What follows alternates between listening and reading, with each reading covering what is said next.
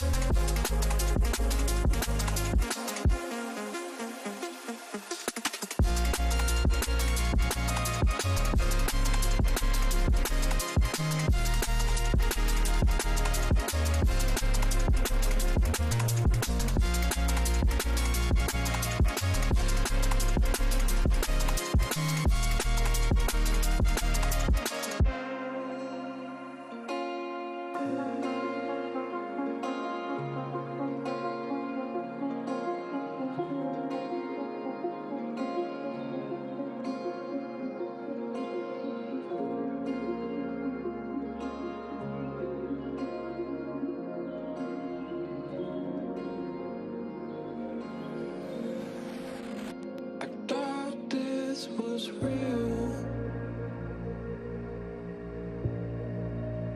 only to be ghosted.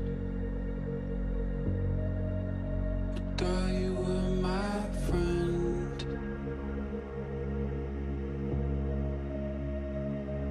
To the end. Thought the time would heal,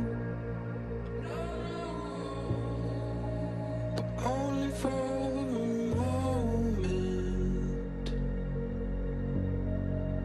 I thought you'd stay on my side, but now you run and hide. Okay, fine, goodbye. Okay, fine, goodbye. Okay, fine,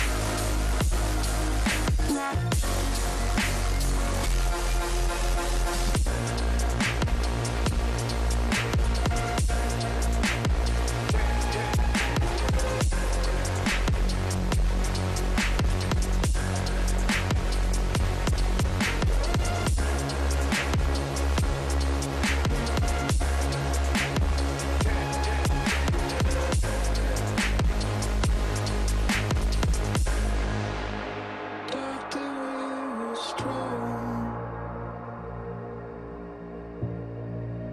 It never could be broken. Well, I guess that I was wrong.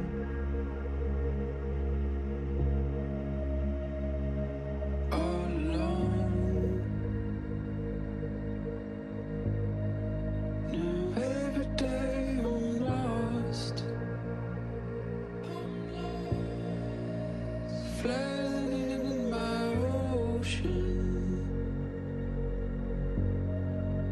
sinking over time. No one to save my life. Okay, fine, goodbye. Okay, fine, goodbye. Okay, fine, goodbye.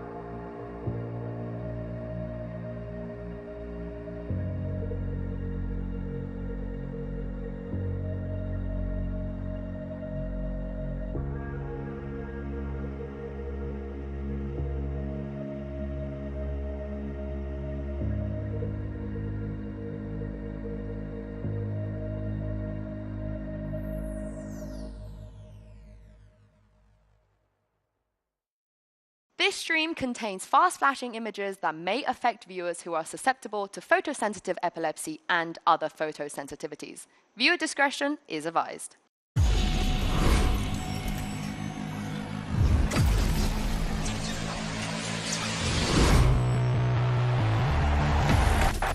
No, I won't. The group stage is drawing to a close here at VALORANT Champions, which means that today's winners will be locking in playoffs, while the losers will be going home. Hello, everyone, and welcome back to Paris. I am your host, Yingsu, and I'm joined once again here on the desk by Mimi and Kakuka. I will never ask for this again, but I'm going to need you guys to be extra nice to me today, because yesterday was really rough. Aww, Say something nice. I need to hear it. EMEA is going to do great today. Thanks, Mimi. Sorry. Yeah, that's yeah, true. go on. Yeah, and they're looking great. Still in contention. They're going to make it I didn't hear yours. Either that or 3 EMEA teams. Oh, okay. I feel better now. Thank you. Yeah. I actually feel better all of a sudden. Today is a win for you, Ian. The heck, production. I just said I felt better, and you're going to make me feel worse. Ian, close your eyes for a second, but we can talk about what happened yesterday, because it was a very bad day. For China. BLG looked good at the start of the series, winning map 1 against RRQ, but I really feel like they stumbled towards the end. And you combine that with an RRQ who started going crazy. Jemkin was back in peak form. They take that series 2-1 and managed to stay alive. And it didn't get any better for CN after that. No, in the second match, G2 versus DRG, we were speaking about a DRG that actually came up with a lot of cool things, and we can only wonder what would have happened if Bukasha was here. But seeing G2 the way that we saw them, I mean, that round. Insane rounds. Also, it was a pleasure having Val in here after speaking about how good they're feeling. Yeah, real proof in the resiliency for G2 going down, I think, something like 0-6 to start that series, and then after that, they just decimated for the rest of that game. They're looking good. Excited to watch them play against T1 for the last spot out of Group D.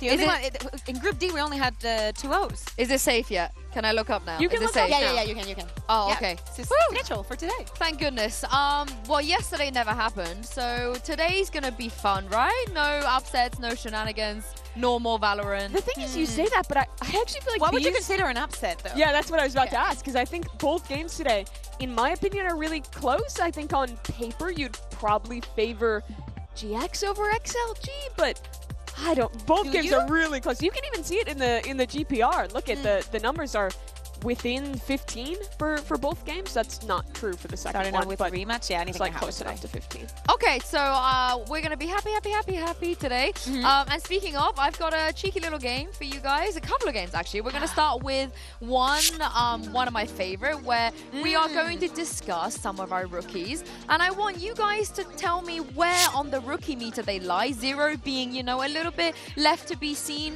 perhaps not fulfilling the potential, and 5 being out. Okay. Are we ready? I like that, yes. I'm going to start with one of my favorite players, I think, in the tournament, and that is my boy Westside. Oh, my boy Westy. Extremely biased. You Where cannot are we ask me doing this Westy? question. Okay, Can I start with the reason? Westside's really good. Last game for he was just so impactful. I'm remembering every Sheriff round right now as we're talking about him. But I don't think he's like the best rookie at the event. His first game was a little less insane.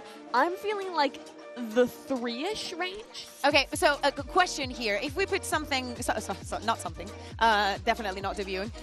If we put someone on 4, can we put someone else? Yeah, you can put them all on 4. Okay, so if you want. it's not locked in. I think I am between, because of what I've seen, I put him in 375. Okay, so can we compromise? 3.5? 325.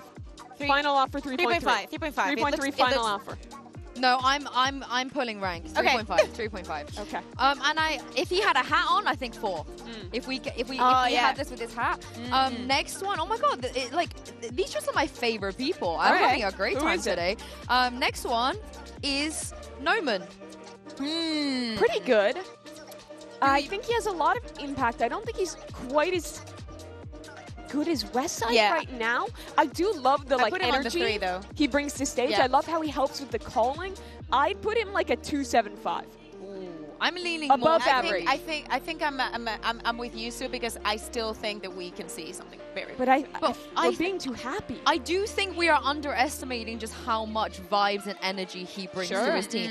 Because if you look at the rest of his players, he is the only one that brings that. So for me, like, the Vibe Merchant bumps him up a little bit Can you just put him to the left or west side? Right yeah, there, this back is good, to back. right? That's good. This is good. Yeah, I like that. Nice. I like that. Okay, who's next? They can overlap a little bit. Like I said, these are just my favorite people. Okay. Although I don't consider him a rookie, but I guess on the global stage he's a rookie. So Yeah. Grubby.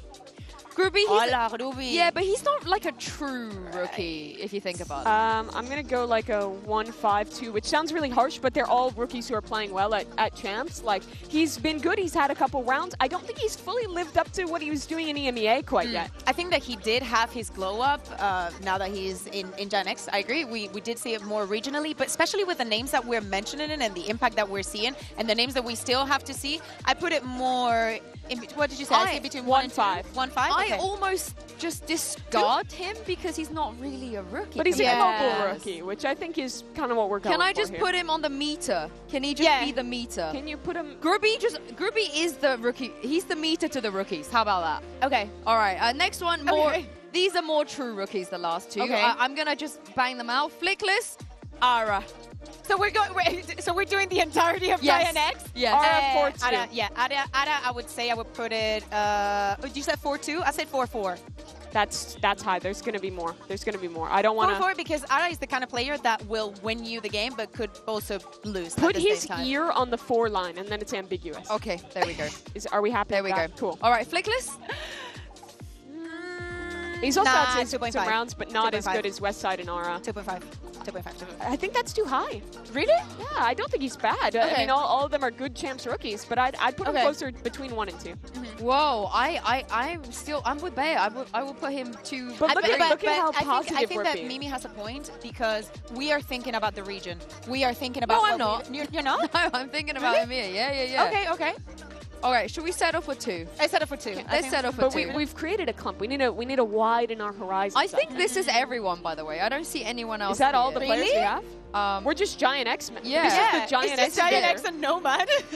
Yes, I will put a couple more Nomans. Oh, never mind. I was gonna put a couple more Nomans to balance out the fact that it's not just Giant X, but you guys are not gonna be able to see it. It is there. There it is. Hey, there we go. There we go. I don't know what we're talking about. There is no man there.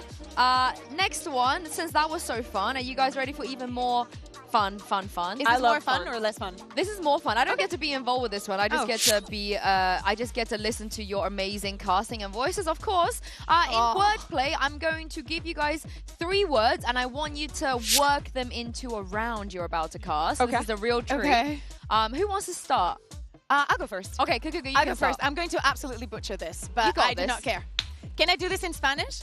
Please. Assessment designation design, but why don't you give me easy words? Please do it in Seriously. Spanish. I beg you to do this in Spanish. I love listening I don't know. to you I don't cast know. in Spanish. You cast it. Can we stop for a second? I really do not even know how I would use the first 2 sentences in a the first 2 words in a sentence. Okay, you got this. What want a is it in definition? Spanish? What is it in Spanish?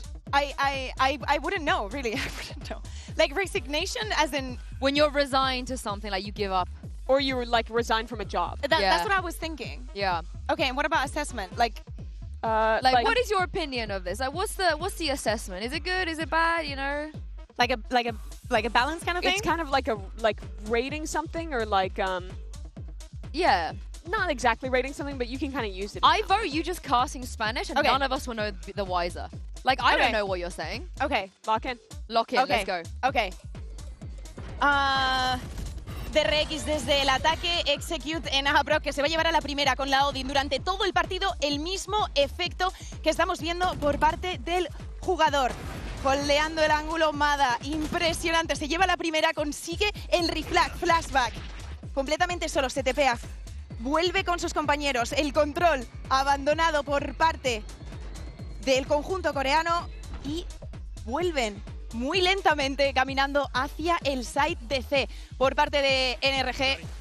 Ya les vemos todavía en esta situación de 4 para 3.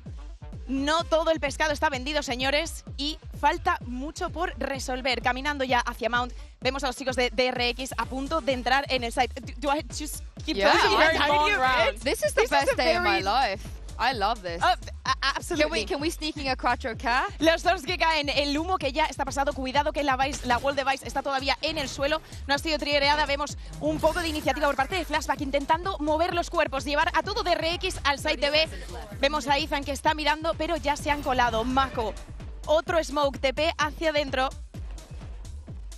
Con muchísimo cuidado, Scuba que abandona el site. Sigue la presión por parte de Flashback. La Spike que ya está plantada. Mako jugando dentro del humo, pero cae otra vez a manos de Brao, que está Odin, que además está siendo uno de los protagonistas en este Champions en ciertos mapas. Cuidado, Bane se lleva 2.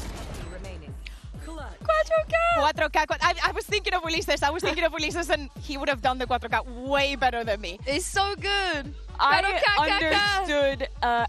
I think I heard an El Refract, which I think is refract. I heard refract and I heard flashback, and I understood everything you said. I had the best time.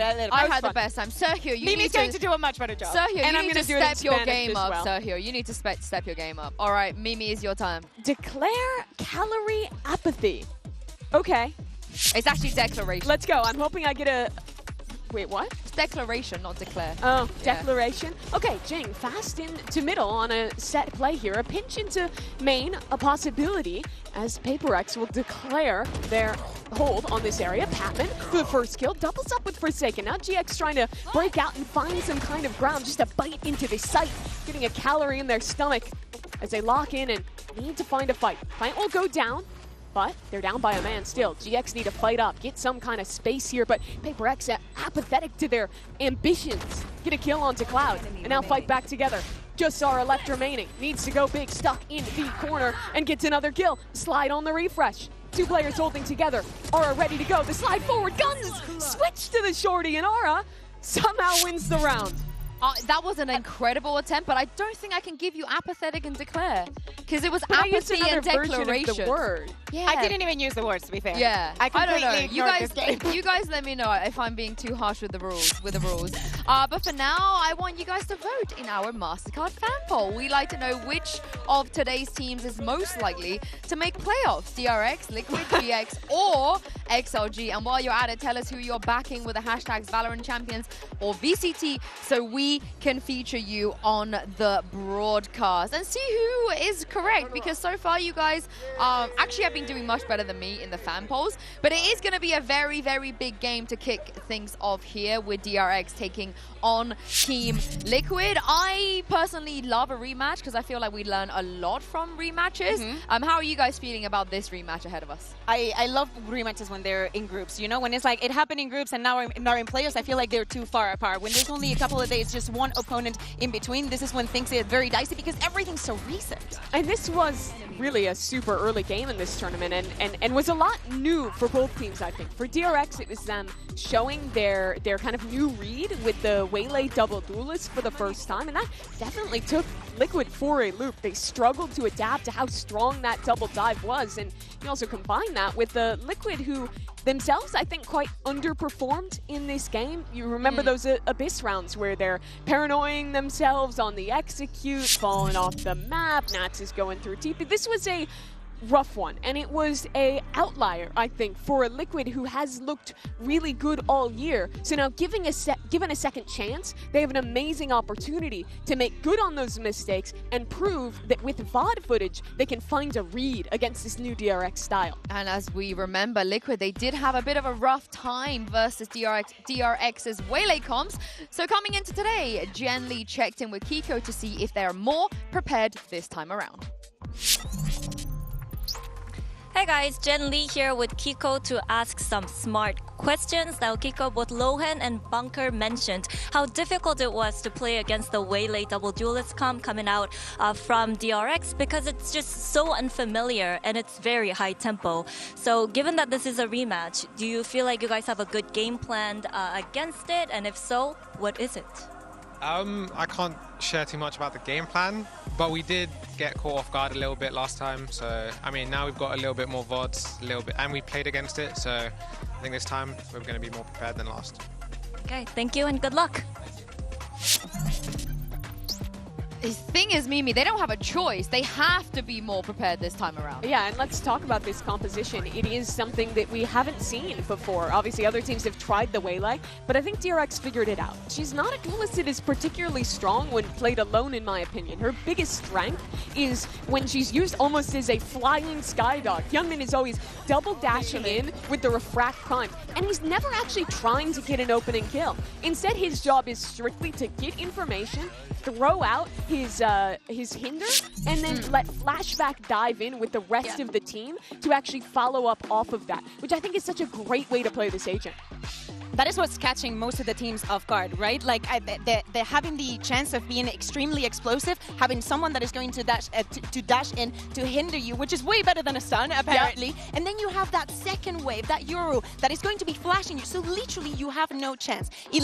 On paper, it could feel like a 2v1. It's never. They do not have a chance. And you think about that even further, where they're combining Initiator utility at the same time. You're looking up at a Waylay diving at you. Everything about your game is slowed. There's a dart coming, and then Yoru TP's in your face. It is so difficult for site anchors to deal with this kind of setup. Yeah, Human, he's been way slaying here at the group stage, and Jen Lee caught up with him to talk about his take on the meta. Hey guys, Jen Lee here with Hyunmin and his backpack also. Now, hi Hyunmin. It looks like DRX have decided to abuse the Waylay. I mean, you've played her on every single map that you guys have played here in Paris so far. So is this a testament of how highly the team rates Waylay in this meta? I think it's more of we just use Waylay and to like our own strengths and our own meta. I think we just made like our own game style. So that's the reason why we play Waylay, and yeah. On that note, another question. What agent will you be playing today? Waylay? For today, I'll be playing Brimstone. I don't think Liquid will be prepared for that, but good luck!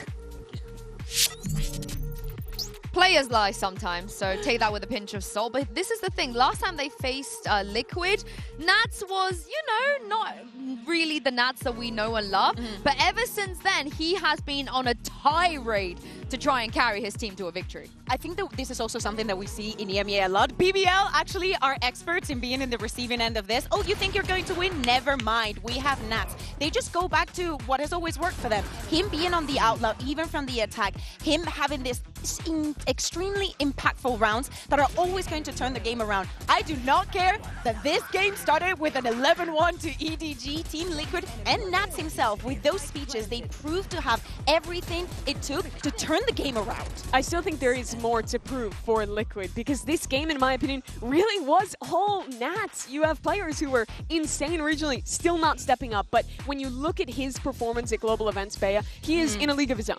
Yeah, absolutely. This is just his stats in the game versus EDG.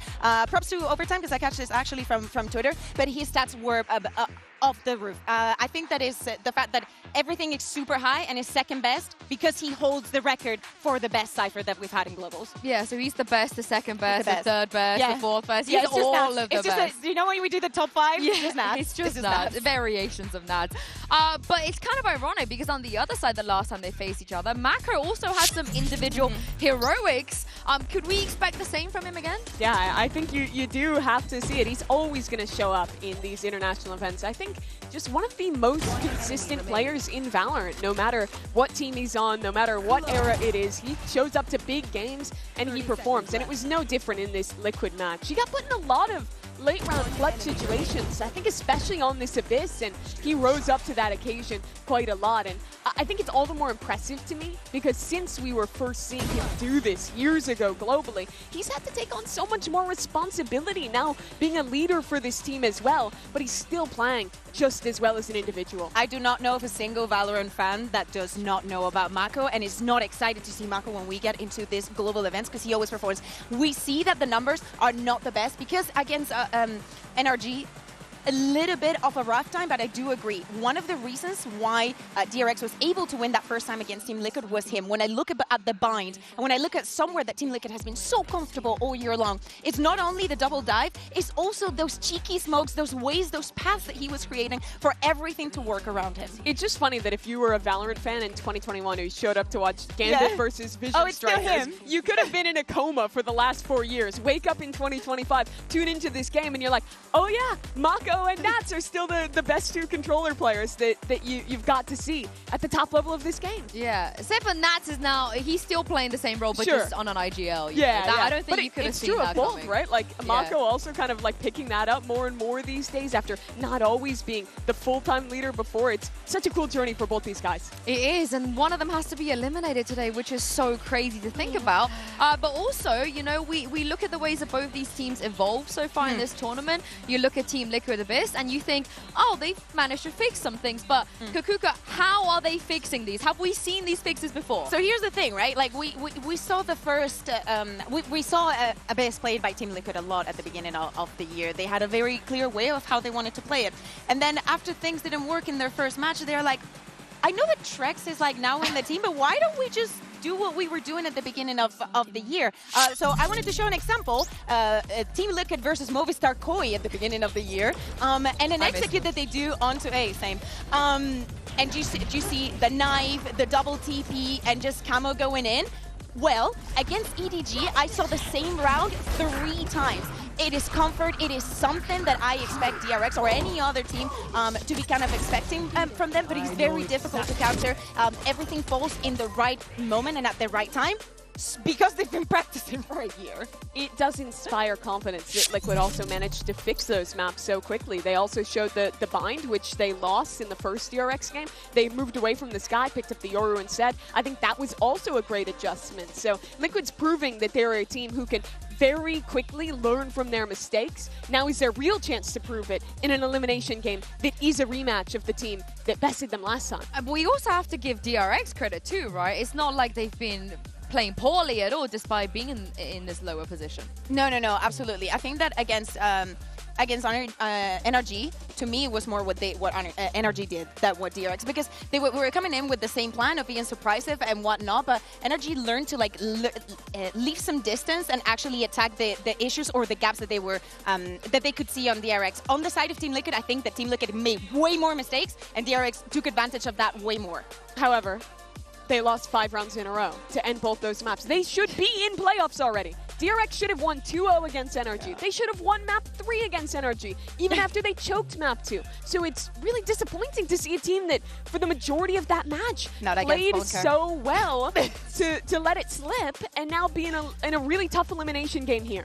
Very super silly sidebar, but have you met Bonka yet? No, I'm still waiting. I want to have it recorded. We'll make sure it's on camera. But speaking of that game against NRG, let's see what Bane thinks they learned in this Omen player moment. 충분히 이길 수 있었던 매치였다고 생각하는데 뭔가 NRG가 조금 더 뒷심이 강해서 저희가 약간 후반에 힘든 경기를 했던 것 같고 이런 것들을 잘 보완해서 다음 경기를 해야 될 것 같습니다.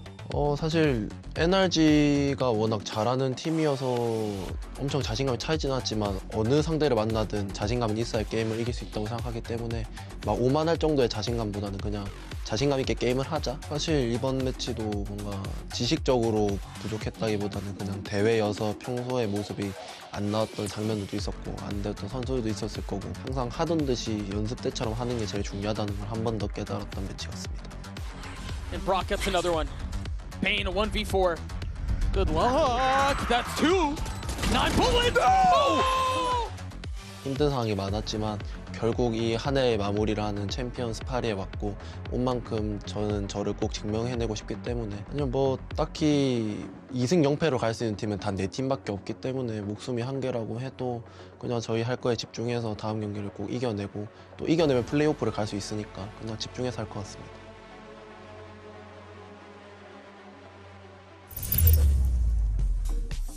And so much of that confidence does come from Bane, you know, the Korean Zelsis, the Vibe Merchant trying to get his team on board, but the confidence that you spoke about as well and not being arrogant. I sometimes wish they would be a little bit arrogant, like you said, you alluded to it. Yeah. They could have won. Yeah, I really wish they would be, right? Because all I think about when I was watching that game is Bangkok, where I feel like the parallels are incredibly direct. They come in with a great new meta read. Here it was trying out the Waylay double duelist stuff. Back then it was them being one of the first Yoru Breach Teo teams that implemented that so well. They looked like they were going to make it out of groups and then lost leads, choked out, and then didn't even make it into the playoffs. So I think DRX has to prove what they've learned all this year and from that NRG game with the last chance that they have before them now. I think that because of all the new things that they're bringing and them feeling confident in it, I don't think that they must be scared of losing in the same way, of like having a ghost behind your ear just telling you it's going to happen again.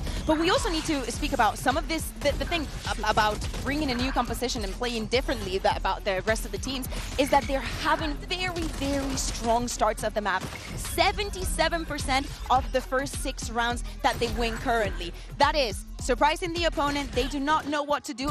From then on, is where DRX needs to improve. They have already secured.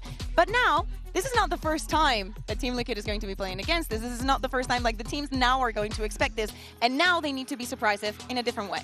Yeah, I think that they will have learned from that game. The biggest strength on the attack side of this double dive Waylay stuff is when you're trying to hard side anchor and you let the Waylay just go up onto you and throw down a hinder and destroy you. If you're instead playing back and trying to flood retake, or rather fighting up on extremities in the early round so that they can't be the ones to kind of choose when they're activating the fight, you're going to be a lot more successful. And I know that the Team Liquid coaching staff and Nats were looking at that game and coming up with the right game plan to counter this out. So it should be very different than that 6-0 start every round, like you were talking about. Yeah, and it's not just about the start, right? The finishing for both teams, and Mimi, it's not just the finishing in a single match. It's for Liquid, their tournament placement. Yeah, we're talking about the story of Bangkok for DRX, but it's been a very similar story all year for Team Liquid, right? They win their opening match. They lose the next one in the group stage. They play a decider, and twice now in Bangkok and in Toronto, they lose that key match. They don't make it to playoffs,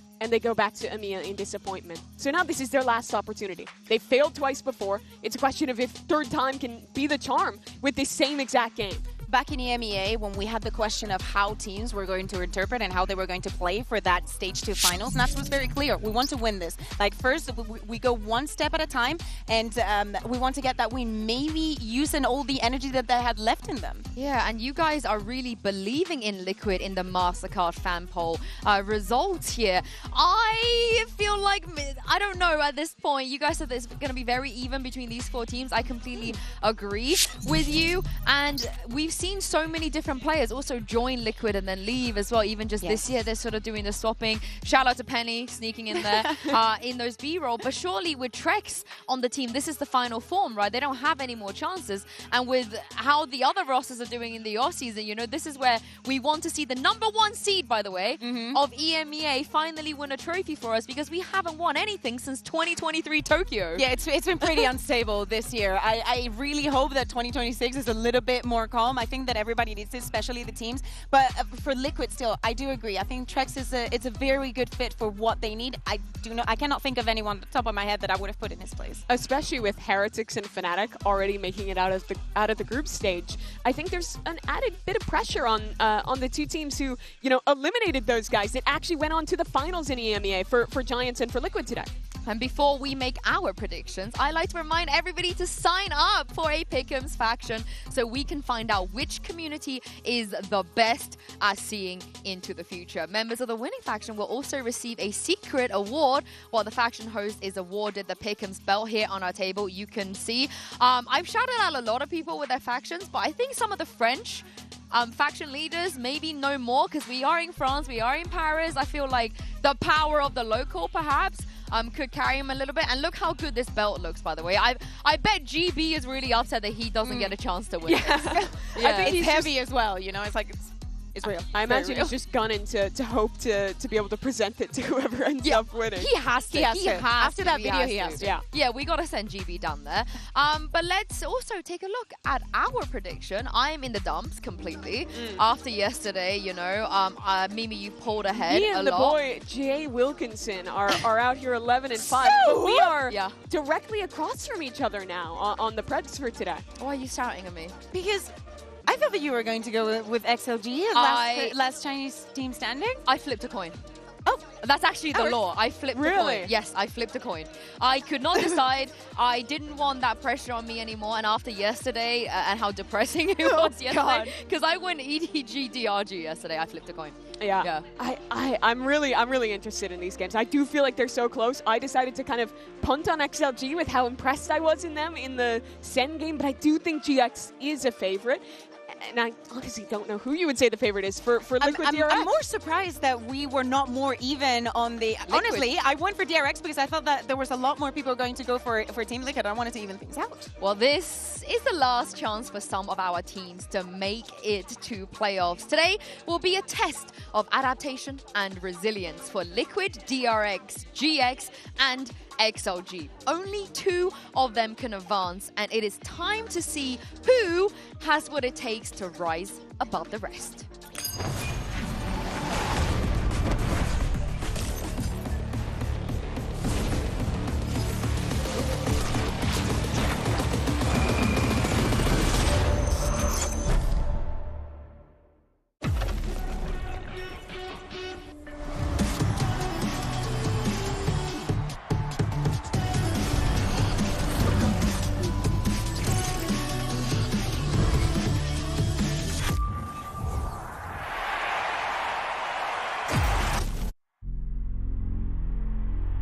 Giant X, be honest, did either of you expect them to make it to champs? No, I don't think anyone really did. No. Like, you didn't expect them to make it. Hell no. Yeah. No one expected us to be here.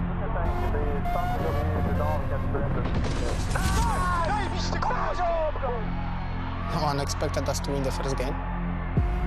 Giant X of the Goliath in this parable. Unreal. People expected us to get stoned, and we showed that we can fight the best teams. We just keep playing, we focus on ourselves, we don't read that much, we don't listen to what people say, and we just try to do our best and win the games. XLG! What an insane performance! I think there's a lot of narratives that China isn't doing well, so we just had to put that to bed really quick. The underdog has had its day. We're gonna make sure that we make a statement. After XLG beating Sentinels, they're looking pretty strong. They also coming with the same mentality as us, that it might be last game. They will do all the best to win the game. I think it's gonna be a fun game, and I'm looking forward to it. Going against Giant X is gonna be shooter versus shooter. It's gonna be bare bones Valorant. Our shooters are online. We're all getting happy way, going full force. So you better be scared of them. Both of us are underdogs, but only one of us is getting out of here.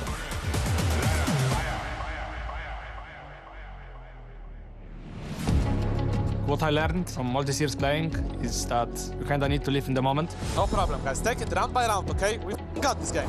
One simple mistake can lose you the round and the entire series. And it's the top team of EMEA who pays the price.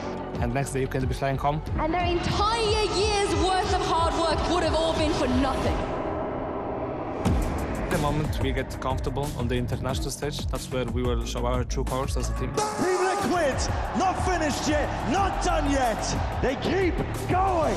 숨이 한계라고 해도 그냥 저희 할 거에 집중해서 다음 경기를 꼭 이겨내고 또 이겨내면 플레이오프를 갈 수 있으니까 그냥 집중해서 할 것 같습니다. 일단 리퀴드랑 이미 한번 경기를 해봤기 때문에 조금 그들의 스타일을 어느 정도 알고 게임을 할 수 있을 것 같고. Versus the RX, we didn't really show up on the game. A series, everybody, what a favor to Team Liquid. You need to be prepared because when you play the same opponent twice in the same tournament, it's never the same outcome. 저번 경기 때 조금 부족했던 점이 뭐였는지 저희끼리 VOD를 보면서 말을 했고 한국 대표해서 다른 대륙들과 싸우려고 열심히 준비하고 있고 또 열심히 싸우고 있으니까. In the opening match, we let you play your game, but now it's our turn.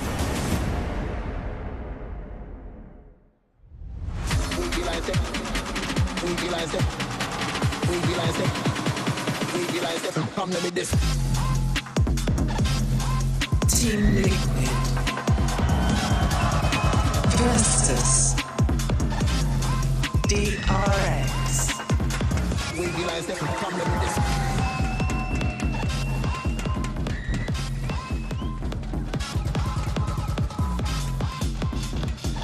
The last time these two teams met, it was DRX that came out on top. Liquid are looking to right some of their wrongs, but today they have to do it against a team that has always made it out of groups.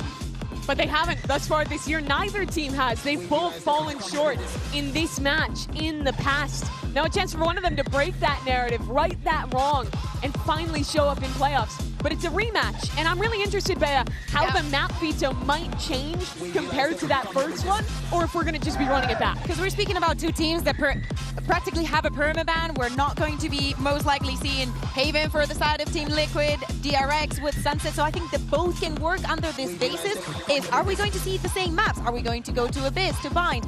Are the showings enough? Are little tweaks here and there for Team Liquid going to be enough? My big question is really Abyss. That's where Liquid looked pretty rough in their opener, but they fixed that map last time we saw them play, and as the picks come through, DRX do return to Abyss, but it's something new for Liquid, picking into the corrode. Okay, so they it's kind of like they tumbled down. I'm not over the bind yet. I'm sorry. I'm still traumatized by the TP Faye. I can't. So sorry. I cannot go through that again. Listen, maybe we don't even need to get to bind, but corrode is such a different pick for the side of Team Liquid. It definitely has to be conditioned by what NRG did the other day against DRX.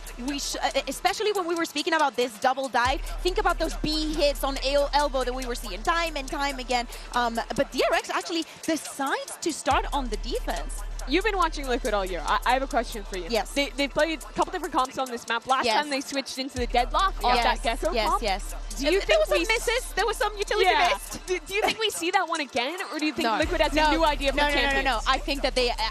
This is the idea that I have in my head, is that they have to change things, or if they are to repeat it, maybe like one agent here and there. Yeah. But it has to be like they have seen something strong enough in their corrode to stop that double dive. DRX was at a big advantage the first game because they had all new comps. Liquid was playing generally the same ideas as EMEA, and I think it was Liquid the ones who had to sight read and adapt on the fly. With the corrode pick, this will flip that switch a little bit because this was one of the maps where DRX just lost to NRG, even though they started off looking excellent. It was, of course, that latter half that eluded them, losing 5 rounds in a row. So the question is, what does Liquid have prepared? What kind of prep do they have specifically against DRX? I could tell you a little bit about that because we saw a shot of Lohan and Yao there, and they are infamous for not just knowing how to counter stuff or come up with things. They are watching tier 3 in freaking China, they watch tier 2, they watch tier 1. They are literally in every corner of every VOD to be able to come with really, really cool ideas. I can guarantee you that they are going to run it back, just being like, okay, who else has played this competition? Who has been playing the Waylay here? What can I do against this? Yeah, I'm so excited to see what they have cooking here. DRX go back towards that Waylay. Liquid, okay, Nats is hovering the Waylay. Surely that's not real. No. It's just going to be Viper. Wait. I mean, but Trex is playing Vice. Yes, he's locked that in. Kiko's going to be going on the Omen. No surprises on the side of DRX because our eyes were just on Team Liquid. Why are you doing this? I think Nats is just gonna lock Viper here, and then this is a really standard comp on corrode. Yeah, I hope so, because, you know, back in the days when he was on Gambit and famously picked up 3 duelists to turn them into superstars in other roles, but it was not Nats. Nats was the constant, you know, sentinel play. He never flexed. He always did what he was meant to do. There's no way. There's no way. In this first half, I'm really going to be watching the mid-control game. DRX is really having an excellent comp to fight into that one. He's doing his speech right now. I think he's going to let the time tick down, and I mean, pivot away last second. The closest thing that we have when him playing something that isn't a Sentinel or maybe the one fade one time is the chamber. Right? It's the chamber. His chamber, he has gone there before. He's opping these days, you know, he's doing weird things like that. But if they are hedging their Champions playoffs chance on a Nats, he locked it! Oh my god. Oh my god, that was not in my bingo card. This is insanity. Okay. I need to know why. So they're playing. He's probably talking about it now and we can't hear it. I mean, this essentially becomes somewhat of a mirror now. Both teams have strength in their hard execs. Nats is going to be acting like a drone, double dashing in, using his hinder to then set camo up on this Neon to enter into the sites. But this is DRX's idea that they're playing into them. What a cool mirror idea to start. Yeah, and in all 5 years, Nats has only ever played 10 Agent. What a time, Brandon Sideshow, for him to be flexing on the global stage. What an absurd twist in the narrative that we've got here for this opening match between these two teams. Not quite an opening match, it's an elimination match. It's a match that gets you into playoffs, man. And Nats is pulling out the duelist, the Waylay. Oh my god. What is going on? I love it. You have to do something different, right? When you play against a team the second time. I thought the map itself was going to be the difference. Yeah. Because they didn't play Corrode up against each other previously. And I was worried because I was like, well, I actually think that the EMEA teams are a bit behind the meta. Yeah. They don't play the double duelist. Double duelist looks amazing on this map. And then it's Nats locking in the Waylay to open. Just no way. It's ludicrous. Well, let's see it then in action. Our opening map here of Corrode, it is ludicrous. Now, normally, you don't get as good mid control, but actually, DRX giving up mid a lot here. And you might get a Waylay v Waylay clash, if anything. Nats and Hyunmin may meet around A-Link. Yeah. No real pushback as well for the A split, so Team Liquid are gearing up. No real util being used either. Look at DRX expecting some kind of exec. Could be going for a bit of a rolling retreat, taking a fight straight away though. That's Nats dropped and already seen that pressure coming in from the side. The hinder to try and take the fight. Flashback though is finished off. Patty did an amazing job there, killing Hyunmin actually through the hinder. Leaves it just down to 2 here. It's Mako and Freeing. Going to be scurrying to the scene of the crime. Deep plan for Team Liquid. Full control towards the back of the site. Even main compromised. Kiko's been holed up in that spot and he's going to be taking a fight here. Freeing still accounting for multiple angles and it comes down to this game of timings again once more. Kiko might have just missed it, but he missed each other, but still backs. Going to be turned towards it. Freeing strikes. Brings it into a 2-on-2. Time starts to tick here. It's a good timing for Mako. Riaman there picking up the ghost. That's a beautiful shot there from Trex. Immediate returning, but Mako now alone onto the site in a 1v2. Happened to the defuse already. Gliding to the side. That's Cow to finish him off. Pistol round goes to Team Liquid.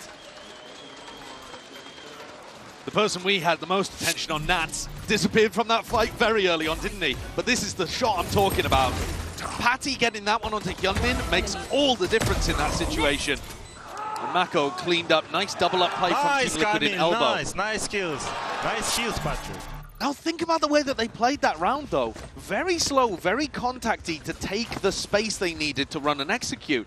One of the big reasons that I'm a fan of the double duelist comps, we don't know which are better. Hello, wait a second, this might be the Yaspas play. Paranoia. Maybe going for it. Saturate over the top. Someone's contact him and takes it. It's going to be diffusing immediately the play that they wanted to go for. But I thought they were going to run a trap play there off Flashback's contact, but decided not to invest it. Anyway, one of the big reasons that I'm a big fan of the double duelist compositions is because you can run site pops a lot. Sure. And most of the comps that you're running on this map, you need mid on attack side or you just lose. But I think the Pacific teams, and now Team Liquid, are starting to discover that if you put double duelist into your comps, you don't get punished on the flank that much. And you can do a lot of these B execs as they're going for now. Obviously, there's no one home here, though. Yeah, no resistance here. Will be that open side, open plant.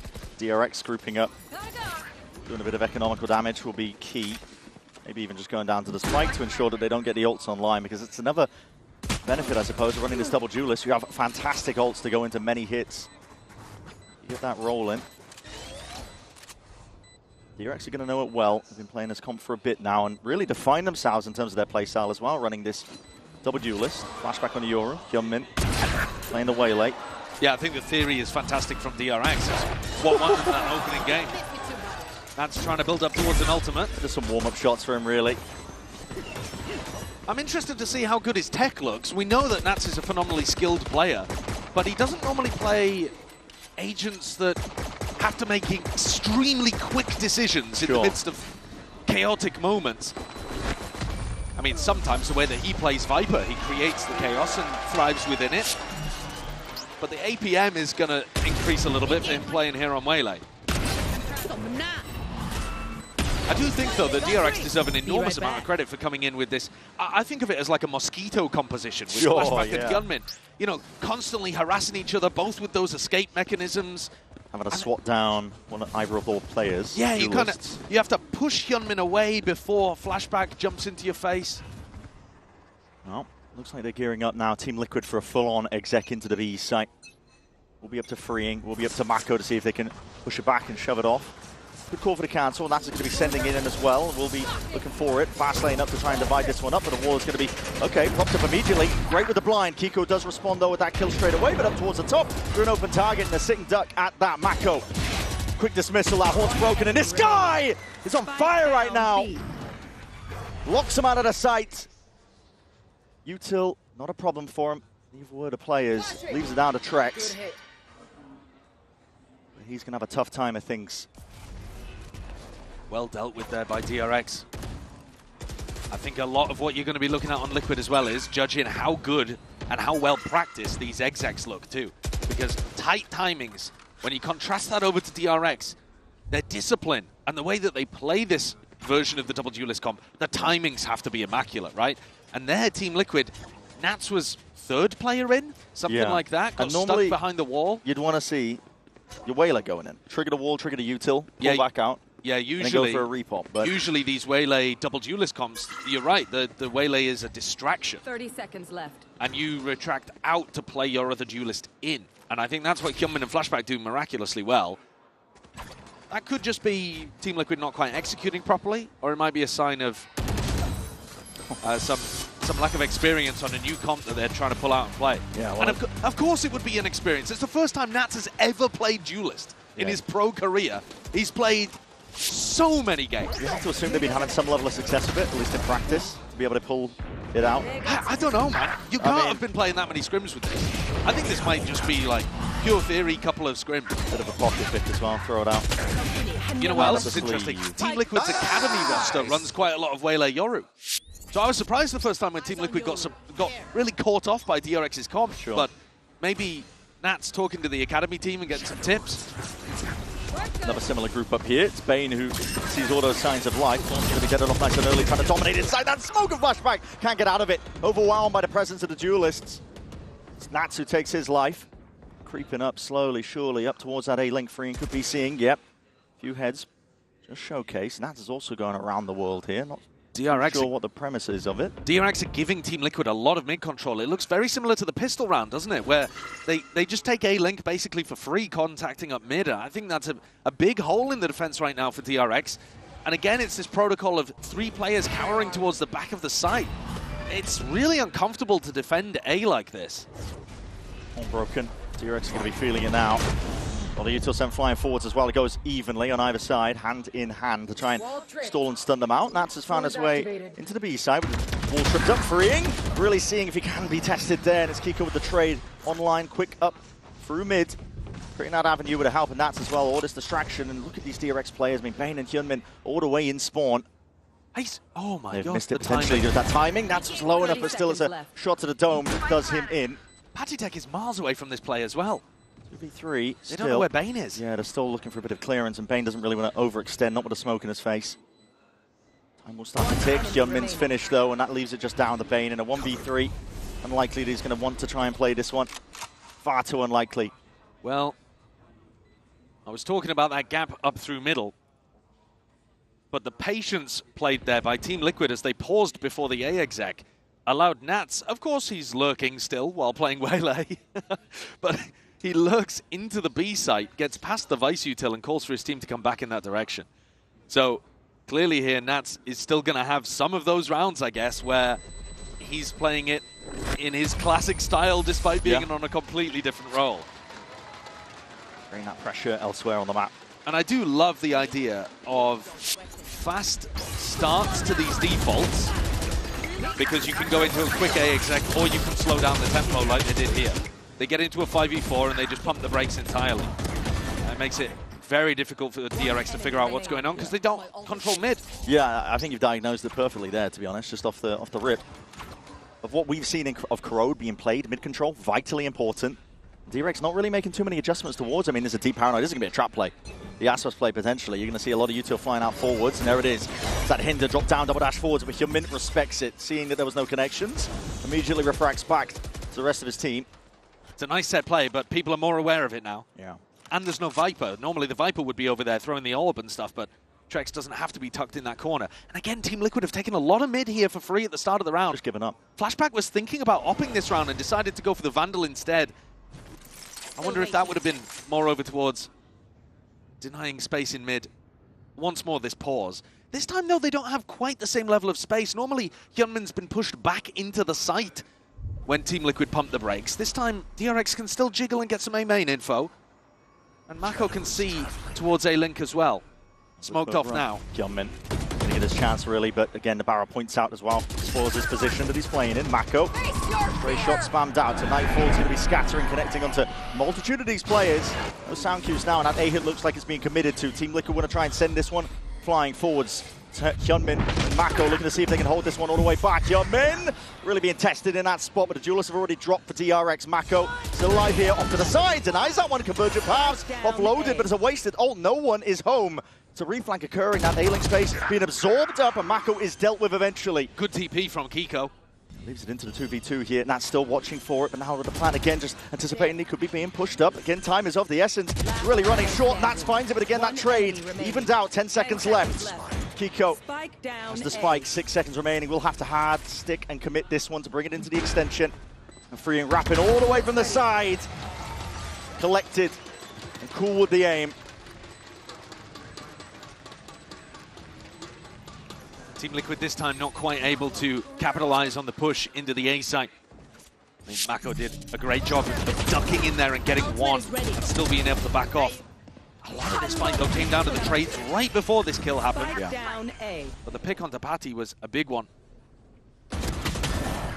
Nats actually used all of his utility before they got into that side push, and then was the second player in trying to trade out the kills. And then had a very weird refract usage towards the end where he stuck it down in the open. He's at the top of the scoreboard for the team, but slightly strange use of the Waylay. And this time DRX fighting more over towards mid. Team mid smoke. Haunt reveals a bit of information here for DRX. Another rim through into B main, Steel Garden. Sent forwards now. Nats is going to be sending it straight up through mid. Hyunmin's been caught out. He was trying to take that timing when all that pressure was being applied over towards B. Team looking like they want to hard commit into this one. Still, Steel Garden's going to be fading. Guns out for Bane. Has an opportunity to really do some damage. Still just a one. Head rolling off of Camo. That trade is impeccable with the discipline. Can't quite manage it with the spray control. Flashback is already deep in the fight though. Flash in his face. Won't be able to see much from this spot, but Mako from the high ground can see all. Readily available, that rifle in hand. Draws it level 3-3. The reinforcements are coming through very quickly from DRX there. Heaven dominated, Team Liquid with no opportunity to fight for additional space in the post plan. You'd love, as the attacking team in that spot, to try and take some elbow control, get up into Heaven yourself. But Mako is there so fast. A flashback coming in to reinforce. Not relying on the ults, not trying to play some level of set retake, but they're very, very quickly boxing Team Liquid in on site.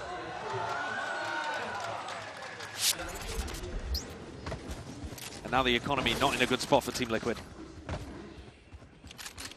We're expecting this to be a defense-sided map, generally. But when you have double duelist versus double duelist, I think tend to throw that kind of preconception out the window. Yeah. Should be a bit more of an even map.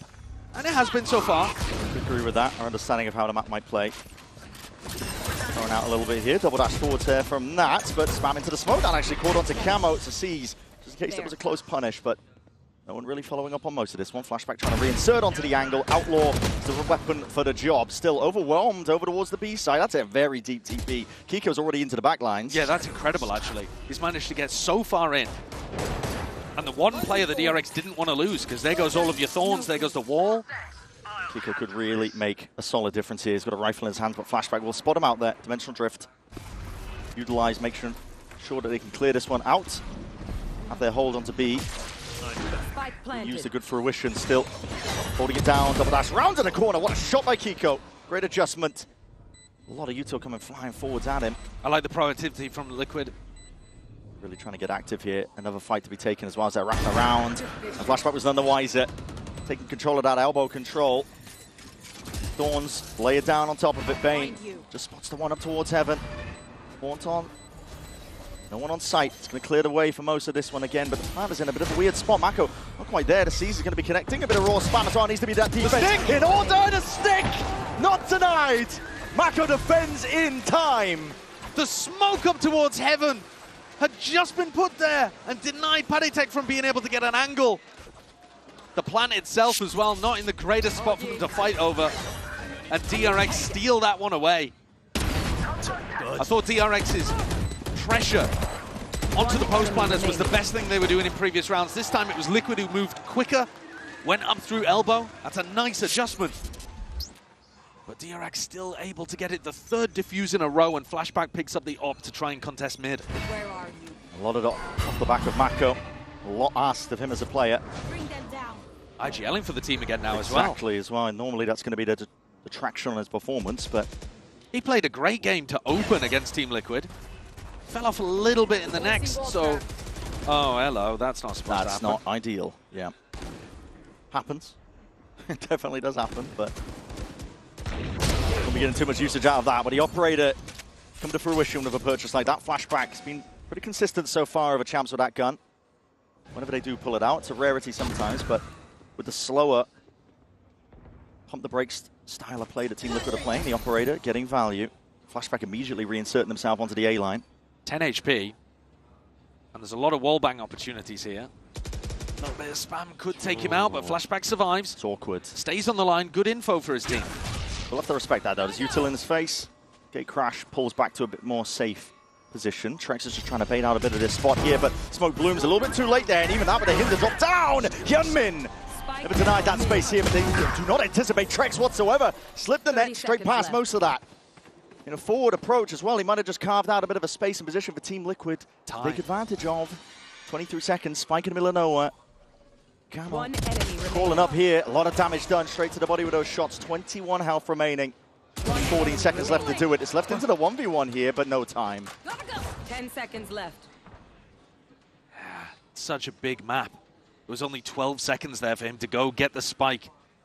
I'm surprised he doesn't go for a little bit of a push onto Hyunmin, because he heard exactly where he dashed to. He knew that he dashed over towards B, but I think he would have just been chasing him around the houses on the B site. Yeah. So instead, opts to keep the operator, which is a bit of an unusual one. I think they came into that round with Nats picking up the outlaw. Yeah, there's a fight over there towards mid with it. And the bigger gun wins the day, but now... I mean, they've been playing a bit of a slow attack side, considering they're playing the double duelist. They're trying to go for these like late round execs, maybe just trying to wait out gate crashes from Flashback. I think that's part of it, yeah. Big win con for a lot of these teams in the Euro meta is waiting out slow attack side rounds at the beginning. But after 4 rounds in a row from DRX, 3 of which they played fantastically, one where they maybe got a little bit lucky with sticking that defuse, Team Liquid are going to take a tactical timeout and try to adjust something, because the theory has been decent, but the execution has just not been quite there to be able to take out DRX. And this map pick was so unusual to start with, Brett, even before we got to the crazy Nats on WaylayCon, because Team Liquid have picked a map here that they're 1 and 2 in this year. They haven't had good results on it. Not particularly, and they've been trying a range of different compositions. But the odd thing as well is that DRX have been 1 and 3 this year.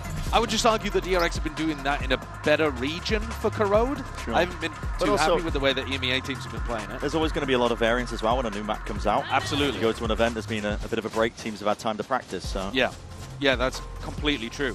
But I think Team Liquid taking such a gamble with their own map pick shows you how far they wanted to push things away from the previous series.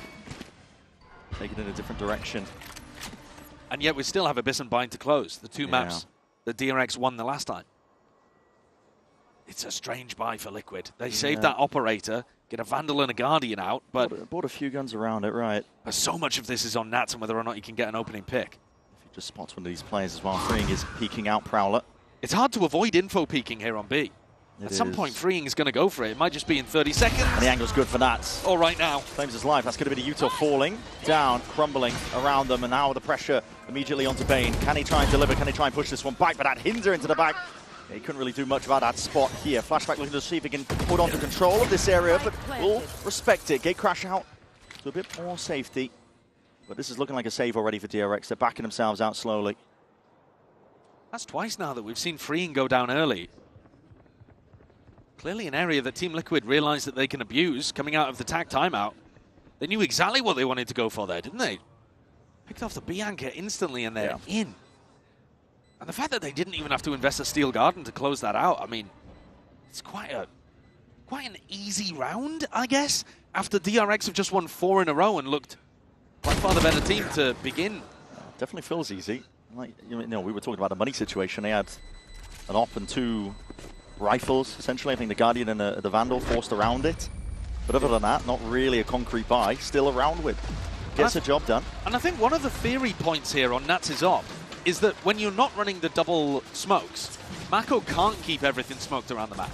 You want to keep bottom mid smoked, you want to keep A main smoked, you want to keep B main smoked. One Omen can't do all of that. You only have so much. Yeah, so there are actually going to be a lot of avenues on the attack side, over towards B main in particular, where they're waiting for some contact before Mako goes for that smoke.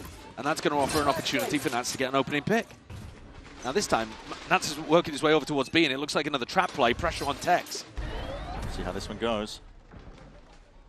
Just hearing that early flash from Trex. Sends it flying forwards, but it was dodged, so we didn't get the indicator that there were players posted up into B. But he leaves the danger zone. And at some point here, DRX have got to dismantle the trap play, because you can't commit 3 players to B the entire round. Yeah, fully relying on your team to just hold it down over towards A. Got the Warn, the wall and the 2 sets of Thorns up, but Prowler doesn't spot anything. It's a game of question marks right now. DRX are trying to piece together where the hell Team Liquid are on the map. Jumpman re-exploring in through mid. Nats is south going walkabouts. Early use of the refract as well. He's going to now recognize that there's a Vice wall in front of him, tries to bait it out. Yeah, we'll get there eventually. 3rd time's a charm. Flash gets some acknowledgement there as well. But throughout all of this, DRX are not super happy about information in mid. Hyunmin's trying to pick it up. And we've seen him take those fights with Saturate, but right now, is this a real exec? I'll be going into these players as well. They only have the classics really to their name. Hinder, slightly and slowly gliding down, Freeing. Yeah, wasn't really favored in a fight like that. Steel Garden as well. We've fully taken away any other remaining guns. Team Liquid putting themselves a bit of a spot onto the side to get the clan down now. Yeah, DRX again left just scrambling. It's really controlled from Liquid. They do want to make a go for it though. 3v5 here. DRX previously went for the save. This time looking like they want to commit, maybe looking for a pick. They've got the money to do so. Smoke off into elbow. Nats random ready there. Convergent pass is ready to try and save them. What an entry, Jumpman though. Still shut down. Kiko into the corner, was not cleared out. He's that danger player still. Aim is sharp for Mako, but not sharp enough to try and dissuade the rest of Team Liquid. They brought it 5-5. What a savior Kiko is in that corner playing anti-flash, because the entry, the idea, the theory from DRX, remarkably solid in that moment. Coming back in with the double dash and the flash, completely caught these players. In fact, Kiko not even anti-flash, just tucked in the corner, unable to be punished and not really noticed by Hyunmin. Nearly sat on top of him, didn't he? Landed in Kiko's lap. Okay, now both teams have an op. You heard Nat's comment at the end there. They wanted the op, but they've given it to Patitek, and they're doing something fast. Convergent player through mid. Going to go for a bit of a split potentially. Slower through A main as well, but it does give them that A-link control.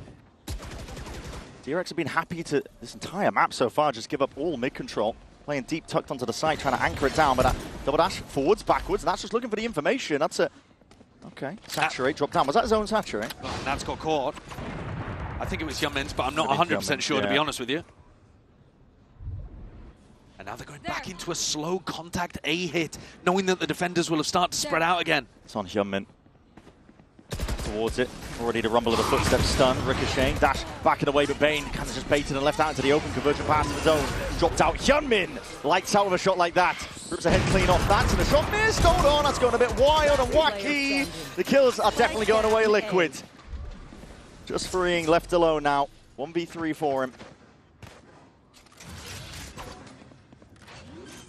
Jack's able to get planned down in a really solid position on the site. Spike planted. Tough spot for freeing. Yeah, does he want to go for it? Team's not going to be able to buy in the next round, but you might feel like you need this one. What are his chances of winning a 1v3? They're low, but your chances of winning the next round are going to be low with light buys as well. He needs an opening pick here. Kiko crouched up on a pixel angle now. He just wants to save the rifle. Conservative here. If he'd been given some level of a freebie, possibly he would have gone for it, but Team Liquid are really running this in an unusual way, and I think it's throwing DRX off. When I've watched a lot of the Pacific teams play this double duelist style, they are a little more straight up about it. Yeah. They're getting into position and they're running site execs.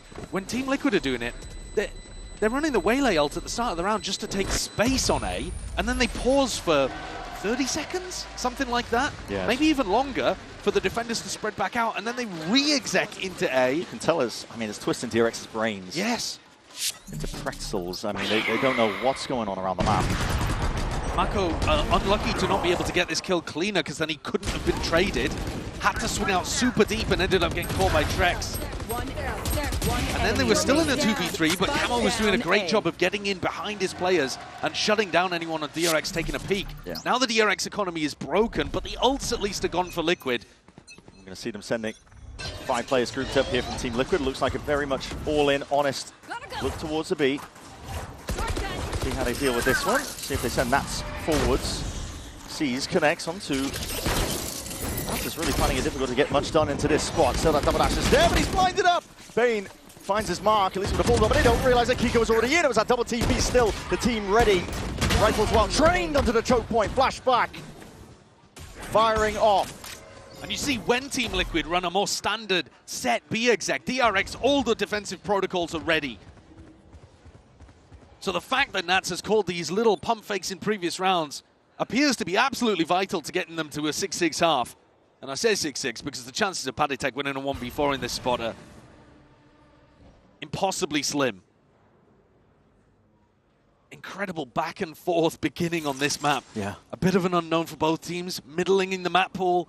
Nats on Waylay, a ridiculous way to begin a rematch between two teams, especially when they're both excellent at the next one coming up on Abyss. Mako, explanation, but that's a first kill given up. Hyunmin, no trade in sight. There's 27 seconds left to play with. Mako deep onto the side alongside Bane. Bane is low. But this would be a world-class clutch. It really would have to be. With Flashback getting all the information as well now. That Dimensional Drift going to be put on its heels alongside the Prowler no still. Way. Hold on, Mako's down. Inside the Dimensional Drift, there's no way you can try and make a play towards this one here. DRX, Bane with the defuse, sticking this one. Flashback has it covered. Oh, the health, though, down to 32.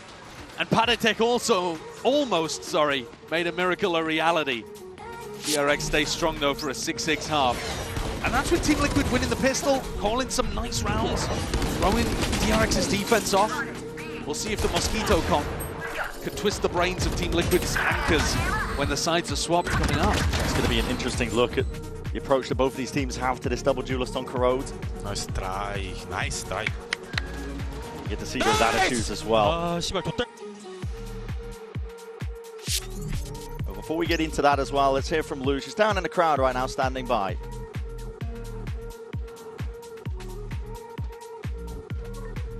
Et le petit prince est à la maison.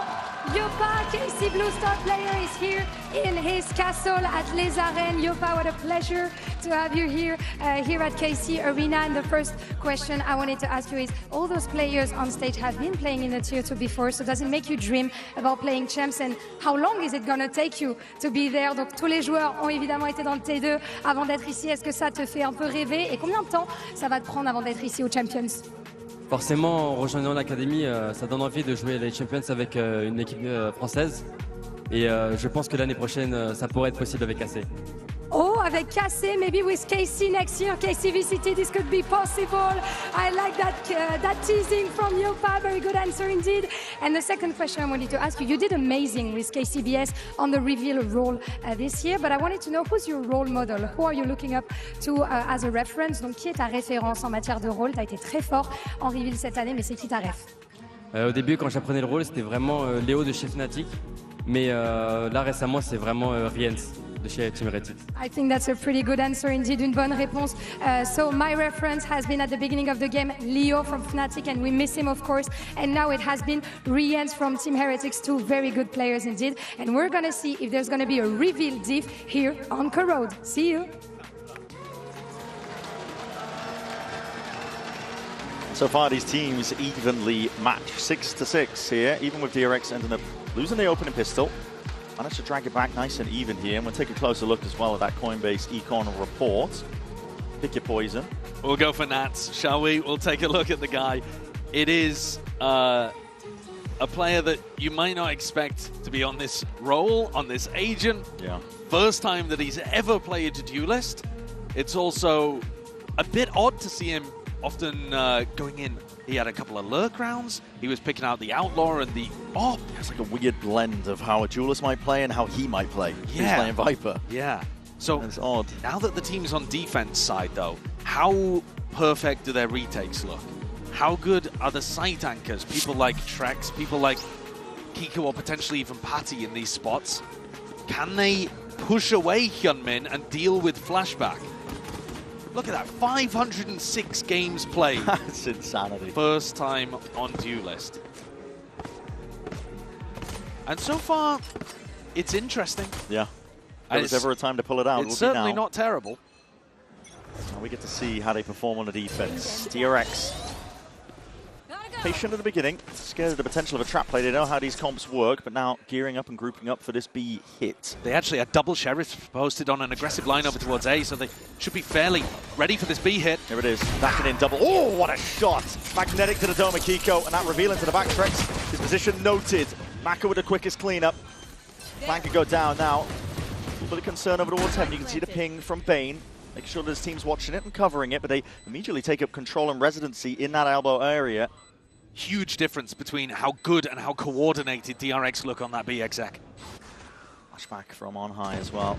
This team's going to be able to play off his contact here from this position, but just hopping up on top of the boxes. Nats does claim the one life. A lot of damage done though, and Paddy and Nats low enough here that the gust of wind is going to be bringing them down at this point. Discipline from DRX should reign supreme, and okay, given that one, Nats going up a bit more, has to really push back against all that util and a peak on top of it, so DRX get that pistol. Round 13. That's exactly how the coaches have drawn it up. Double dash in. No value from the flash there. In fact, if anything, it was actually Trex that was pushed off the line. Both Vice flashes. The attackers actually finding more value. Really solid stuff from DRX. Showing how it's supposed to be done with comps like this. And now pistols even on both sides. First for Liquid, second for DRX. Seeing an attempt at a play. Seen this one before, but Nats just getting caught on the wall. Couldn't get over it here. It's very much all in though. The rest of the team Liquid willing to take that space here, and they're going to be hearing the rumble of the footsteps. DRX calling for this one. Rolling retreat, absorb the aggression, don't give away any guns. Flashback's a little committed, a little stuck. Out in the open, Max still gets the 2. And Flashback is, as you mentioned, hard committed here. Marshall in hand though, surely. What is that with a classic? Still getting it done, Kiko. Unfortunately though, the last one left. A little bit of damage, picks up the gun. Guardian in hand. The damage is actually the name of the game here, right? I mean, Free and Flashback and Bane don't have guns that they want to take into the next, really. Yeah, yeah. So they'd like to retrieve some of these weapons that have been dropped down, but they are miles away in Abyss. You've got to get a bit of a marathon sprint on if you want to claim them. Flashback might be able to get it. I don't know. It's so far away, man. Now, they had 2 players that didn't buy fully in that round. But that's it. Everything else is not really that useful for a bonus. Well, you claim any of the guns either. So pretty decent damage being done there. That's going to make DRX's bonus have a lot less sting to it. Having said that, the 2 rifles have been given over to the 2 duelist players. And I think coming a flashback between the two of them could still cause a lot of damage. Time to see what they can do. We know that they've been good for it. They both have full armor as well, so Nat's Outlaw is not going to hurt the Duelist players. That's taken a very deep peek. Not going to refract back either, so he's just going to remain on that angle. It's not bad, because he can use his dash in order to disengage. But he decides to give it up. Concedes it a bit more. Very patient, but also maybe a bit cautious from DRX. Worried that Team Liquid are going to run something aggressive against them, because the previous round was so all in. Ooh, that's not intended. No, that's not useful.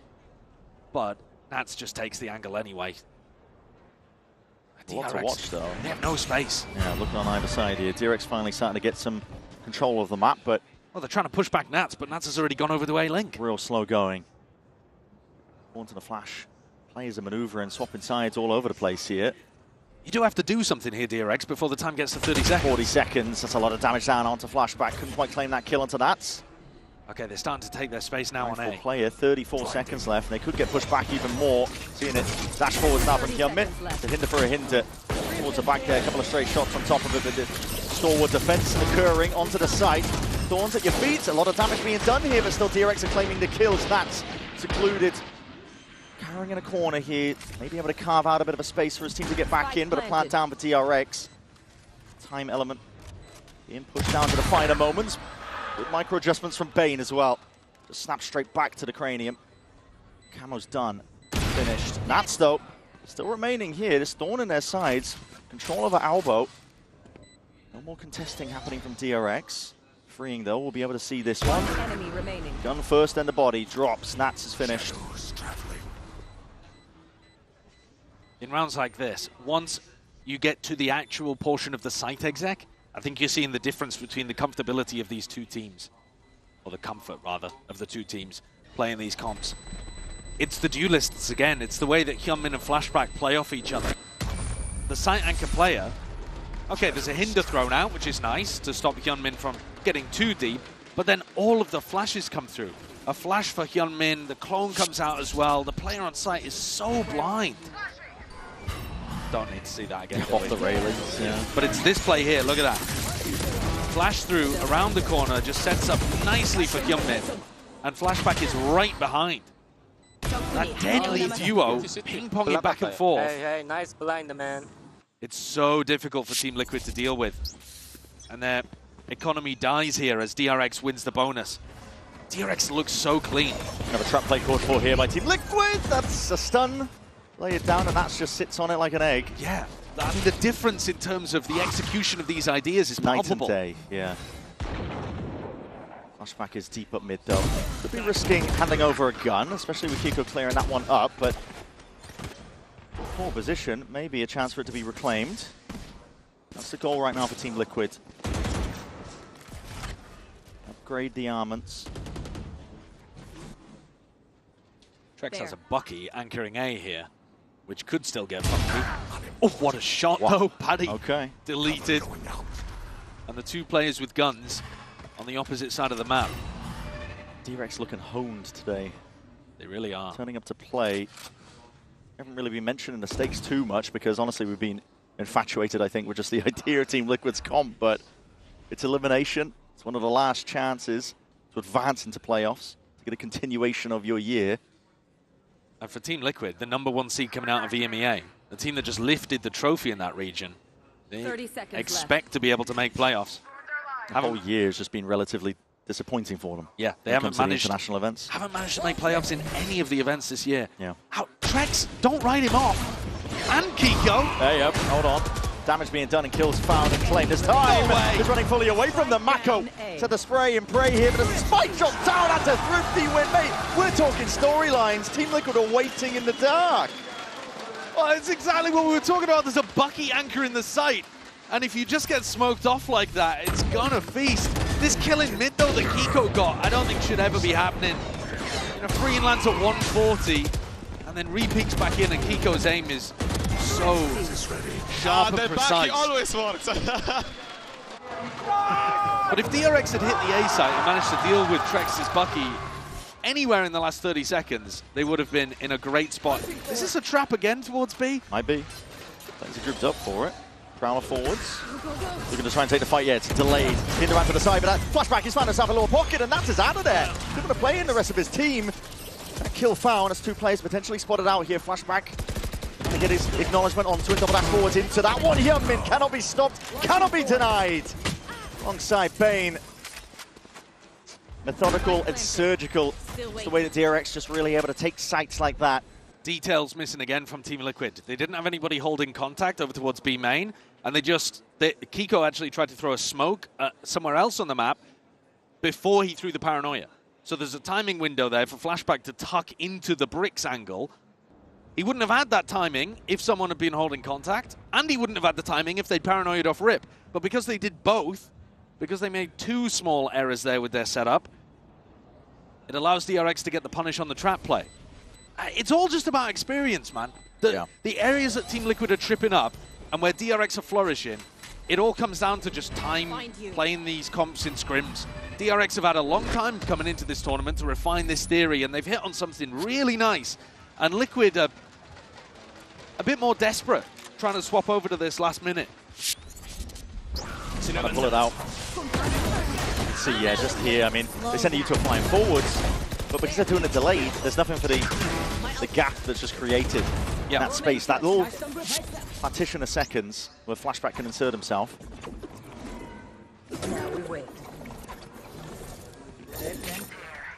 Three-round lead for DRX here. They've been in control almost from the get-go, to be honest.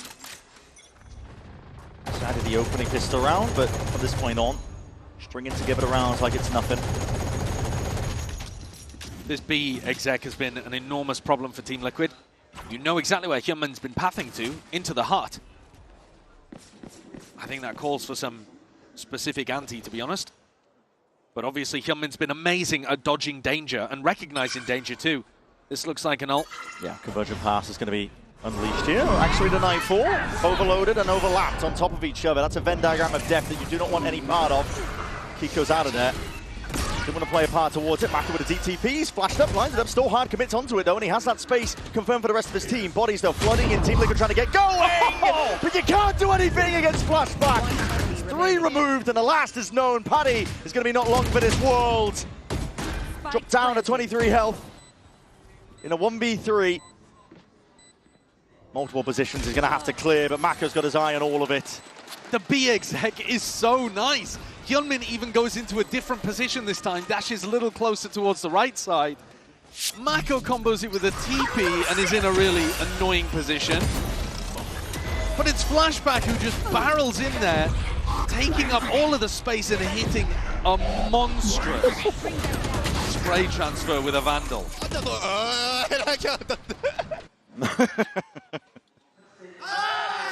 Team Liquid forced to take attack timeout. DRX are flexing their muscles out there. Nothing that Team Liquid have tried is working to stop the hit into B. And this was a nightmare for them last time. We saw them play on Abyss and Bind, and the attack side on Abyss, Team Liquid couldn't really figure out how to stop them. Oh, struggling. The only rounds that Team Liquid won on defense were they full pushed out on, and tried to take fights before the execs could even happen. And then on Bind as well, we saw Team Liquid really struggle with the combo of this Waylay and Yoru. They had some time to look at those VODs, they've had some time to prep. So in the next 2 maps coming up, maybe we'll see some more kind of anti-strat stuff. But here, even when they know what's coming, they cannot stop it. The big problem is, even if you know where Hyunmin is going, if Hyunmin lands coming out of his dash and sees that he's going to die, he immediately teleports away and you've kind of wasted your time. He's so consistent. And then he just plays in Flashback afterwards. And yet, if you don't punish Hyunmin, then he sticks his dash. And then he's in a really deep position. And often coming up with a kill. Yeah, I think the theory is really nice from DRX. And the timing and the execution of it is beautiful too. A lot of pressure here on Liquid with bad money. Bad money and the gambit of this Corrode pick not really working out in their favor. Early days yet in the series, of course, even though it is Abyss and Bind. Team that loses often is going to come back with a lot of improvements, so we'll see if Team Liquid, what they can do as we get deeper into the series. But for DRX themselves, once more, listen, getting easy access to the B site. Their exits have been working out beautifully, so don't switch it up. Government, again, similar pathing, just puts himself deep. Trying to play the rest of his team in. Full evacuation here from Team Liquid. They don't want to play onto the site. And because Human doesn't see the danger, he sticks it. Heaven TP. They want to fight this forwards. Yeah, they want to fight this forwards. Mako's just TP'd onto just the slightest of perches. Kiko off to the corner, but how do you contend with this? How do you contest with this? You can't, man. It's overwhelming. Flashback and Judgment, this dynamic duo takes sights by storm. And they're so good at going immediately and taking elbow control, aren't they?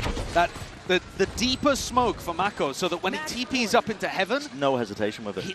He knows that nobody's going to be able to punish him. It's not like he's TPing into a smoke that somebody could be hiding inside of. They're just on the edge of it. On the edge of the hinder too, so not even punished by Nats.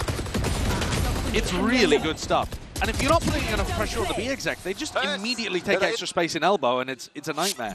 I love what DRX are doing out there. They're really putting down picture-perfect ideas with this composition.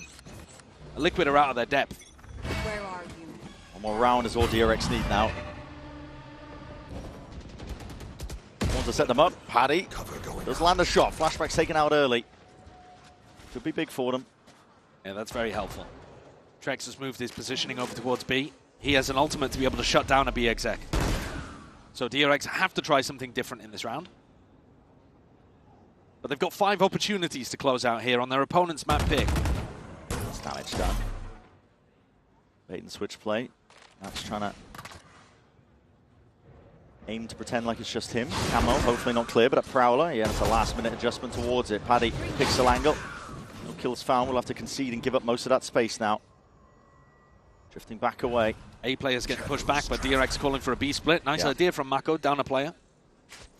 Making moves now. It's a double dash to try and clear all those close corners. That's going to be heard out here by Team Liquid. They still have a lot of util. Elbow control is going to be vital to hold on to now. Team Liquid, up the Trex. And Kiko. They're just trying to hold elbow. Have a TP up top, just on the edge of it. Kiko, though, is not going to be called out twice here. The fight towards elbow is going to be anticipated. It's a steel guard that's been primed, held, ready, waiting. 5v3. Not actually being used. 5v3 here. Team Liquid feeling like they maybe have to use absolutely everything to get this round over the line. Being pushed to the absolute limits, even with the player advantage here. Freeing, looking for a safe spot to try and hide in here. Horn for a horn. Going to be dealt with, dropping down out onto the side of Shorties. Could be doing a bit of damage. Forward is the fight to be taken, but Hyunmin cleaned up and out of rifle back. Ready and waiting for too many targets. Overwhelmed here. Vayne will have to be unreal in that spot. It's too much. So a successful first of 5 to be put on the board for Team Liquid if they want to try to take this to OT. But I'm personally not a fan of using that Steel Garden towards the end. I can understand the logic of you just need to close out the round. Your opponent's on map point. But if you're not able to win a 5v3 without an ultimate like that, then I don't really see how you're going to be able to win another 4 in a row when you don't have access to it. I think you need to be saving those, because now DRX can just run into B.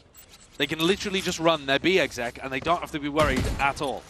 I mean, even if Paditek was here with a fade ult, I don't think it would stop them. That Steel Garden was great for forcing Mako to choose different options, and now he's just straight back to the well. Should have sent it. The only one to real stop them. Kiko's close to the judge. Tight up to the corner here. Dimensional drift forward is going to be the first partition to enter here for DRX. Just seeing if he can catch sight, and does see it, hears it. The judge in play, double dash forwards now as well, knowing that the sight is completely given up. And a fight to be taken, yes. Flashback, he's not scared, doesn't cower against it, even knowing that he's up against that judge. And fight to be taken here, but that nightfall doesn't connect, no clearance forward it. Camo, he's there with a trade, but this is too much to deal with at this point. These DRX players ingrained onto the site and whittled down one at a time. Just Camo left to stand against it. Sharp on the first, but can he land the second? 3 more players to deal with. Overdrive now popped off. Hoping for a freebie, but the discipline of DRX is just far too good.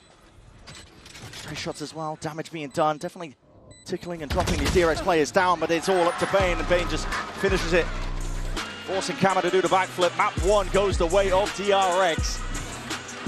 Team Liquid with a big risk here, going over towards Corona, map that they're 1 and 2 on, now 1 and 3 all year.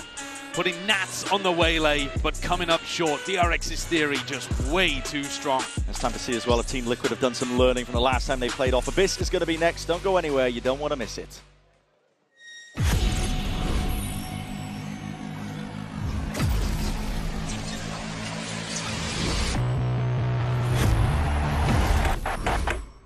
Now that I'm a mom, things are different. Verizon's different too. They let everyone in my family choose different plans. We get what we want and we save money. Love that for me.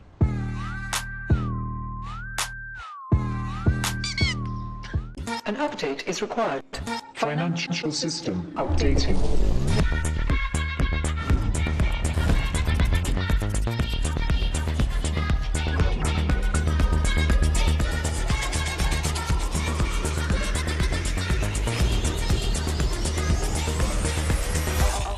System updated. We will dance together. The future of money is here. Feels good. Esports World Cup, where we are starting off with Valorant. If you want to win, you have to win against the best. So looking for revenge.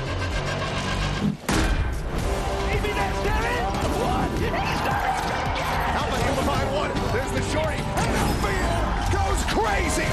They've all battled through the pressure and expectation. Heretics have come back all the way. Finally, we won. Finally.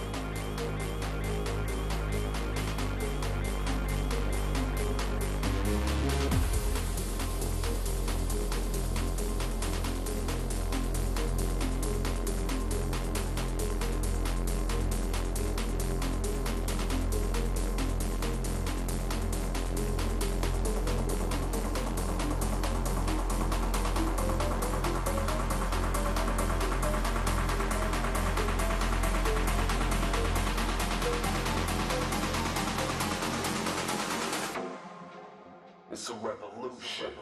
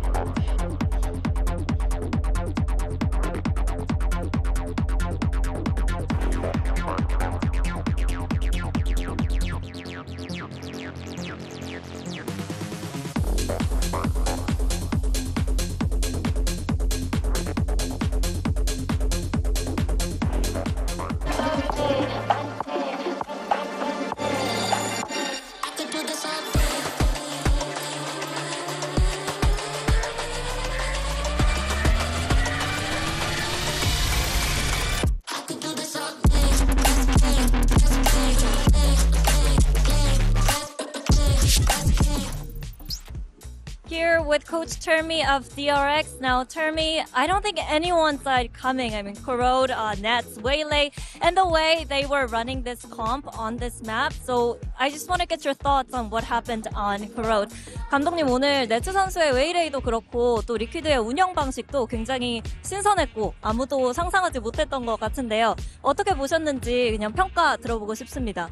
일단 나츠 선수의 웨이레는 전혀 예상하지 못했었고 픽을 보자마자 조금 리퀴드가 변수를 둔 것 같다라고 생각했고 저희가 잘 대처를 한 것 같고 현민 선수 웨이레가 오늘은 좀 승리를 하지 않았나 싶습니다. 네. Well, yeah, Nats, Waylay, we didn't see that coming. So when we saw that in the agent select, we maybe thought maybe Team Liquid was trying to throw a curveball at us. But when it comes to the battle of the Waylays today, I feel like it's a Hyunmin win for us too. Thank you, Termi, and best of luck. 감사합니다. It was definitely a surprise to us as well. But surprises aren't always good. I'm your hosting, so I've got Mimi and Kakuka with me. Is this something that you think we would ever see again? Was this the right call? No, yeah. we will not see it. And, Weird risk, right? No, it's another time where Team Liquid like picks him up, and I'm like, okay, fine, okay, I guess this works. They decide to use this curveball, but in execution, it felt so different to what we would expect, right? Because in EMEA, we're way more paused, we love to freeze, take things slow, and in some of those steps were actually missteps. We saw Trex missing utility, I don't know, too many things. Yeah, especially considering they picked it into a DRX that know this comp, which brings us to the Verizon high-speed moment, because Mimi, there were two different ways playing the same idea. Yeah, so this is essentially the same B-exec for both teams, and watch how it differs as we get into this one. This is first from Team Liquid. You see the same paranoia. Util goes to counter mount. They initially get stalled by the Thorns, by the Seas. When they eventually go, though, look at how Nats is pathing. Doesn't have that refract up to get out. Dies well flashed on his own. And then on the other side, the rest of the team is pathing a different direction, and it completely falls apart. Now let's hop over to the other side. This is DRX running a similar idea. You see, same Thorns, same Haunt going over. But watch how Hyunmin paths. He's going to go safely into the hut, isolate a fight against Kiko, who's scanned, and then the team is all set up with Mako's TP to double swing into backside. DRX, when they were doing the same things, they just looked better. Team Liquid's play on this one, when they were going for those hard execs, just looked like a poorer quality facsimile of DRX's play. Yeah, I think that, especially for the side of DRX, I assume that they've practiced composition so much that they know where those gaps are. They know how you can win and how you can miss. Oh my goodness, I hope Coach Lohan can give us some clarity ahead of Map 2. Hey guys, Jen here, and I have Lohan of Team Liquid on standby with me. Now, Lohan, I have to ask you about Nats Waylay. Why, what, who, where, when? And it's something that we've been trying in practices. Honestly, it's working pretty well. I think he has the capacity of playing duelists, honestly, because he's very good in chaotic situations. I mean, end of the day, we couldn't find solutions on defense, and they played really good, honestly. And right now, it's time to reset and go for the next map and bring a different team to the server. You changed your bind comp, you know, for EDG series. You come up with this today. Any changes for Abyss? Any spoilers? I mean, I'm not going to say anything, but let's see. Let's see in the server. Yeah. We'll see. Thank you very much, and hope you guys turn it around. Lohan, I don't doubt that Nats could play a duelist, but you do have 4 other players on your team, and all 4 of them can play the duelist at one point or another. But heading to Abyss, I know he said we'll see, but do we want to? What do we want to see? No, I want to see Nats on the Cypher, especially when we speak about stopping players, even with the Operator and the Outlaw and whatnot, especially with the care that he puts to mid. I want to see Nats on his element. Yeah, he was the man who took over the last time they played this Abyss, the game that kept them alive in this tournament, got them into this rematch. I think making a massive change would be a mistake, and you see a little spoiler, it doesn't look likely to happen here. But what they will be facing is a second look at DRX playing the Mosquito comp. And I think this, even more directly than Corrode, is a chance for Liquid to show that they have learned from the loss the first time and that they're going to reapproach this one and not fall for, you know, losing out on their defense to the same DRX execute.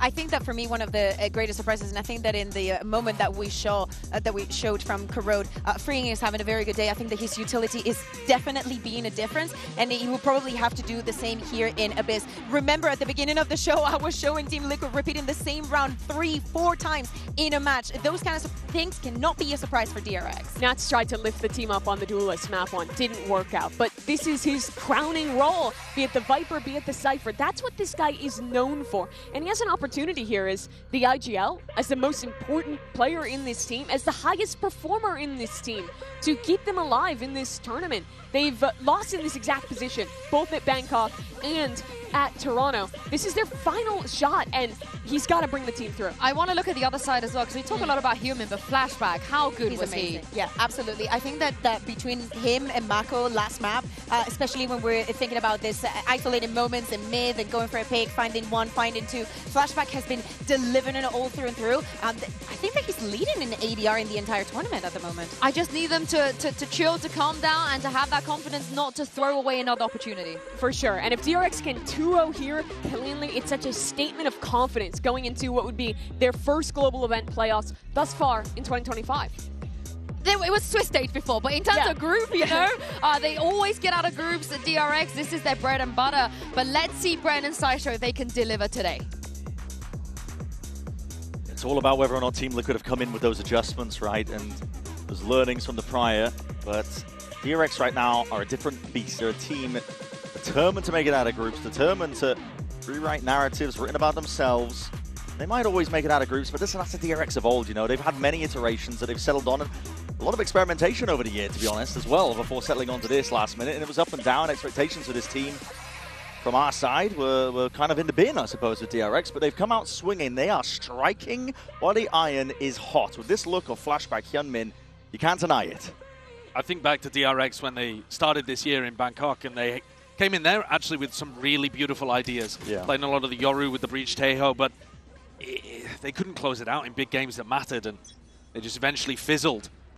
They've got to, as you say, continue this momentum while they've got such great ideas. The kill trip. Team Liquid lost both pistols on this map last time they played on Abyss. Yeah. DRX was so strong.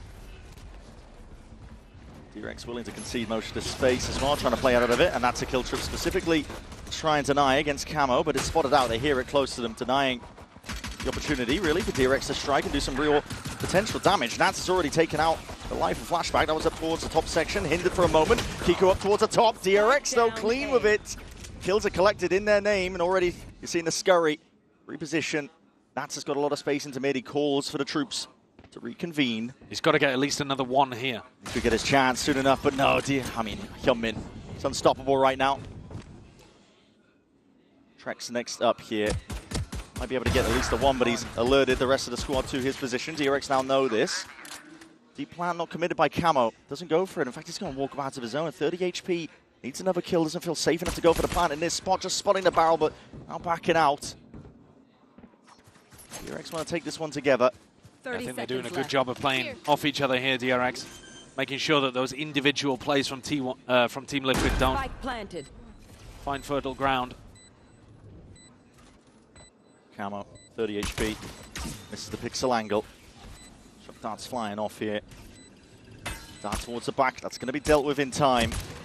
But already being approached, the pressure is mounting. The heat turns up. Camo, 1v3 to try and deal with here. And with barely any life to work with, it's turned into mincemeat. This is DRX now with another pistol round win under their belt. They had 4 players there ready to defend on A as that exit came through. Yeah, hard to read. Yeah, and they've also just got... They've got a trip in perfect position based on where the dash was going to go. They have a cam for contact too, so you can do a bit of spamming out through heaven. And even with Nats being able to get a kill and pulling the rest of his team out, player disadvantage and they can't win the shots in the middle. So while we're looking towards the team that lost the first match and we're thinking, oh, well, what adjustments are they going to make? DRX actually, I mean, you see it here with these 2 trips even that are being placed by Freeing. They've already themselves started making adjustments to even more consistently beat Team Liquid.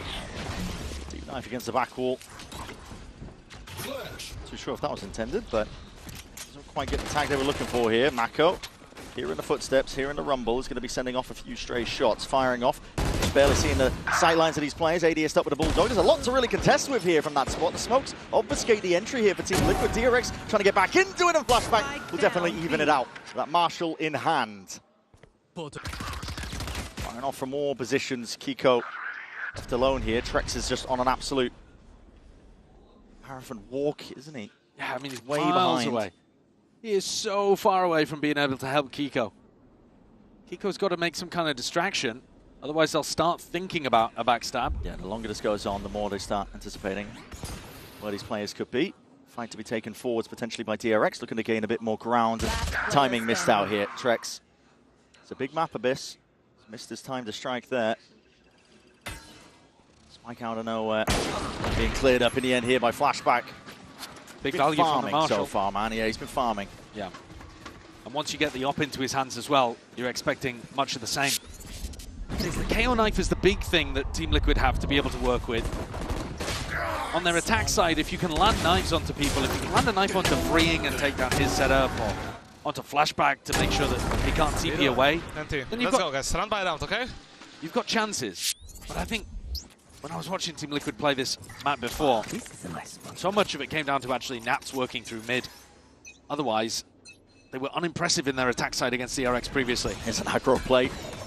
No bodies to receive it, but a util is being sent out regardless. Nats might be able to hear most of this, along with Kiko. Does he clear this very close corner? This is so unexpected, it's isn't a weird spot. Yeah, really odd position. Try not to make any noise. He does clear it. Playing it patiently, too. Hello. Waiting for his time to take the shot, just in case there's someone else holding close with it. He's asking Kiko to do a little bit of clearing himself.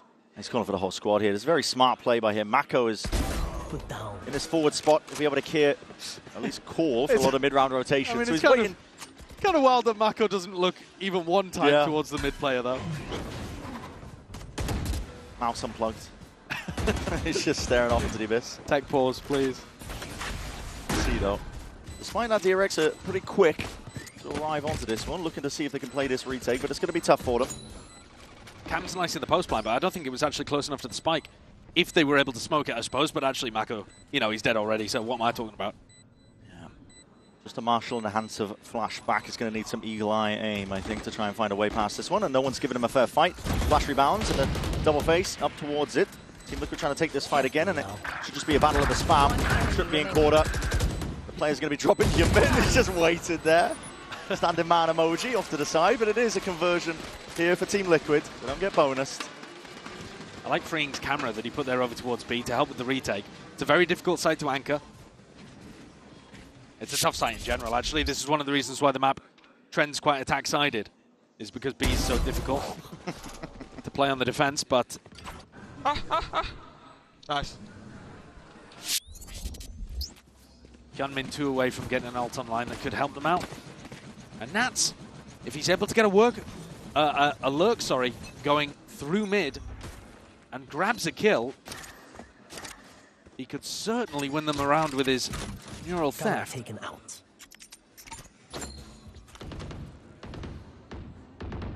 Just laying down the opening setup. Cam was broken early, though. Pretty important as well. You do remove that at the beginning of these rounds for DRX at least. Add some uncertainty into the step of Team Liquid. They don't know whether players are pushed up in mid. Freeing's got his defensive setup over towards A here, and there's a pretty heavy stack in that direction because Team Liquid have been making noise in A main. Dodges the knife as well, so it keeps his utility up. And if they go back into B as the spike starts moving towards Mako, one of the things that Mako was doing last time these two teams played on defense was that he was playing over towards the area that Flashback's in right now, and then he was throwing a smoke on top of B and TPing into it as the exec happened. Nats with a chance. If he gets this kill, the ult would be huge. Oh, Hyunmin squaring up for it. It's a 140 to the dome. Hyunmin just does him in. And now Nats calls for his team to go back over towards A. Now Bane reinforcing.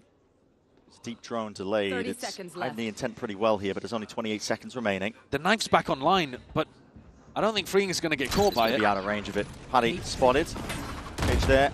Updraft dash now up into heaven, trying to lay claim to most of that space. Team Liquid umming, ahhing, trying to get themselves into this one. Camo deep into the spawn. Ango Freeing. He has to press forwards, press the advantage. No one is being pressed from behind. The combo's finally come through. Bane's already found his first kill up towards the top. Not able to contest with Kiko and Trex. Now there's a nice round from Team Liquid to get in. Pressure on DRX now in a 2v3. Yeah, looking on Flashback and Mako here to see what they can do together. Very cheeky angle. Crouch down. Hard to adjust your aim in time, so Camo finds that one. Mako's left into that 1v3. Just jiggling, see if he can bait out a shot or two. Does claim it, but time's starting to tick away from him, and looks like he's not making moves to make the play, so will be the save. He's been on today. Might even give him a good chance of success in a situation like that. But the time, very low. I do like what Team Liquid are going for. I love the positioning from Freeing. I think when you're playing against a KO, you do need to be putting your Cypher set up for someone else to play around. So he lets Bane play on site with the trips and with the cages. I love that idea from DRX. The plan is good. But Team Liquid, they realize that DRX are playing off site, and they get a dash through into heaven. And that allows Camo to get so deep and even wraps back around. Look how much pressure Bane and Freeing end up under in the back of the B site there, back of the A site, sorry. Because Camo's on the full wraparound. Both of these teams taking a lot of learnings from the first time they played Abyss. Evolution between the two of them. Cam deep again, just being broken. High priority for DRX to try and take control of this one. And yeah, it's going to be hiding the intent of this. Flashback with a deep push. Has a gate crash as well to get back to safety. I love that recon. Does put a lot of pressure on the mid lurk. We'll see, and that's just missed the timing onto that. Dude, Shots fired off. Flashback's not exiting. He had his hand off the mouse. He was scratching his nose. We'll commit to it now, though, as that gate crash fades. Mako only has a classic for this one, so we'll get cleared out. TP. See if we can get the hell out of here. Bit of mischief in mid. That's slowly trying to re-clear, piece together the position of the DRX players as well, but he knows that somebody's going to be mid here. If he tries to punish Mako, there's going to be somebody else holding it. Mako's going to hear the footsteps here as well, and he spots signs of life as well from these players straight out. The shot's missing. Mako is really hard committed into a spot like this. The right click is doing it. Still, there's another TP to try and get the hell out of dodge. He's calling for the reinforcements to try and help him out for that fight into mid. It's a deep smoke. Anchor position for him. Hyunmin trying to press forwards again, but again trying to get it done with just the pistols. A is empty. 30 seconds Bit of left. chaos. Neurotheft is going to reveal that as well. Now they're going to A. Like you said, 25 seconds left. There's not a lot of time to make this happen. Camo has got a sprint.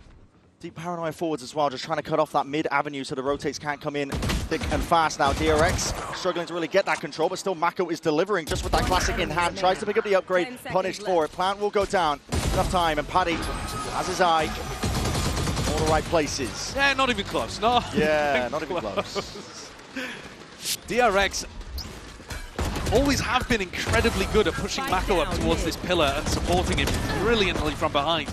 Look how difficult it is in a spot like that to root Mako out without getting punished by somebody taking an angle. Now think if it was rifles on the other side and not just players with classics and stuff. So Team Liquid, there's a lot of different plays around the map that they have to be aware of, whether it's a fast push out through B or Mako just taking a walk down mid with Flashback.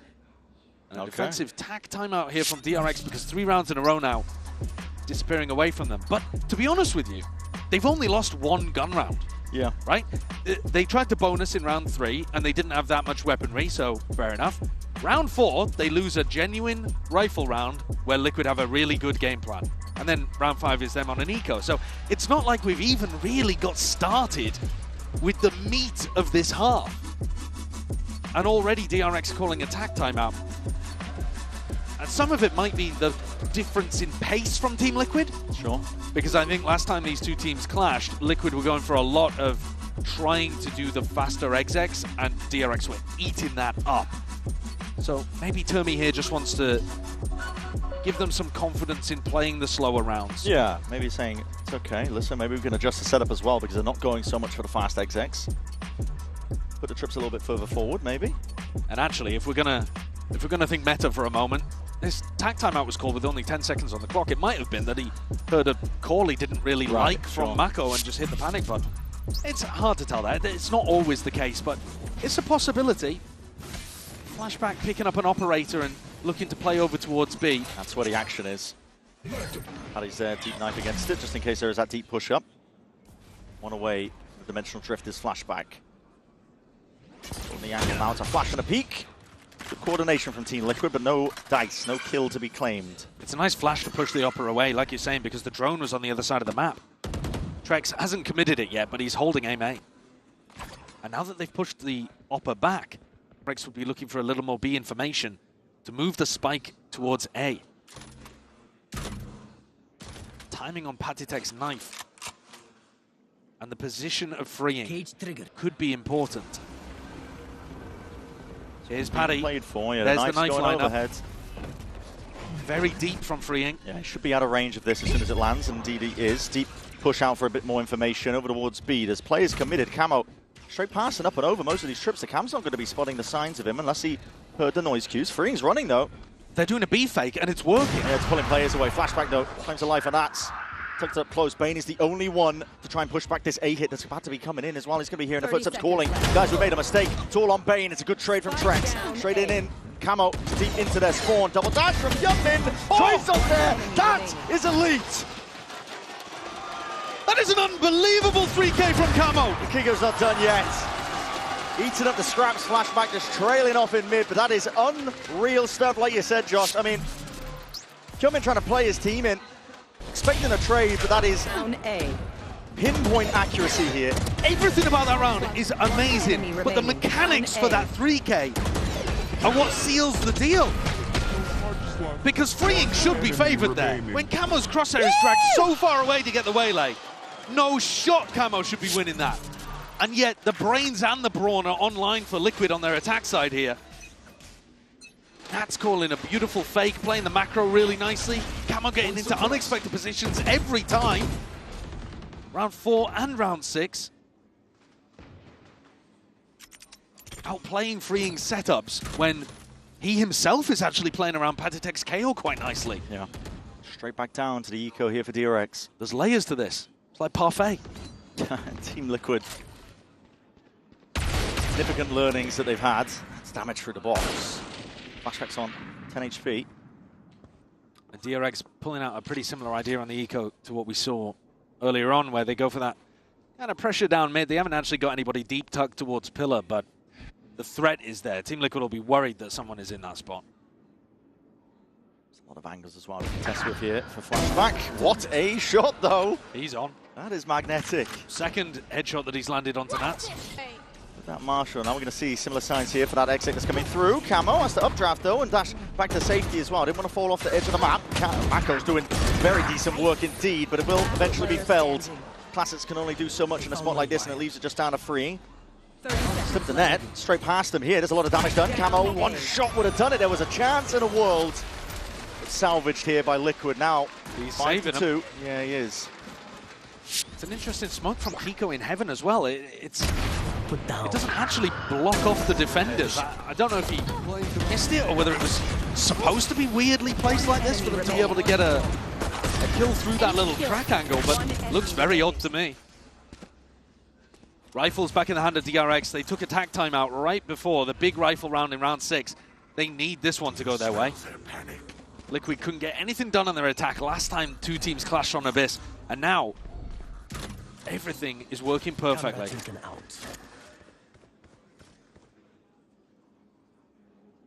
Big gun in the hands of Nats here. That operator! Reaction time test has failed. Bane will punish him for it. The Hunter's Fury now offloaded deep into the back. Continues to try and punish these players that are just coming in thick and fast, trying to get themselves into the B side. Already flooding all the way back in. This is really quick from TRX. They're trying to make the most of this one. Inside of the chaos, drop to the knees as Paddy's going to be able to give them a little bit of information from that high ground angle, but no res in sight. No, you can't get that res. No. DRX call for the pause here. Waiting for the right time to strike now, but that conversion path is offloaded. Kiko is caught in it. Smoke to play in himself, but he's that last one left, and now they know exactly what's up. Hinder on the hinder. Surely will do it, but the bullets raining down. Yumin's life not in vain. So DRX going for a more flood defense style here, something that worked quite nicely for them on Corrode as well, if you think back to what they were running there. Instead of trying to play a little slower, they had bodies in position very quickly. Took a lot of ults to do it. It did, yeah, it did. But coming out of the smoke on quite a fast pace, to be honest, I mean, also gifted a bit of an opener there too. Bane very out in the open. Not really the way that you want to be playing, but somehow gets the better end of Nats anyway. The attack side op doesn't work. Team Liquid do not go for it again. The slower rounds where they've been able to embed Camo into deep positions are the ones that have been winning for Liquid. And they hear this Cypher camp being placed, so they know that Freeing has changed his setup. They know that it's over here towards B. They might be anticipating that the op has gone A. It's not the case. Very deep trip. Like you said, if they're thinking about the overall bigger picture, I'm expected to be in a different spot. Flashback still. All trained onto the ankle. Ult deep in spawn. Yeah, Kiko is going to be sowing a bit of chaos now. Confusion into the ranks of DRX. Looking to see if they can clear this guy out, but across their placement, pretty impeccable at that. Kiko still a nuisance, still this player is going to be doing all that damage. Flashback though, still getting active over towards it, and attention drawn for just a second is enough for Kiko to go down here. Big reveal with that neuro fair. Flashback, so damn consistent. Put an operator in his hands, and this guy rarely misses. Trex backing up here, but again, it's just two players to play this versus the 4 of DRX. You have the Hunter's Fury, but only the one tool to play in the post. It's going to be a difficult ask. Shock darts are going to be the first wave of things. Freeing just full sticking this one. Half not, well, it's half earned at least, but it's a kill claimed. Half again, that's another dart. Needs to be dealt with, and Flashback just covering all the appropriate angles once more. Wide swing, and you're facing right into the boomstick. Flashback will punish you anyway. He looks remarkably good here with the operator in hand. First time he got smoked off, but then as the smoke dissipates, Kiko's taking fights in spawn, so he can't re-smoke for his team. And that unleashes Flashback. A 4K in the round. And he's been good in previous ones as well. If you give him a glimpse, he's there. 10 kills, top of the scoreboard for DRX. That is a big problem for Liquid to deal with. Yeah, almost drawing it level. We know how good DRX can be on their attack side with the execs. Well drilled, always in sync. Liquid not done yet, though. That's going to be Hunter's Fury committed. Double dash from Hyumin to try and get the hell out of there, and he's way out of range of it. So Trex, a wasted ultimate. Maybe the one tag onto Maka towards the back. It does reveal a bit of position and trying to play them in. An adjustment just at the last second. Hyumin takes away the life of Camo. Nice flash, better shot. Stray spam, bit of damage. Trex does get it. That's just purely off instinct, knowing the angles well. More shots as well to play around with. That's a lot of damage onto Mako potentially. He's already taken one Hunter's Fury to the chest. He dodged it. Now Flashback's been keeping info over towards mid. Really confident in his opping, so he's just jiggling these angles. Slower you play this round though, the more DRX are going to lose info because their Sova is dead. But how do you entry onto the site without Camo and now without Nats? Your possibilities running dry if your Team Liquid trying to slowly work the map. More and more of your players being whistled away. That's a timing that's unfortunate for Flashback. Still, Trex will be happy to claim it. Might just even it out here. Paranoia's going to be committed. Up onto the one side, but no real bodies placed behind it. There's 25 seconds left. No knife, so all of this Cypher util will stay up. Freeing should be like a spider in his web here on B. Trying to make a move over towards it. Smokes blooming, blossoming behind him for darts. Not broken in time there, but the cage is going to be dead regardless. Deep TP up towards the top. That is managed. Freeing. Instinctual, just keeping his eye locked onto it. His plan is to be defended, but that head peeks over and Hyumin keen to punish, and even keener aim while he's at it. 5-5 is where DRX are standing. All three of those shots beautifully precise there from Hyumin. And as he said, tying things up. 3 rounds in a row where they've been able to deal with what Team Liquid are throwing at them. That shot is really nice. I mean, I like the flash idea, but Camo had to turn his body entirely. Maybe should have tucked in slightly there. But he's been nasty on the entries. They haven't been running these kind of rounds, though, again, where they mess with the expectations a little bit and get Camo into a deep position. Round 5, I think it was. Maybe it was round 4. They got, yeah, it was round 4. They got Camo as an updraft dash into heaven, and he managed to get into a really deep spot over at back A. And then round 6, they got him over all of the trips in A, and again he was able to cut off the rotates. Those are the 2 massive gun rounds that they won in order to put 5 together in the middle. So I'd be looking to go back to something like that. I mean, not the exact same strategy, but the same concept of trying to get Camo very deep somewhere. Maybe even as an insert in mid. Try to take a ton of mid control, push back, flashback at the start of the round, and then instead of having Nats lurk, show Nats somewhere else on the map, and get Camo to try to pinch the defenders as you go back into an A exec. I mean, you could leave Nats as an insert. I don't have a problem with that either, but general concept, try to get somebody behind enemy lines. I'm not seeing that. Might be exactly what they're trying to go for here. Deep pings from Team Liquid up through mid. The TP primed. Kiko looking to get onto the high ground nice and early. Flash and a dart. Punishing a potential walk-up. And no flashback here. He's been playing on sites early on. He's going to pull his attention away here. The knife towards the back there. Bane is in a bit of trouble here and he needs some help, but he's not going to be able to get it. Big map. Play. Reinforcements are late coming. Still ADS stuck. That's a bit overzealous there. Well, now you've lost the smokes. Kiko's a great aimer, so I don't mind him taking duels like that, but now Liquid are in a bit of a tough spot. And it will allow Flashback to go nuts defending these sites. We saw what happened last time, that when he didn't have smokes in his face, he was feasting. Exactly right against the operator. Still worried about our mid-control. Team Liquid wait for the minute mark and now start to make their moves back up. Here. They didn't break the door at any point here, so they're not really threatening a pinch onto Hyunmin in A heaven. Trip's still there too. That's a tag onto Nats. That's funny. It makes though with a cage. That is funny. It makes it look like it's only Nats in mid. It really does. The rest of his team hiding straight behind, but the Dimensional Drift is going to be clearing up those unknowns soon enough. 3 spotted out, just the 1 missing. Flashback right deep behind them. Double dash as well. Pulls the attention against once more. Up through heaven. This is Freeing is being squeezed. A bit of a hammer and an anvil here from Team Liquid. Does get the rewards that they were looking for. Still Hyunmin's there. Fast, trying to make this play all the way through. This Team Liquid losing their insert player in through spawn. Yeah, Nats went down immediately. Convergent pass now. Still going to be offloaded to see if they can clear this up. Might even get that connection onto Trex. It's up to Camo to see if he can defend this one. High ground, dodging that one. Sharp. Good shot onto Hyunmin. Drops down to respect the angles here. It's a 2v3 that DRX have been left in. Waiting for Maka to see if he can do anything here, but he might just miss this one. Yeah, tucked to double box. Not expecting that Paddy Tech was going to be there, sitting nice and tight. Flashback, time ticking away from him. Want to make a play for it. Noise bait, like he could be running away. Not enough though to get the betterment of Camo. Camo's aim's been really nice. He's saved them in a couple of important spots. He's been the big playmaker, honestly, overall. Hitting that shot onto Hyunmin and denying the retake that came through. Admittedly a little delayed after the Waylay ultimate, but Camo dodged it anyway. He's the key player that is giving Liquid a potential lead at the half here. Have they got another game plan? This play up through mid was quite a nice idea from Team Liquid. Got to imagine that that's what Lohan had called for them. But do they go back to that? Last round of the half to do something. I mean, they might realize that Freeing's been putting one of the trips up through mid, because obviously Nats got caught by in the previous round. That means the site that the Cypher's playing on should be a little weaker. But Freeing's been doubling up with Flashback, and Flashback is so nasty with this op. Still locking it down towards B. Team Liquid taking their time. Ease it into the position of where they want to try and send it. Over towards A, looks like that might be the goal. No kill trips though. This is DRX playing up close and personal. Flashback.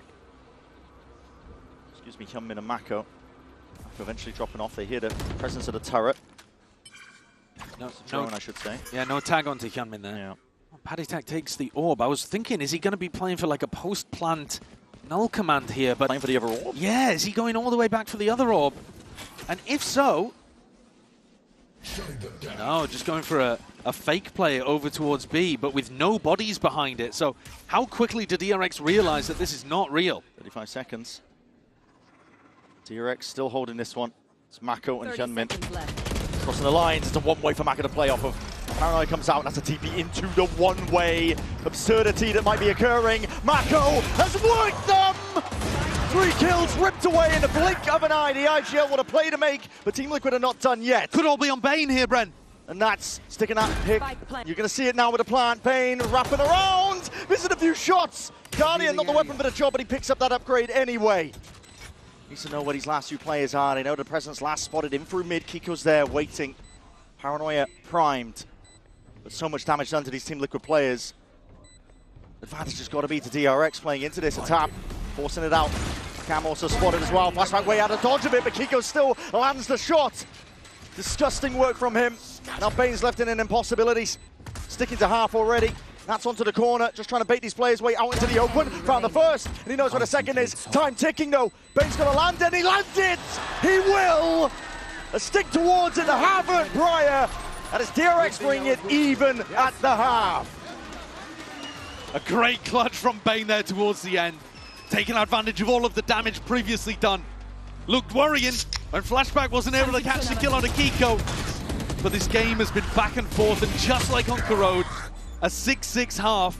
Both teams looking very even, but as we saw in map 1, that does not mean you're making it to OT with both of these teams still neck and neck.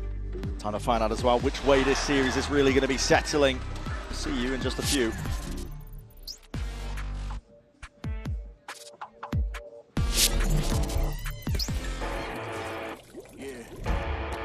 Let's go.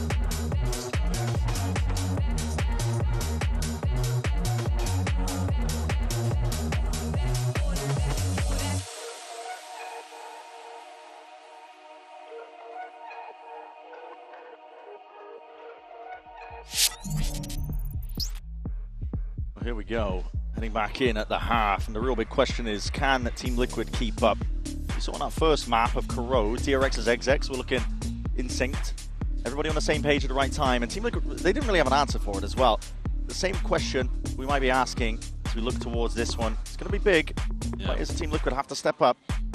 You just saw in the Coinbase Econ report that Camo was doing a lot of damage there to Flashback and Hyunmin. Now those are the danger players for DRX, as you've said, once we get started here. And I don't know who's going to be stopping them, because nobody stopped them on Corrode, and really nobody was stopping them last time Team Liquid played Abyss and Bind against DRX. Yeah. They had some level of success, but not much. Attention towards it. We've got a knife line up from Spawn here, from Paddytech. Paddy's miles away.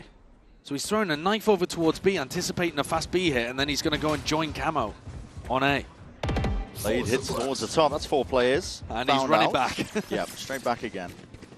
But that's a nice idea that they weren't doing too much of last time. So trying to wait out a knife. But I mean, this call from Mako to go back to the other side of the map, it feels fairly obvious, but Team Liquid only have 1 player here. Paddy really banking on the fact that this is a re-hit on B. DRX wants to cut noise and go for it, but it's all on Camo now, on his shoulders. Smokes start to blossom, and he's feeling the heat from that one. It's a dash forwards on top of it, just barely missing the mark. Hyunmin was eager to draw a little bit of blood. That's a plant down nice and early. Team Liquid could be fast on the rotates. This was part of the game plan actually for Team Liquid on Corrode, is that they ended up playing retake on a lot of the sites instead of trying to stop the execs. It did not work there. Deep knife with a tag. Bit of information. Left worrying to a degree here, but a flash sent out. Flashback still sitting nice and pretty off onto the angle. That is a crazy adjustment. Just snap it to the side here. Camo and Trex combining their might off to the side. That's also just rapidly behind them. Shock Dart's going to be sent flying up and over towards the top. Bane has got to deliver alongside Freeing. Happens to the defuse, though. It's a win Conan, but not enough to withstand against that pressure. The might of these DRX players. Another pistol round going their way. Last time these two teams played, DRX picked up both pistols on Abyss. And it was very important. It wasn't the exact reason why they ended up winning, but it certainly helped, and I'm sure it will again today. Team Liquid looked like they'd almost done enough as they got into position there, 3v2, trying to put the pressure down, but DRX with a high-low setup, hit those ghost shots, get themselves set up pretty. Already seeing adjustments as well in the way that Team Liquid want to play. Deep dart, timings in through that smoke. Has to be an expectation they can pop out of it, and maybe even hearing these sound cues. Forwards is the play to be made. That is ridiculous stuff.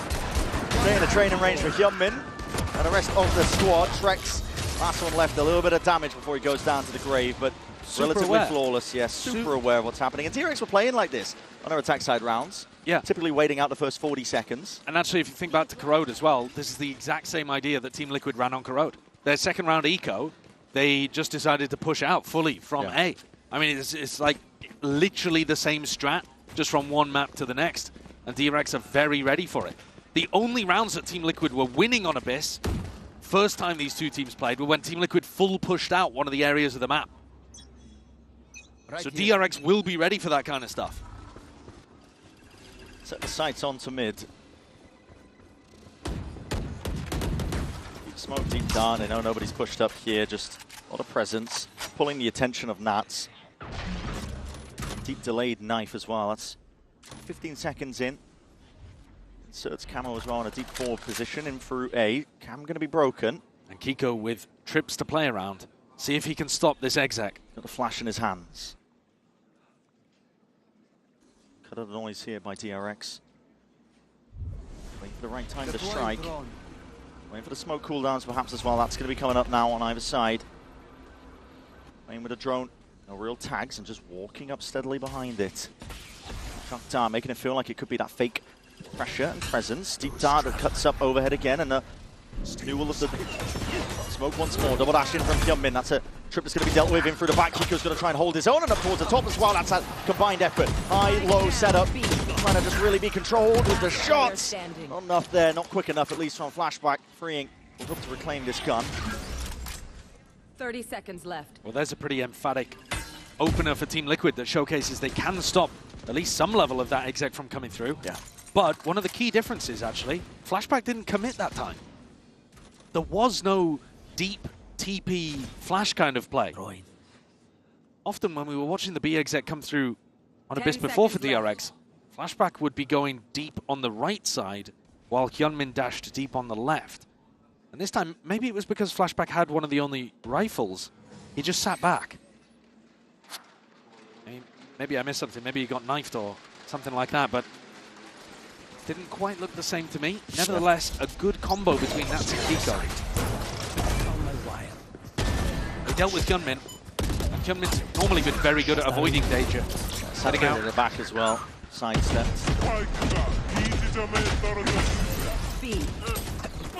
One enemy remaining. Wow, it wasn't looking like this in prac, that's for sure. Nervous chuckles from Team Liquid. Yeah. And I wonder what prac they're referring to there as well. I wonder if they've been playing any games with their academy roster. Early on, I'm noticing. I mean, this was the same case in DRX's game, but Team Liquid conditioned to not use the knife at the beginning of the rounds for info. Paddy sends it now, though. Hyunmin, if he plays for an ult orb, will have the Waylay ult up.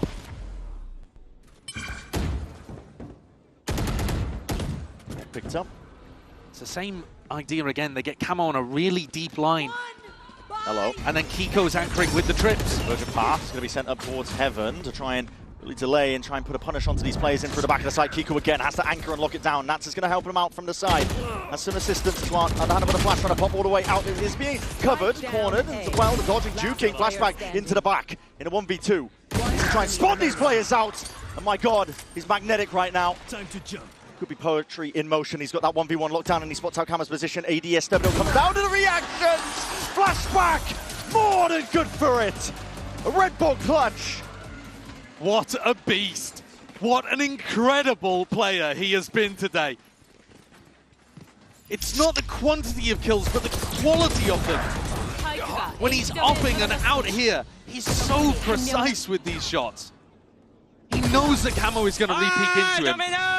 Let's go! ADS stop. Psychic damage done to Lohan. A 2v1 and Kiko takes a bit of an ego duel, I suppose.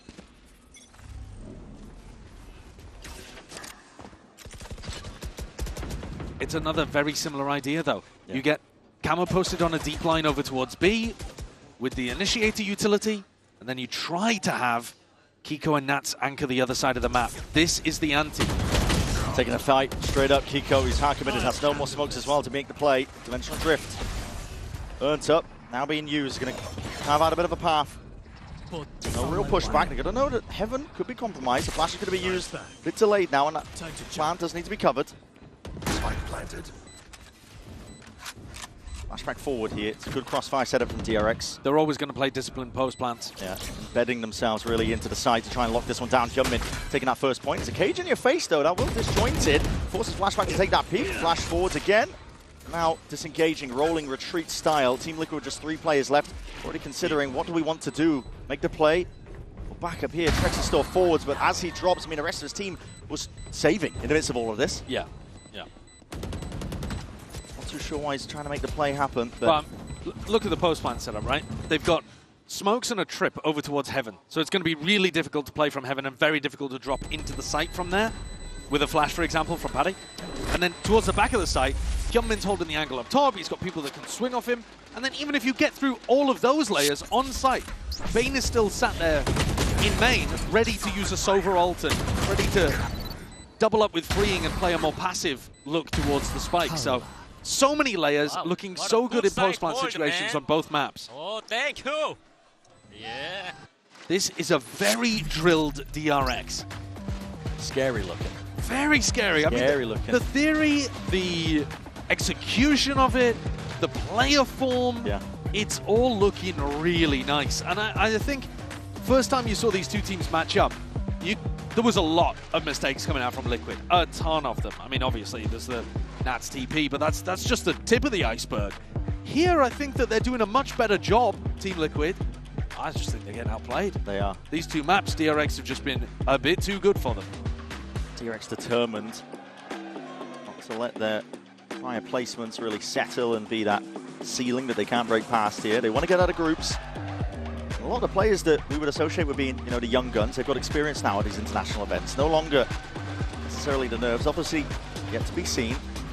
If they win this one, still plenty more of the tournament yet left to be played. But currently, the way Flashback and Hyunmin are playing off of each other, the way Flashback's entering, the way looking calm in most situations, they're looking scary. It's the only thing I can say about it. DRX, yeah, they really are drilled for comp. And a kind of idea, I suppose, that they've got coming in with this this composition. I mean, the ideas are working. This goes here. The ideas for Team Liquid have come up short in rounds 16 and 17 here. It's put stress on their economy. Double Guardian and Kiko with a judge, just hoping that one of Hyunmin or Flashback lands in his lap for an easy kill. They'll be playing inside a smoke on the A site if they do go in that direction.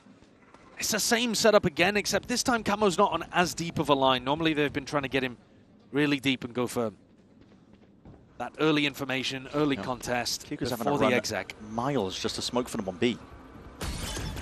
Yeah, reminder, he's got the judge. I mean, both of the traps getting detected immediately by one drone is nightmare for Nats.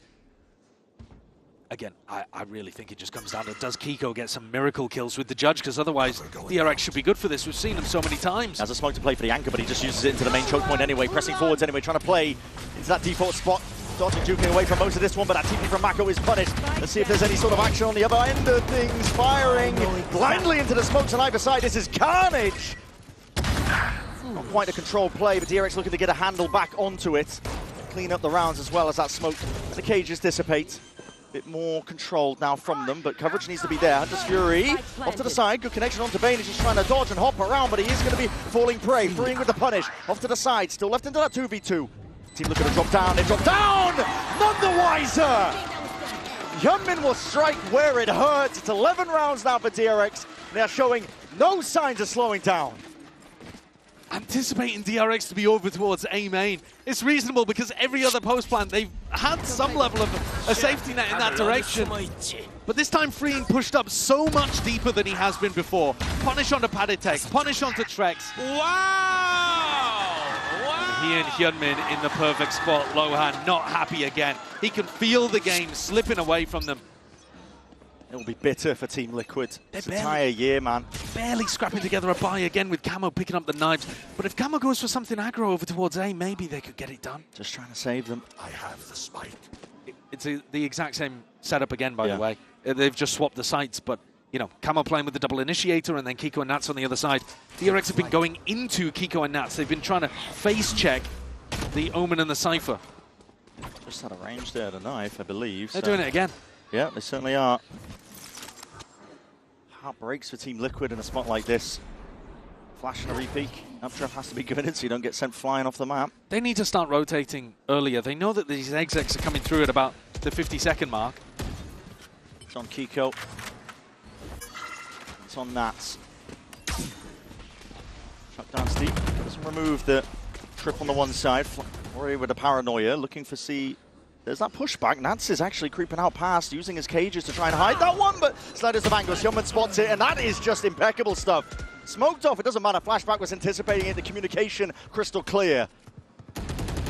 A pump fake, though. Not a full commitment on this 30 seconds. 30 seconds left.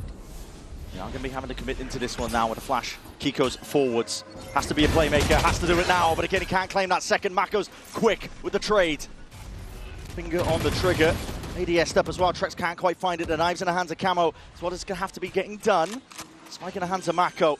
Defense in order. There's a timing to be taken, but Flashback is covering it. Coming from the side. Tor falling to pieces for Team Liquid. Paddy is the one that's to pick it all up. See if he can make anything of the mess of this round. But it's looking like an inevitable 12 for DRX. Smoke propped up in front of them. Paddy just trying to cut away all noise, but now he reveals his position and already spammed down, sprayed down. 12 rounds now for DRX and for Team Liquid. It's looking like it will be that bitter repeat of every other international event that they've attended so far this year. They've never been able to escape groups. So often we've seen them lose an opening game, win one, look like they might be back in form, and then crumble at the end, but one round away now from EMEA's #1 seed being sent home, and DRX have just come out with outrageously good form. Great discipline, good patience as well on these site hits. A 4-player stack and a push from Liquid. Yeah, really catching lightning in a bottle with the way that they're playing right now! Hyunmin can't be stopped! Convergent pass will be the cherry on top! And there is no running, there is no hiding. Trex forced to cower, but you cannot deny it. DRX are so damn back! That is a ridiculous, decisive finish to the match. Another 2-0. Team Liquid had a chance to go back and look at all of the footage, change things up on Corrode, ran Nats on the waylay, and they couldn't stop it. Inevitable, the defeat to DRX. And when they have players like this, how could you lose? Quality speaks for itself. Hyunmin and Flashback played a blinder, and the theory and the execution is so good. I think they've hit on something brilliant here. Yeah. And to be honest, when I'm watching them in this game, I'm thinking, how did NRG win this? I'm saying, man, DRX leveling up, evolving as a team, and they do qualify, they move forwards, but unfortunately that will mean Team Liquid sent home, sent packing. Same story for them, repeated over and over again, and Champs is going to be no different. Liquid, great domestically, did a great job. Nats and Kiko looking like two of the best players in the world. But ups and downs and rough matches here. Played an all right game today, but just outclassed by the 4th seed from Pacific, a team that we didn't think was even going to be here. They came in with experimentation, chopping and changing the roster up again. Changing the IGL, yeah, changing the compositions. I think it goes to show, I think, these international events, these tournaments, sometimes a team can be feeling it, the form factor, just all playing a part of it. They look good. They look unstoppable. Like I'm saying, I'm thinking back to the game against NRG, and it's making me, I don't know, rate NRG a little higher as well, to be honest with you. Questioning everything. Yeah, because this looks so difficult to stop. When the players are in this form, it just adds another layer on top, but even just the base ideas that they've come into and the theory of the comp, remarkably powerful.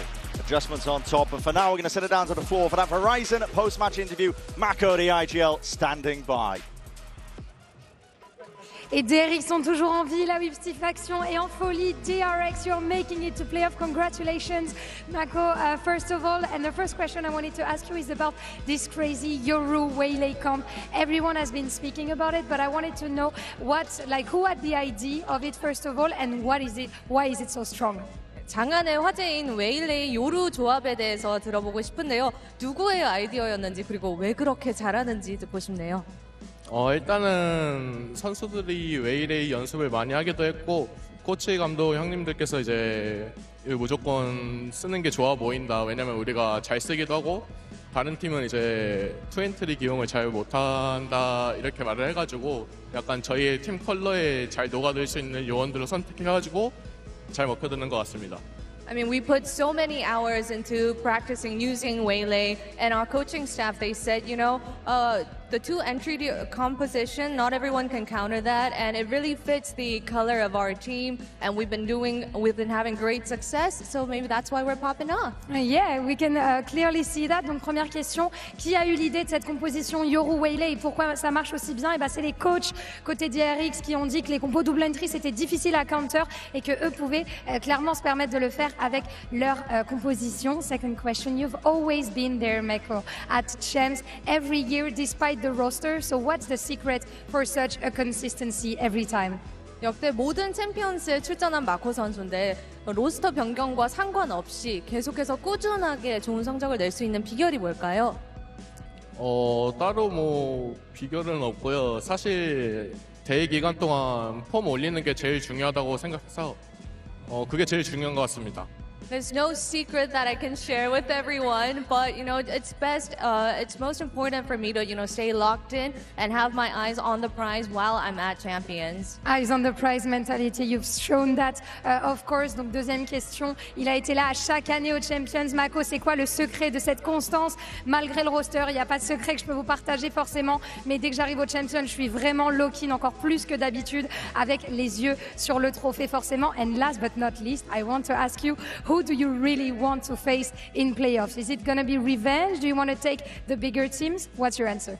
네, 플레이오프 진출 후 만나고 싶은 팀이 있는지 복수를 조금 노려볼까요? 아니면은 뭐 새로운 팀을 한번 만나보는 게 좋을까요? 사실 에너지 빼고 만나잖아요. 1시드인 팀을. 그래서 뭐 일단은 처음 상대는 아무나 와도 괜찮고 꼭 에너지를 다시 만나서 이겨보고 싶습니다. I mean, we'd be meeting everyone but NRG for our first playoff match, and you know, it doesn't matter whoever comes first, but you know, and then I really want to meet NRG next. We're going to see if you can take them down, indeed, if you are in the same side of the bracket, of course. Donc évidemment, qui as-tu envie d'affronter? J'ai envie de me venger, d'aller chercher peut-être aussi NRG. On verra si ça sera le cas en playoff. Thank you so much for joining me, Mako. It's a insane performance that you brought up, and congratulations again. Thank you, Bella, for the translation too. And we're going to see who advances to playoff between GX and XLG right after that.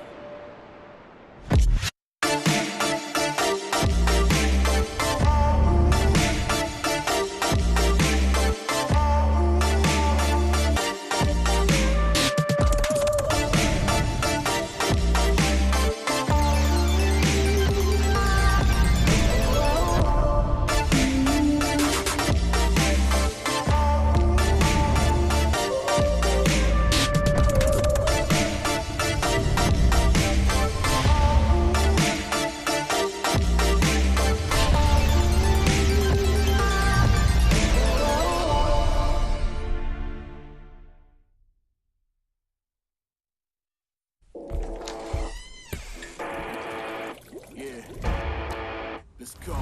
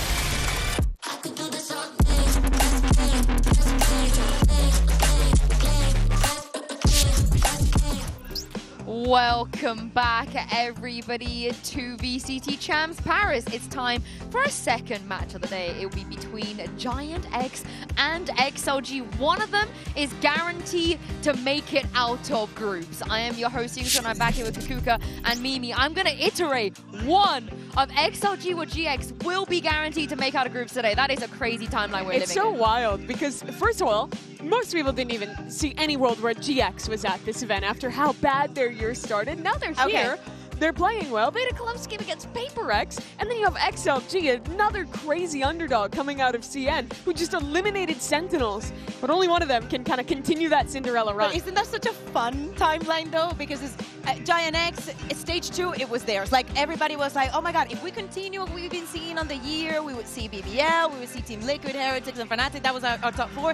Giant X had an amazing showing. And for XLG, they go from Ascension into getting to Internationals into the first global win to be against Sentinels.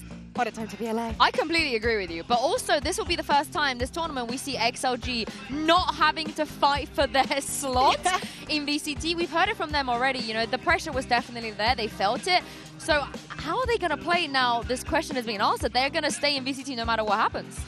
I think that this makes things more exciting because, you know, they know that we will be back in the region. Now that you've gotten your first win, you're only one win away from making it out of groups, setting a new ceiling for yourself. We've seen some mental blocks that have been eliminated thanks to that loss. You've proven that what you've been working on has its space on a global stage. I think in the simplest form, it just removes any distraction, right? Like, they had to come in with the mentality that it was just about chance, just about here. But I still think it's hard to get that out of your back of your mind, that you could lose your slot in the league. But now that that's gone, I think they're in a position just to be full focused on getting out of groups and staying alive in Paris. We've had so many reunions as well so far, Champs. You know, a Bleed reunion. It's time for a Crow Crowd one. For those that don't know, Voya, the coach of XLG, he used to be on a roster back in EMEA alongside Cloud, the IGL of GX, and Durka. And Durka, yeah. What an amazing team that was. In fact, we actually had a chat with Havoya earlier in the tournament, and he shares some of his thoughts on Cloud's growth since they played together back in 2021.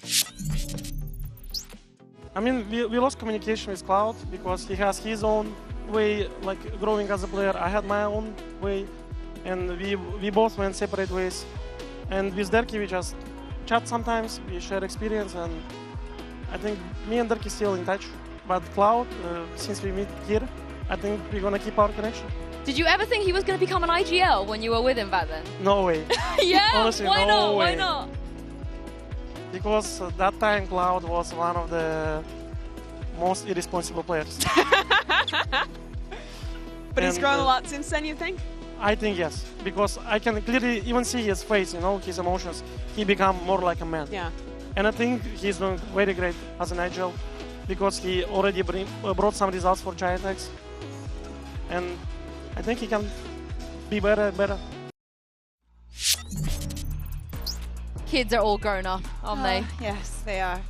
They might go to uni now and everything. But no, we're going to keep them here playing for us. But if you think about the timeline for Giant X, it makes a lot of sense that Cloud ended up being the IGL. Was this the best of their options? I think that with how the year went, yes. Yeah, also I need to quickly remind people, Havoya also did play against Waylander too. So it's like two different reunions going on. Yeah, it's all coming back together. It is wild for Cloud, because I feel like talking to you guys, you've hyped him up to me for years, waiting for like the event that he's finally going to be here, finally going to perform. To let them know that we actually do that. And it does feel like such a moment we've waited so long for him to be on a top team, to be performing, and here he is, but has to either lose to or eliminate his former teammate. Yeah, he's probably the greatest player to never win anything, even still now, which is kind of crazy. He could, though. He could go far if his teammates, Ara, puts up the kind of performance that we've seen from him so far, right? Ara's been great. It's always the same story with Ara. We get an amazing performance from him. He makes everybody else feel comfortable around him. To me, and I think that you can see, also it's very easy to catch a glance at it. If Ara's having the game, it's 100% a win for Giant X. If he doesn't show up, we lack to find that second person that actually carries the game. They had a really close match against Paper X. Obviously, it got less close as we got towards sunset. It's really unfortunate for GX that their best map is also Paper X, the best team in the tournament's best map, and that didn't go their way. But Aura was just outstanding on that map 1 of Ascent. I think GX had such a great read of how to play into that Sage comp that Paper X was rolling with, and he absolutely feasted. It's a huge win condition for this rookie to prove himself on the global stage, to feel comfortable early on, and I think taking a map off of Paper X while playing like that, no better way to build confidence. And I'm glad you mentioned Paper X because here's Gerbinio reflecting on their loss in our Omen player moment. The feeling like after losing it's always the same, like you feel a bit down, like depressed. But overall, this loss is not that depressing like some other losses I have, because we faced the best team, I feel like right now, and we fight them back. The score was 2-1 at the end, and we could have closed it like on Lotus, I think. Some runs we did some like mistakes. As I said, like it's currently one of the best teams in the world. We lost the game, but we fight it till the end. We can like fight them back. We can have close games against them. We can win them. I think that's the main thing and main lesson from this game. Tucked inside Boathouse, Cypher YouTube coming up, and Patman's trying to clear them out. The perfect opener, but Cloud is ready on the swing. 2, and there's more coming. He might just be ready. What a flash from Flickless again! The setup is too good. So when I think about Champions, like it's something big in my opinion. Like it's the biggest tournament right now, with the 4 best teams from every region, the best players. And for me, like it's big achievement to be there. Also, like looking back, like before the last split, I was a bit down. The things weren't going right. Like I couldn't like get into playoffs even. And right now I'm here, so it's big achievement for me and for our team, because of course I didn't went here alone. And I hope there will be more.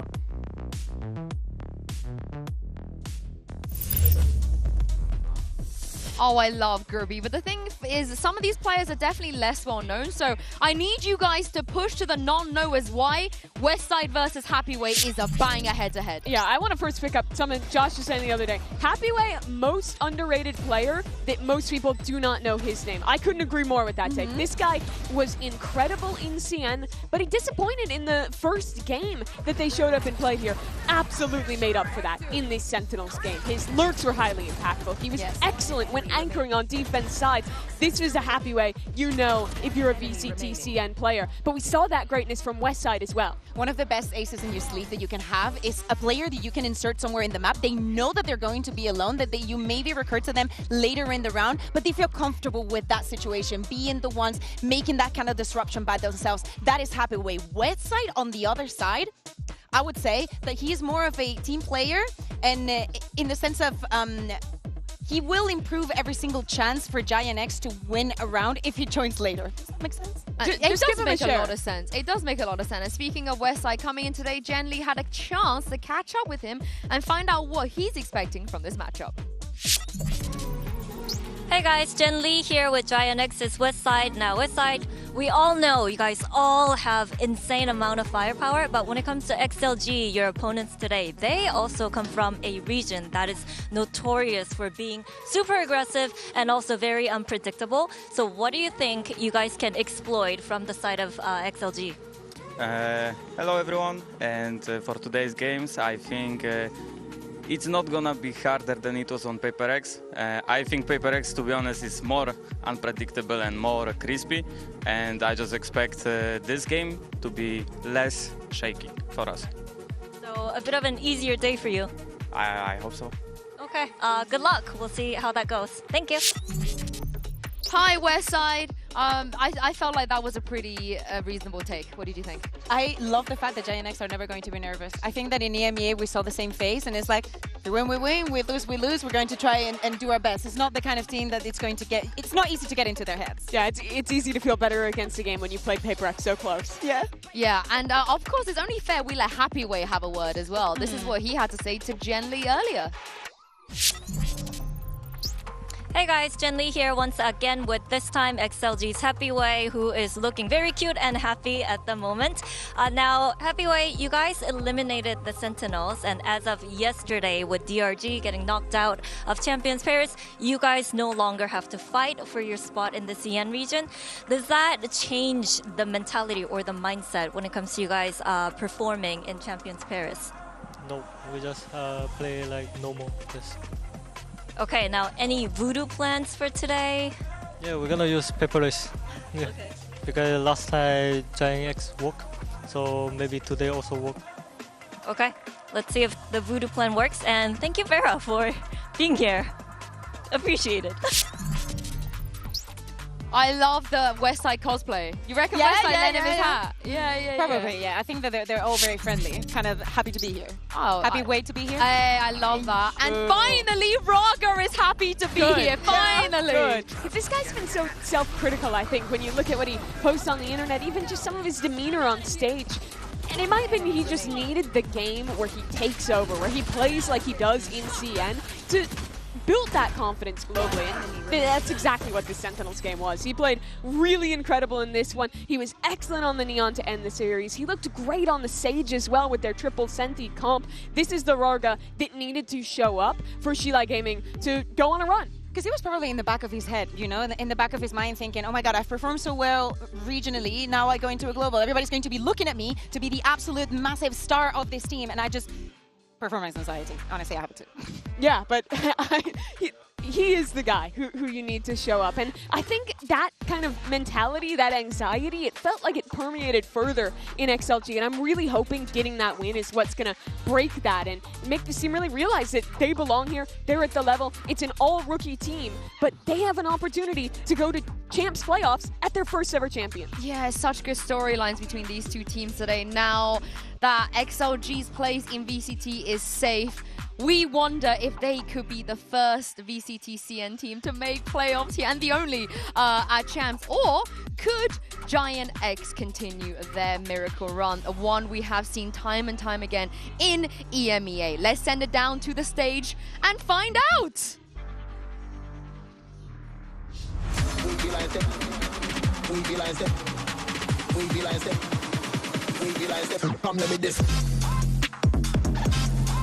Shilai Gaming versus Giant X. We realize that come let me this.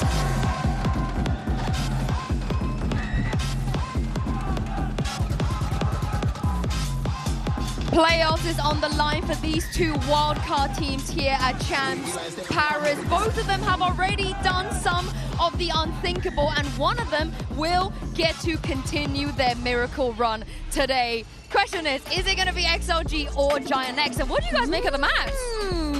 Okay. Bind is going to be the first one. I know and I remember the struggles that I've seen from the side of Giant X. So XLG is just speaking into their weaknesses. And for me, Giant X speaking that ascent means so much, because for the guys of you that do not know at home, our Flickless, they joined in the middle of a stage.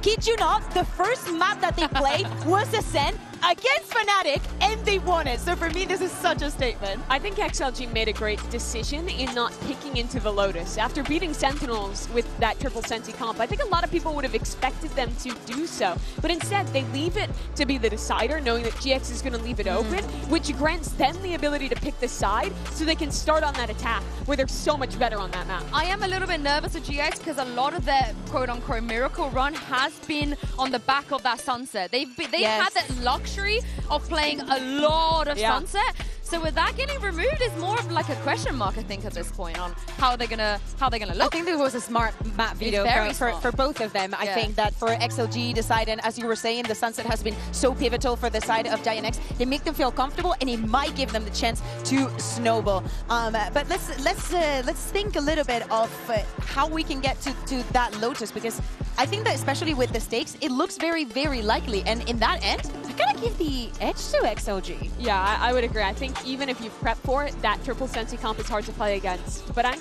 still curious if we can even get all the way there. I'm not sure how confident I feel in XLG's bind. played against PaperX there, got at least 9 rounds on that map, but I wasn't in love with the Gecko Sky comp that they were running there. I think it's a little bit out of fashion these days. I think that playing into that Sky limits some of what you can do for getting mid-round info because you don't have any of those refreshable tools, and you're also trading off the very fast, almost instant defensive rotates that you would get with putting a Yoru in that slot instead. Yeah, at the end of the day, XLG like decided to play the bind. That is something that they wanted to like. Not sorry, Pips is doing his thing already. Not already. Game hasn't even bloody started yet. What was I saying? Yeah, XLG, they decided to pick this map against PaperX, and that was probably the end of the beginning. Well. And that is definitely not a race. That is a waylay. And Raga, after seeing everything that we've been seeing here globally, he wants to add on. Why not? There's been a lot of excitement about the waylay, but what's distinct here is that it's a solo duelist. So when Raga goes to entry, he cannot just dash in, throw his utility, and then refract out. He actually has to be the one to get the entries. And in that way, I actually like the waylay a little less than the raise on this map. So very curious what the game plan is here for XLG. Yeah, and especially when we look at Giant X, them playing the deadlock probably is the first thing that needs to stop. Especially that wall is going to be so important and so pricey for the side of Giant X. Yeah, and it's a very important game too. So I have to hand you over to very important people. Here's Pansy and Hyper. Yeah, thank you so much. VIPs, apparently. That feels nice to be said. I thought I was over there. Yeah, I guess not. Well, anyway, we have a bit of a game that I think most people probably wouldn't have expected to see here. Did not think we'd be here. Yeah, this I think there's again, a few like I you. want to see Pickham's bracket. I think there was like one remainder. Yeah. That was it. But what a situation for both sides to be in. An opportunity to play for that playoffs potential, to get themselves situated and exceed expectation. A lot of us were very excited by the revitalized Giant X, the new look they brought, and XLG elevating to what we knew they could potentially do. Yeah, and especially with things like now having the obviously the secondary weight off their shoulders. Actually, as I say that, Flick just picked up with a wallbang actually from Happyway, and that's going to spur things on here for XLG. Yeah, it certainly will. Do they slow down at all? Westside's still around, and a fair fight for him to be had. A follow-up too. You've been singing this man's praises, and you can see why from the very word go. Bring it to a 3v3. The Raga's position, Mike, could be lethal up here. Potentially got unchecked here, and actually it's Grabinho to find it. That's wild that Gruby got that. Okay, 2 left now. That's going to change things for XLG. Coconut and No Man pretty isolated from each other. Coconut's position going to be rewarded. Lovely flash as well. XLG making Giant X work for their dinner. As Cloud's on, who succeeded beautifully in their opening games. There's nothing to say about that. Confident start here from XLG. And Westside, unfortunately, overwhelmed ever so slightly. Usually pretty good for a multi-kill in the pistols, as we already know from his performance back in EMEA. And just a little bit of a gap in between second One enemy remaining. engagement here for Giant X. Again, just coming back to that same discussion, but I mean, we were leaning heavily on Raga the other day just because of that interview that really just gave us no confidence whatsoever. Oh, it didn't sound like he had any confidence. That was the worry, wasn't it? This very down on themselves performance, and you want to see a bit more confidence behind it. But what a stark contrast to the other side. Yeah, I mean, there's no way you come out of that series versus a team like Sentinels not feeling yourself then.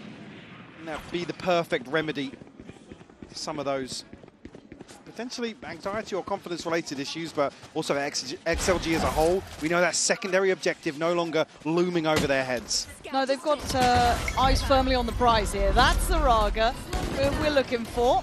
Moment in support as well. Lovely. Good confidence builders here. You speak his name and he gives you one of those. Now, obviously, this is going to be a relatively well brought up XLG for this round, so you kind of expect the outcome, but seeing someone like Raga get started early, it's got to be great for that confidence again. Said it though, Westside a beast with the pistols. They can do any damage here. Maybe take away a weapon or two from XLG, but actually spammed off the corner there. Now down to 37. Going to make things very difficult for him. Trying to min-max as he can, but I think the outcome is defined. 4 kills for Raga. A man that should be building this confidence and capability on these stages, round by round and game by game. Again, a very respectable performance from them up against Sentinels. Certainly got us right back on track. Yeah. And it wasn't a Sen at full strength, but a Sen that both sides faced and came out in a similar fashion. Certainly is. Obviously, bind for Giant X. I mean, this year in general struggled a little bit. The performance in my head that sticks out would have been the loss to at the time, a middling Na'Vi. Yeah. It's almost the anomaly of where they really did start to stretch their legs in stage 2. Okay, so the gonna pick up the pace a little bit here. I love this with the judge as well. It's so complimentary. Raga, so brilliant. Opening up space here for them. Still going to allow Westside a bit of play. But this pace has been punishing from XLG. They know what they want, and they're chasing it. Grubino trying to find an off angle to play from, not going to get it. And now look who's still waiting. Happy Way. Oh, the judge. He gets away with his life. Unreal. Tagged down, but actually still looking pretty healthy considering. Ara tries his luck through the TB and gets shut down here, so it's just Cloud to try and recover something here in round 3. I've been so impressed with XLG. I didn't know where to put my expectations with this side. But game by game. Well, I thought I did. Yeah, I think most people thought they did. And right now, Happy Way picking up where he left off. A quiet start to things, but you think about that map 3 against Sen. He was sharp as hell. Yeah, you could really see the momentum start to build throughout that series. Especially on a round basis, they were very good at stringing together. God, I love that pathing from Raga there. Yeah, Flickr, I mean, well, lucky not to actually get fully inside that poison orb, but... Yes! Happy I saw that judge flavor. Again, the age-old with Giant X, slow to start, so not necessarily outside of, well, I wouldn't say comfort zones, but out of the realms of expectations for them. But I would like to see some of the players start to be a bit more present. We've obviously seen Westside already getting his name on the board, but just getting into the game, right? Starting to feel out the game here, even in throwaway rounds. Still, for me, the two that stick out there are Flickless. Yes, for absolutely. them to state their name a little bit. Good flash here, Raga. Unlucky not to actually find that kill. Oh, great chip, though. 20 HP left. That's good early work. 1 minute 15. A little bit of a show of force, but a standard, I don't want to say standard default, but a passive default waiting to maybe feel out if there is a stack, if there is aggression. Yeah. We can see where a little bit of that trap is currently waiting. Well, if XLG have done their homework, they'd know Giant X like to go aggressive on some of these eco rounds with the pistols and potentially a scrappier purchase. Certainly want to be diligent. God, they've drawn the reaction, maybe trying to capitalize on No Man's isolation, but he's got a Vandal locked down. Oh! Gets the job done, man. And Ara's going to be fuming about that. Bino, what a shot. Give me another. Another and I was with you. But it's Westside in a 1v3. I have to say, ticking the box for me with XLG dealing with this. They have suffered casualties, but you're not going to get a completely free round against a team like Giant X. They will put you through your paces. And for Westside, they're sitting deep on this. They're not going to give him any freedom to work in. No, very safe pair of hands with Happy Way, 4-0. XLG off to the dream start. Up a substantial cushion now. And the Homeman does so well to handle this aggression through the TB. Even with the stun connecting, Ara couldn't close it out. It's not going to go. He ate the stun as well. I didn't catch that on the skybox. Oh, I didn't see it. Mr. 3K up and about, letting him know. But again, look, sometimes it takes a couple rounds for Giant X to get going. You're alluding to it. Now we see that operator in play. Let's see if they can get on the board. It's been a quiet start. Oh, but that's a loud start into this round. Ara instantly taking the wind out of Raga's sails and controlling over towards Shower. The sort of rounds where Giant X have really cemented their names is in drawing early bloods, and getting rid of sort of these heavily stacked executes. But Happy Way's been nasty. I feel like he might get him something here. Jump spot, did Rubinho see that? I think Happy Way actually relaying the information as well.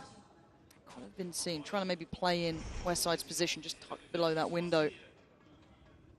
I'm waiting to see if there's going to be a fake coming out from maybe some of the presence from No Man or something like that, but they have drawn a third player over, so Cloud supporting this B side, believing in this. Let's see if they decide to stick the landing here or maybe consider the TP. 44 seconds, still got time. Plenty of ults now to play with as well. Still got No Man posted up though. Ara's holding that angle from backside on A. Oh, ult taken, TP, nothing for it, right. And this is in the pivot. They're going to be going up against the favorable site. 2 players here, but Ara still with that operator and a great slow from the paint shell. Invest the Seekers and the pop flash backside, but they've got to try and scale out here. And Ara's doing very well, very, very well. 3 big kills, making this such an uphill struggle for Happyway. A 1v4, the only thing on his side is the time. Nice attempt, but GIANTx handling that back and forth very diligently. Absolutely, and really attributing to that, like I said, it's about damage control in some of these rounds for GIANTx. Look for them to aggressively find these opening engagements and sit back and really play. Again, it's the discipline of Pipson, playing towards these numbers advantages. I also have to just compliment as well the fact that Ara was, as you almost said there, sitting deep quite literally too. Aware of what was left, there's not going to be much gap close capable. Playing deeper than the Seekers, they had to swing out ahead of it. Just nice individual positioning from Ara. Looks like it might be a set piece here from GIANTx. Is Westside going to switch over to A? Heavily invested util towards the entrance flying down to Lamps here. Yeah, maybe. I think it looks like the kind of flash through and drive for now. Look how deep XLG is still sat on this. They're so aware of it. They've been doing their damn homework. They have got the playbook themselves. XLG dismantling GIANTx's plans in a blink of an eye. Just as I said it, GIANTx love to go aggressive to find, you know, the extremity, 1 single kill. But there's so many bodies for XLG stacked up here. Great homework. Yeah. Gotta say it. Great, beautiful great read on how GIANTx have been approaching the game. Yeah, Westside going to be shut down here as well. It's a flawless round here for XLG.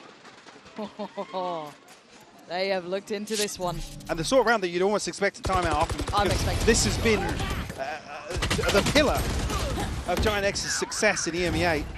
So I was expecting that kind of deep flash, maybe the dizzy through, the burst coming in, you know what I mean, like the full commitment behind, but handled perfectly by XLG. And we've kind of seen XLG having to face maybe opponents that aren't as easy to prep for until now. Now you've got a little bit more footage on GIANTx here coming through. You're starting to see some of that real build up to this point. 5-1, Mike. Oh yeah, monster on the loose. Side still here towards A. Going to be plenty of space made, but actually Ara does find no man in the back lines. Okay, so a bit of a trade-off, right? It's a shower stack, basically, for GIANTx at this point. 4 players here, 1 on CT, and then XLG trying to stay alive between it. Now, you do have Viva with that ult, which is pretty important at this point, but I'm looking at Ara's timing here. Prepare for hellfire. Is XLG trying to commit somewhere together? The ult's actually just going to be invested to try and force them out of showers, but it's just forced to fight forward. Ara brings down the hammer for the reaction in the right place. Right here. Going to be able to see a bit of the spike here, so they know when to react to this.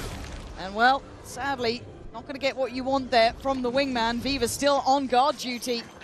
Nice, good time, brilliantly handled. Rubinho in the 1v1 and Happyway on the other side. He doesn't need to overdo it. This divide still marvelous for them.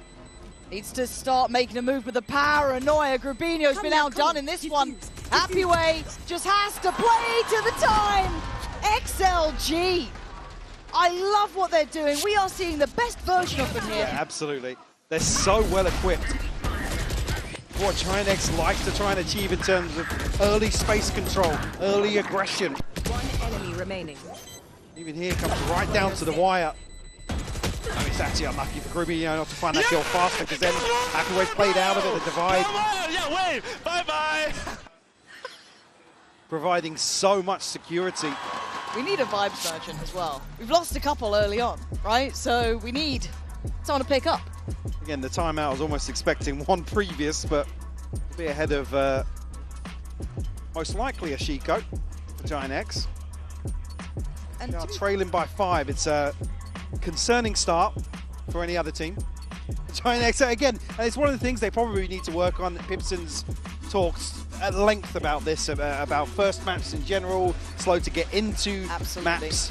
But certainly here, you come to Champions, you can't really allow that to be a factor. You're not really allowed slow starts in these caliber games, in my mind. I think it's going to be a very heavy burden. One map, 1 versus Paper X, right? They went 1 up versus Paper X. Yeah, the caliber here is high, right? Even against maybe teams you weren't expecting to be as good.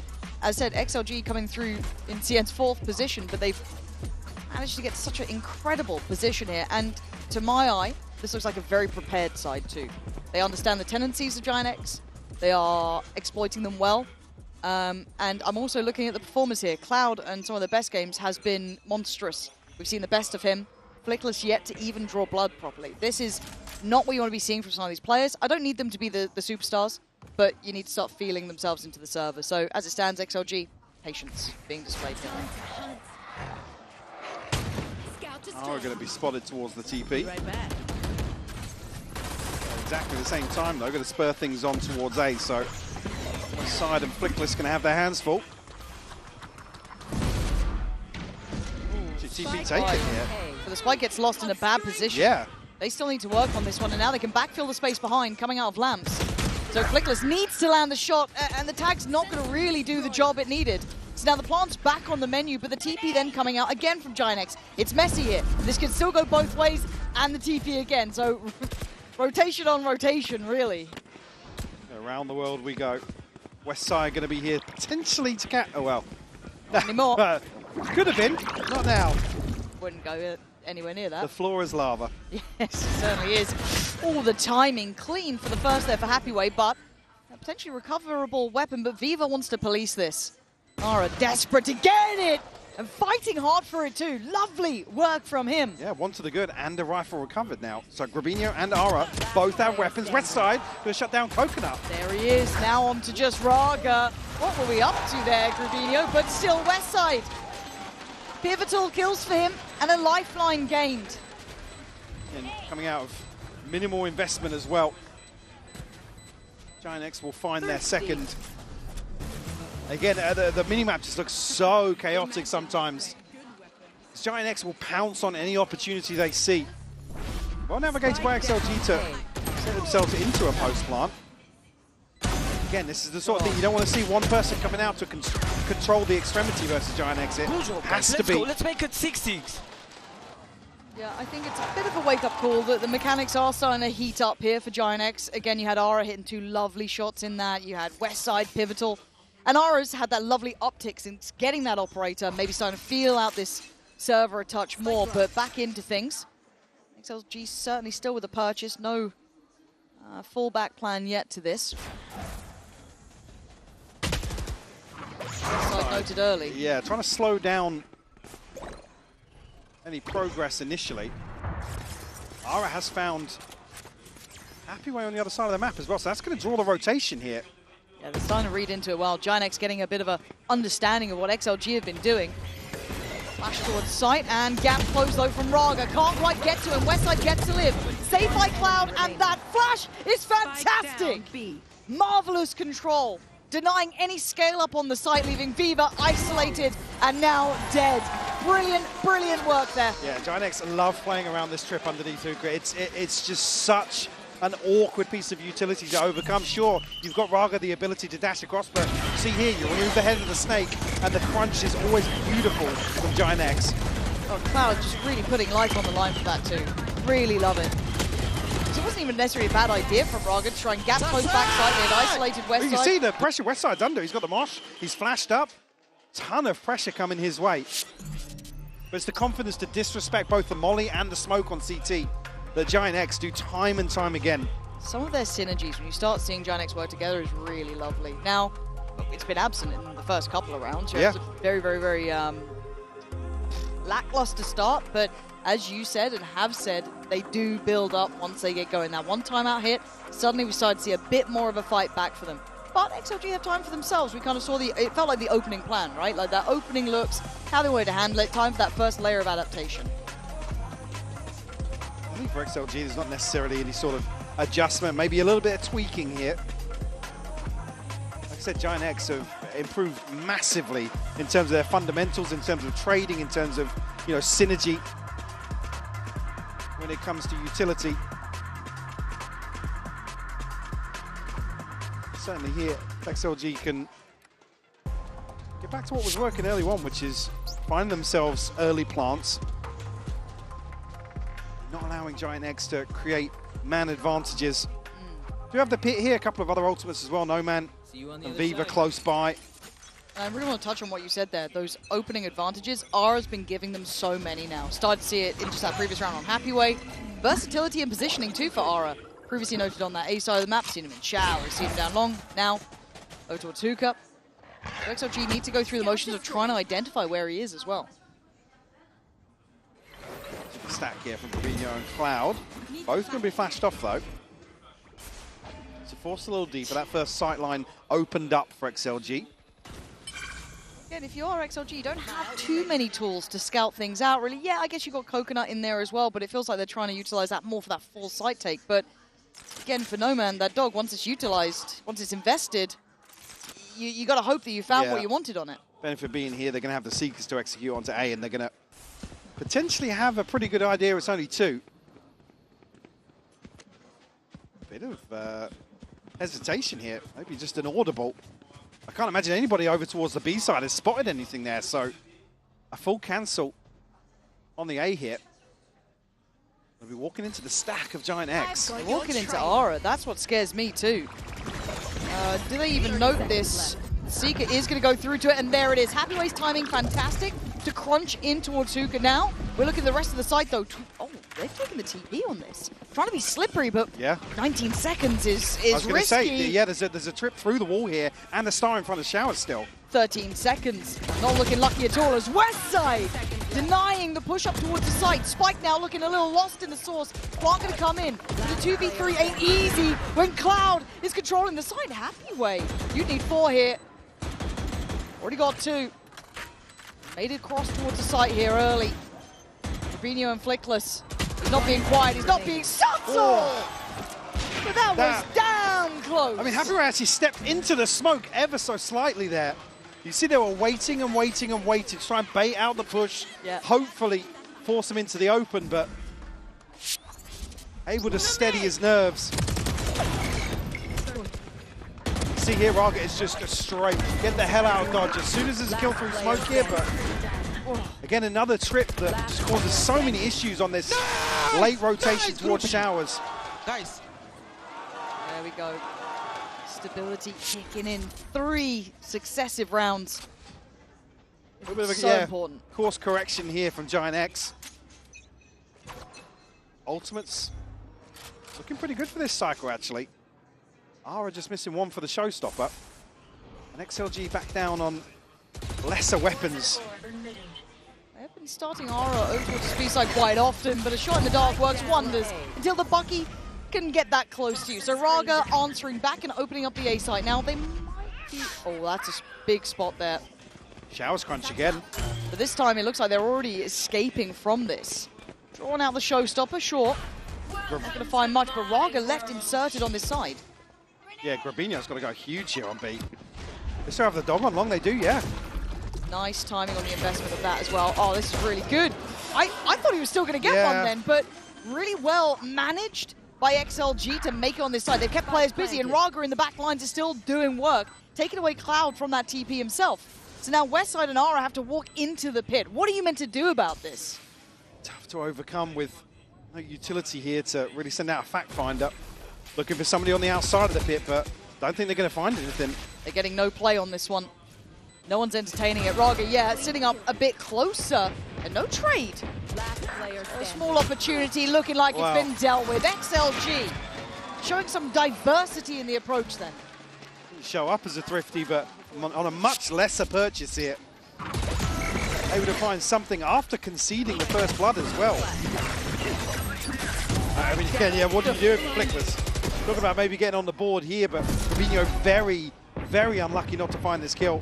No man obviously solo here on long.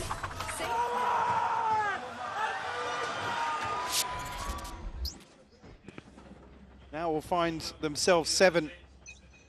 Giant X still comfortable in the purchase. There's still a couple of ultimates here to play with. Oh yeah, monster on the loose. Ults on both sides. You're going to be hearing Coconut ripping that from the start. The answer, Jesus, don't let the Counter-Strike Frog see this one. Oh God, XLG are already on the site. While Ara was still panicked on the pressure on long, they'd already taken the site itself. It was all-encompassing this. And Raga, devastating impact in his work. That Waylay looking good in his hands. Absolutely beautiful execution here. Pushing everything towards the start of this round. That's West Side left in a 1v4 to try and recover a 5th here for Giant X. Didn't even let Giant X have a chance to No. So pacey. West Side. Oh, man, so much to do. And I don't think he's given much play, is it? Oh, no. Oh, it's not how you want to end the half there, but 4-8. What a score for XLG, Mike. Absolutely explosive. Giant X, a few glimmers of hope here and there. Good string of rounds to make a recovery, but unfortunately can't bring it much closer. XLG. Strength here, real strength in what they were doing at the end. Good to see life in Giant X, but going to see a whole lot more than just that. 4 rounds. He said himself, bro. Ain't going to be enough to keep him alive, but you might have noticed during some of the crowd shots, we have a lot of fans here. Some of them are standing by, so we're going to hand it on over to Lou, who is standing by in the audience for an interview with some of those fans. Et les fans Giant X sont là day after day, showing up at the arena to reach for the GX boys. So the first question I wanted to ask you boys is, what is so special about this team? Why are you supporting them? Is it the organization? Is it one player specifically? Tell me about it. I mean, Giant X is like a family. That's what's special about it. We all feel like a family. We support all together, players, staff, fans. We are all connected in such a special way. And we feel the same about the team and the guys. We feel passion about the esports. And that's it. We support each other. That's it, and we can see it for sure. Donc première question, qu'est-ce qui fait que vous soutenez GX? Est-ce que c'est un joueur en particulier? Est-ce que c'est le club? Eh ben Giant X, c'est comme une famille. Pour nous, on se soutient tous avec le staff, les joueurs, etc. Et je pense que ça se voit. Indeed. And my second question is going to be about this match. We've seen the boys struggling, a little bit on bind. So which message do you want to tell the players here to, cheer them up a little bit? I just want to say that they have to be confident, hit your shots, have fun, of course, and most importantly, play together. Together, juntos. Let's go. Vamos, indeed, of course. Donc deuxième question, on a vu les joueurs de GX qui galéraient un petit peu sur Bind. C'est quoi le message que tu as envie de leur envoyer? Garder la confiance, continuer de jouer ensemble et essayer aussi de viser la tête. Ça peut être pas mal. Thank you so much. Gracias. Thank you for joining me, boys. And we're going to see if GX can take back their confidence on Bind. Did you see the one Fnatic fan trying to get the camera shot? Yeah. With a Boaster T-shirt on.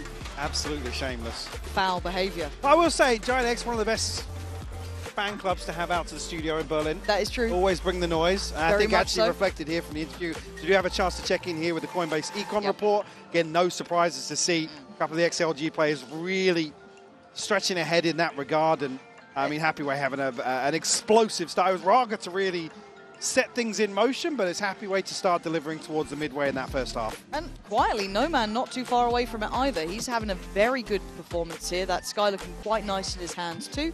But yeah, happy way to me is kind of like a slow burn, right? Just kind of getting to know him a little bit more as we go on, because it can't read. That's tough. Generally. He bought his tickets 2 months ago to see Paper X, and he won't see him play. Does that mean he was expecting him in the lower bracket? That's crazy. Fake fan? We need a pick and check. Plastic fans out here? Damn. Okay, so side swap in effect. There will be XLG on the defending side, Giant X on the attack. I want to see what they look like when they're setting their own tempo now. Slow start here, yeah, to get Showers control at least, so leaning towards a later A piece here. Still 3 members of XLG with an early rotation. I'm looking at XLG really dedicated towards backside, not even really contesting front. It looks like they're actually trying to maybe walk it up now. Showers. Oh, this could be a really awkward timing for them, but actually works out quite well to at least fight off Showers. They're really trying to double down on this, but they're being pinched. Happy way they want to stay alive and deal out that extra touch of damage. And Araga gets beheaded by Grubinho, leaving just Fever alive, and he was far away. He wasn't part of that initial A approach. That's going to be Cloud that's probably going to pick this up. Let's see if we can dig him out of this awkward position. Smoke's down. Cloud actually baited out a little bit with that. Fake smoke doing enough. I mean, the smoke was on Showers here. Yeah. So maybe just fully expecting that's the CT push for sure. That's kind of sick. All right, you got another one of those, Viva? Let's see. He's smoking off the spike. Is going to invest Molly too. It's going to force forward Aura. Yeah, I just think the time's a little late. Ah, nice try there. Aura, though, going to catch him in the end, playing the time very well. And it felt like that was such a thin margin from kind of swinging one way or the other, right? We had this kind of like push up late with Showers, but Aura was so quick to get behind him. Yeah, credit to XLG to be so decisive in their approach to a 3-man stack on A, prioritizing Showers, but Aura is in here so quickly. Good job, guys. With we the backstab. Again, just paying no attention towards Lamps. The immediate response comes from Giant X. I already want those wingman hats. I mean, all the craze now. Benji Fisher doesn't want to hear you say that, though. Huh? Benji Fisher doesn't want to hear you say that, though. Well, Benji ain't here right now. Yeah? Don't worry about it. He's fine. West side. A ton of damage done through this smoke, by the way. Like, relax. You had the ghost. The others take the wheel for a bit. Ah, Flickless. Going to be sent away, but his problems continue. Flickless. He's having a nightmare, isn't he? 3-11. I mean, you see the way in which he was dying in the first half is not much for him to do in some of these rounds. No. We tasked here with... was he heard? No, Raga doesn't seem to be looking this direction. Really thought he would have heard those steps, but not the case. Hathaway really wants him dead, but Giant X just playing as 5 basically. He's got the roaming pack plants in. It's good work. Not losing too much yet. Again, they can afford to lose 2. 2 of those ghosts there, one with Flickless, one with Westside. Otherwise, obviously, wanting to keep those Bulldogs in play, supplement that bonus coming up as Viva. Well, I think we know how this one ends. Yeah, with only a classic. Not sure he's going to have much of an opportunity here, but whether or not anybody from Giant X is going forwards again, Cloud only has a pistol himself, so happy to go forwards and take an orb where he can, to be honest with you. Ooh, Aura, I mean, he should win this fight, right? Right? Yeah, right. Yeah, got a little sketchy. A little sketchy, all good. And again, if you were worried, Cloud did drop off that Bulldog to West Side, so able to keep that in play regardless. It's all good. 6-8, the scoreline closing in now, getting much closer. Okay. I mean, must be nice to be West Side, right? Yeah. Unfortunate. One enemy remaining. With a well-invested bonus here. Chance for Giant X to replicate some of the success that XLG had to kick this map off. Cloud is really close to that ult too. Yeah. Wow, he's been doing very well early on. Farming those ult orbs up. I think that's why we see XLG challenging towards Showers here, but Aura's here so quickly with the pinch once more. Aura just playing a 2x speed of everyone else. Every time that XLG wants to get some pressure on Showers, he is the problem behind them. And now, as the dust settles, it is a 4v4. Oh my god. Unconfirmed damage, but we know it's there. Yeah. Down to 40 HP on Aura. Post plant now in play. Look, let's get out of that. I don't think he's got a safe corner, so has to wait for the orb to go up. Down to 29. Dips back in. XLG do need to start trying to push back some of those more contested sides of this one. Westside was affected by this, hindered, slowed. Raga tapping the spike, trying to draw the util. It's Hathaway finding the bodies, leaving Cloud and Aura standing, but time is the factor here. Cloud, I don't think he can do this one alone here, but the fly in, the time. No way. Oh my god. You don't see that often. I was like, he's got it. I thought he had it. I mean, we couldn't see the spike, but it still felt like there was enough time there. The util right down to the millisecond. Was it 0.01? Oh! I mean, it almost looked like he had it from his POV. I know! No! They got baited. It's like, yeah, meant that. All good. It's a bonus converted here. Damn! In nail-biting fashion for Giant X. But 3 on the board. Ults now again, Cloud, the one that we were talking about, but Aura also has his showstopper now.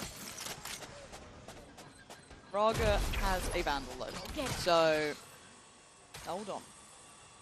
There. Said it. Look at the progress outside Hookah though. Yeah. Hathaway's got himself into such a weird spot. I guess no one's policing it early, but it looks like there was a glance. Oh. Do you remember I said about Raga with that Vandal? Oh, I just found out. Oh, no. Happy way. How is Cloud in that? But they now know, right? So they can rotate Raga over, because it kind of is escort the VIP. Can we set him up? They still have a couple of sheriffs, but by all accounts, aside from that, it's not too much. Plant is in. Coconut, what? What is that? It's meant to be Raga! He's the one to close the account, but they did the damage! How have they done that? That's another round. Giant X, again, this year have looked so good in terms of anti-ecos. Yeah! They're crediting their fundamentals. XLG repeating success here on a lesser purchase. Oh, hitting the nuts. Oh. Enemy remaining. Don't miss me too much. That's absolutely wild from XLG to find their first in the second half and it here. breaks the money of GX. Yeah. Well, because everyone died on the bonus, right? So it's a reinvestment there in round 16. That's outstanding. And like half of that I want to kind of put in towards Happyway able to push out of, I guess it was through Hookah and just tuck it into that corner. Good info, good rotation, great start. I mean, bloody hell, here we go, Raga. Second time Gravino's caught there. But look, Ara doing what we know, but this time they're going to push further. Raga learning on the job, basically. But Giant's going to once again work out a plan, but to try and defend this with only those sheriffs, that Stinger, not going to be easy. They're going to need something. That was a great tag from Cloud. A ton of damage done, actually. It's a little jiggle peek from the dog. All good. Coconut having confidence now in these peaks here. Flying back through West Side, still going to light up the kill feed with that sheriff. Man. But there's no escaping. There's no way out for West Side. Cloud can't do enough himself, and it's 3 players. Flickless can't do a thing. XLG, it looked like Giant X had the cure. They had the thing they needed to pull this game back. But last couple of rounds. The time is just off here for Gravino. Like I said, it's the second time he's caught out on the back of that gravity well in showers. Yeah. West Side, you can see there, hands off the keyboard. It's such a brutal combo between Viva and Raga.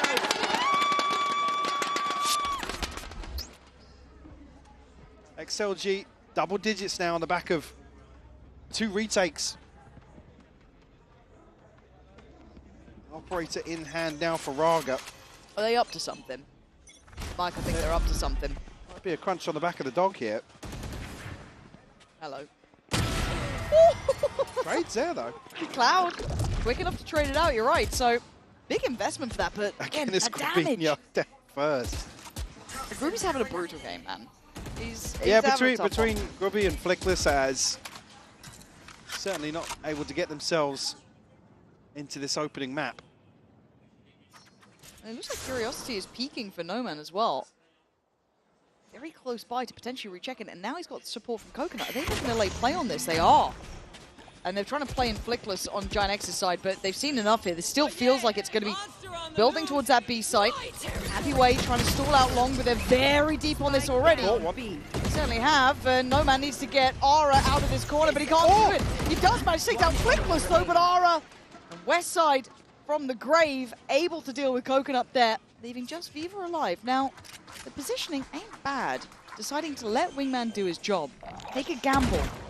Finally denies Molly towards long. This is nice. This isn't an easy position for them, but they have the numbers. Viva now, having a check, has a look, has a kill. Cloud again, these trades, Mike, they are key. Viva again tasked with an awkward situation, decides to deny the plant, try and lock them out. Allows Giant X to stack up for a 2v1. Oh yeah, West Side just caught. As soon as he crests that corner, again a trade on himself. Another on the board here. Within 2 on this opening map. Do you have the divide here for Grabinho? Flickless, the next closest for the pit. On the other side, we have Happyway and Coconut. Look as if they're happy to stack up once more. A mistake on the Boombot, though, actually allows XLG to make a play like this. Devastating off the smallest error on that. Yeah. A fumble creates such a profound moment for XLG. And that spike, left alone, to be recovered, yes, by Westside. But it might be damage done by this point. Already Happyway tucked into this corner. Not going to see the cross from Grubino, but we'll see Flickless.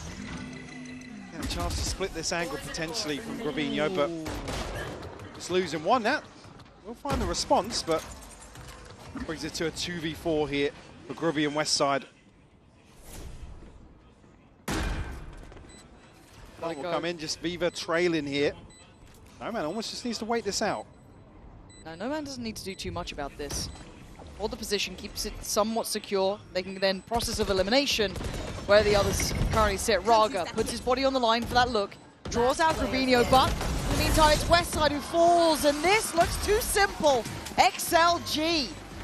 I love what we saw there. Yeah. Quick, decisive, made the most of that moment. I gotta say as well, Raga picking up where he left off the other day. You see the confidence now just brimming for him. And it's open up a my god. Game by game, said just so sharp. I don't even know if the Boombot would have made all of that much a difference, but you can see the frustration. You can see the annoyance on that one. Are not happy about it, but still credit to XLG, given just that small opportunity, and look what they do with it. Looking to exploit that further with the Outlaw up against this very broken purchase. It's going to be Ara with the Phantom to try and be an instigator of change. Making that walk up. On the other side, Happyway waiting. There will be no man towards long. Flash should confirm. The pacing here, Mike, looks quite quick. Yeah. Going to try and catch somebody off guard. Ara not going to be able to catch Happyway ahead of the pit, though. Oh my god. He's looking for him. Ara, blind shot, but it works. No man in the meantime does catch Cloud with the back and forth trade. Raga, head first into this, tries to clear through, turns around, finds him! Grubino has had his number read the whole game. But a 3v3. Good chance for Giant X here. Time on their side. Ara will be traded out here. A 2v2 now. Flickless and Westside. A Vandal and a Stinger. Try and convert this. Raga taking his sweet time on long. Got to get going now, though. That clock is going to start ticking. The time determining the outcome potentially here. Flickless going to find Raga, leaving Viva with nothing to do, really. He knows it as well. Timing that save. Giant X scrapping their way back into this game. Pushing up another round, keeping that scoreline at least in a respectable area. Great way to navigate through the pit as well. I think it's actually only the drop off top site that gives Ara an idea of what's going on here. Lovely mastercard thrifty there from them. I think the pace change, maybe just catch one person off guard, but Giant X actually able to stick the landing in terms of site control. Maybe a little frustrating to watch that one play out, but credit to Giant X making that purchase work. Yep. Can I get a drop? Scrappy team, gritty team. Well, they might continue with this pace, Lauren. I'm down for it. Maybe that's what they think is the answer. Commitment behind again. Ara, first man forward. Clears through up towards Lamps. Mosh can be sent in to try and stall the plant. Dizzy up top. Giant X clear backside, but they haven't cleared site itself. Shower's still a question mark. Drybox still a question mark. It gets cleared. Plant now in, and then the Viper's pit on top. Double flank though. See already Cloud looking back this way, but can have his hands full. Happyway the first to fall. Seeker's invested, no man will trade. Yeah, a little ambitious to try and clear those Seekers here, and here comes the crunch. Ara trying to make sure he keeps this space safe. No man, brave in approach. And now Giant X starting to dwindle in numbers. Ara still digging deep here. Still has to try and hold on. It's all on Viva again. And once again, Giant X in these scrappy rounds. Resilient to the final two. Decay brings Viva all the way down to 26 HP. As soon as the pit drops, he's left with no safety net whatsoever, Lauren. Giant X desperate to continue with this tempo. Will be rewarded for it. Again, the flank coming through very, very early on. Very unfortunate for Raga. not to find that one. Again, the near sight actually taking effect as well on Ara. Broken the money. Got Bucky's. Oh, Stingers now.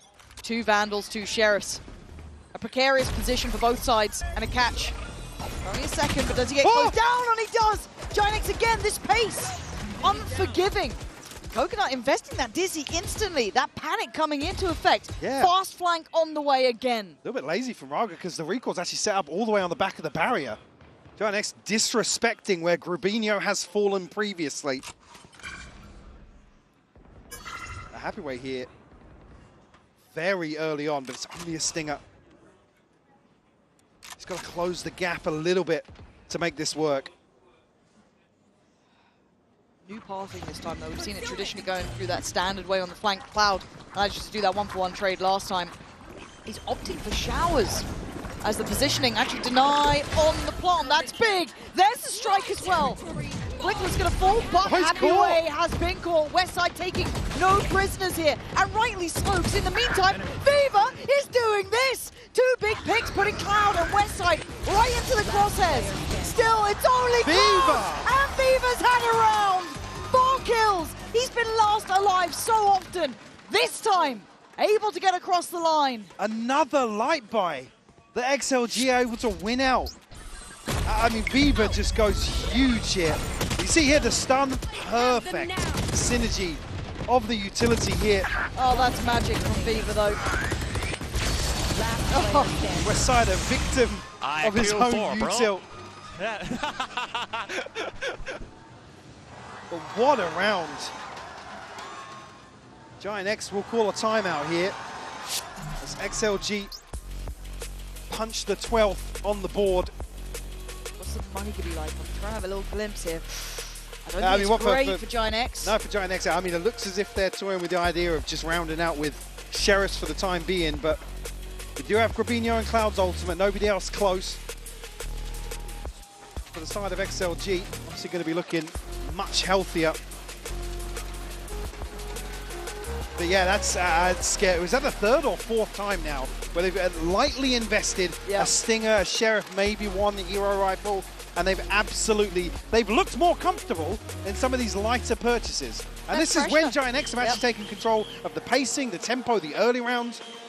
And I have to highlight, Happy Way's pathing that time, a little bit of variation on it, hugely rewarded. Brilliant, brilliant stuff.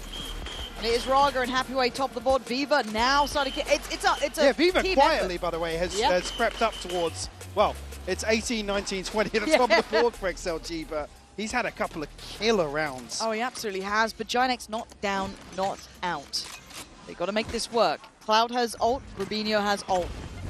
They tried to supplement this buy with whatever they could. Bulldogs here, Phantom of Vandal there. A little bit of chip early on too. Worrying when it's on the players who have the weaponry. Yeah. They then try and filter this out potentially. You're looking at light shields on the others. XLG have started 4A. Again, there's not necessarily a clear indicator as to the setup, but Giant X seem to have sniffed it out already. Conscious of a TP crunch. Divide, going to be invested here. Dog. Gonna spot a little bit. No, man, how do you want to play this, though? You can't stand against 3 on long. There's still too much util, so sits into the cubby but tries to pick his poison. Oh, Grubinho's got him! There's no way Grubinho gets that. Cloud now should be the knife in the back. And he is good for 1, but then there's a quick trade. But it's down to the players with the rifles now, Mike. An opportunity to reset on site. Get themselves tucked in here. Ara going to be the one to hold down the fort towards Coconut, but this pressure through Hookah has to be dealt with. Yeah, too long. One side. That's the kind of post plan they've had to opt for here. The smoke's going to allow for the drop down from XLG. Does time well here. Ara then double checks Westside, shows him why he can hold this, but it's Happy Way. That time he's still got a little bit to play with, but not masses. 2 kills. A wild shot, but he's been caught. Giant X just need to play this right. Play this calm. Oh no! Happy Way. You don't get that one, Flickless. It's been quiet, but a key kill to get them up to 11. They're making that trip work now on the other side of the coin. Get that hookah dropout. So brutal. A crucial kill from Rubinho as well. You see he's caught off guard. This pinch, even though it's dealt with, Cloud got his one. Trim the fat a little bit. Let's go. Does it break the buy back, or how's their money looking for XLG? I mean, XLG are fairly comfortable. It's going to be Viva that's going to be struggling. Just a Bucky to bring into this, but actually, yeah, happy way on a judge. See how close this has been. Guardian still for Rubinho too. Last round of regulation, throw everything into this one. Nothing in the form of ultimates here, so fairly vanilla in terms of opportunities here for both teams. Giant X again planting the seed, get themselves set up for potentially a TP rotate. Very patient here from Giant X, actually a very different tempo. We saw them kick up a gear, shift gear previous to this point, but they are going to the 3-play site, which does worry me slightly. That judge is very proficient, playing out by lamps. Wants the game plan to clear it. You can't just run in like that. Heavyweight gets the upgrade and gets away, stalls him out. Raga's going to see the rest, and he gets a couple of shots as well. But a chip towards Ara, but the plant is now in. Man advantage to XLG. Ara trying to even that up by removing Raga. Swing back side. Giant X fighting as one, leaving just Viva and Nomad, and Viva was the one with that judge. Wait, also does have a classic. That damage onto Cloud. Pop flash, he actually fakes the flash, allows him out, that's nice. But do they still clear the position? It looks like they will. Viva has. Wait, it's a 2v2. They can smoke this spike. This isn't comfortable. This could be... LOS. Wait, Mike, I'm worried. What's this? I'm worried. No man is still here. Vulnerable, though, in a 1v1 now. Grubinho down on just that Guardian. But the time is ticking. No man goes for the swing, but the time is surely too late. We're going out of it all the way through. Tied up here, forcing overtime. Giant X feels like clinging to life here, but able to get this one across the line, Lauren. And it felt close, man. Manic exchange. God, the fight backside, that is such a bold call to make, And right? this is where Giant X have looked fantastic this year in terms of synchronized fundamentals. Certainly making a display here. Oh, I was excited. Damn.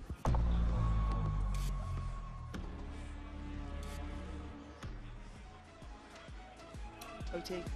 OT it is. Love OT. And a chance for maybe both teams to catch their breath. BA. On top of that. No, that's not, that can't be right. The words that shan't be spoken. I don't believe it. I don't believe it. I don't want to hear a word. I mean, it's usually a celebration. Somebody spilled a drink somewhere. I think it's like a stood up, cheered, earphones out. Earphones out. Yep. But all good. Short and sweet. Just how we like Just it. a teaser for you. 12-12. Now, starting this one out, it will be XLG on the attack and Giant X defending first. Oh man, this is heating up. I gotta say as well, if you're XLG, what do you eye up? Going to that B side felt foul up against West side. Yeah, So, yeah, it really is. Again, but one thing for West side as well on the deadlock, he's so good at just minor adjustments to the setup. Look at Aura. With Cloud, push pretty deep on this. I haven't seen them start like that in a minute. Maybe a puff of the chest. Giant X starting to posture up a little bit. Oh no. I mean, This he's feels got like company. a disaster in the making. Or potentially a miracle in the making. It depends which side you're coming from. But Aura will wait. Rubinho helps him. Trains his eyes on the first, finds a second. Oh! It is a blender of bodies. The Giant X at the helm of it. Leaving just no man alive, and that bold call, that bravery to play up in OT. As you said, a bit of posturing, but God, did it work. No man to try and recover. West side there to shut it down and take the first OT. Put themselves one round ahead and a chance to close out the first map of this series. XLG's pick, don't forget that. Good reminder. Giant X, the times you've talked about this, the slow start, enemy remaining. Give them a bit of time. Don't believe what you see in those first, what, 8 rounds. Nice! Thank you. Brilliant. You never really see that. And again, coming back to the same discussion around the lighter purchases and how hyper-aggressive Giant X like to be in thrifty rounds. Again, they never usually make many switch up. When they're playing from behind, you never see them kind of back into their shells. They're still so keen to take the fight to their opponents, throw them off balance, and really be a spanner in the works effectively, which is, well, summarizes their performance in the EMEA this year in general. Yeah, it certainly does. XLG's timeout here, you can see coach there, mostly the one kind of leading the conversation. And for XLG, it's been a good game from them. I don't think I can really discredit that. No, I feel like we're kind of in the same boat we were versus Sentinels the other day. XLG stepping up to the plate here, like I said, playing with a bit more freedom in terms of secondary pressures. Raga, certainly, I mean, I don't want to say a full transformation, but looking way more comfortable. Not just confident, but comfortable going forward. Looks like a new man to my eyes, I'll say it. I wasn't on board the Raga hype train until I've seen him now start to hit this form. You saw the regional upswings, but it's all about that big stage for me. You've got to translate that to a global. And it certainly looks like he is, but he's not there yet on the other side. Aura sitting in the limelight now with a lead of 13-12.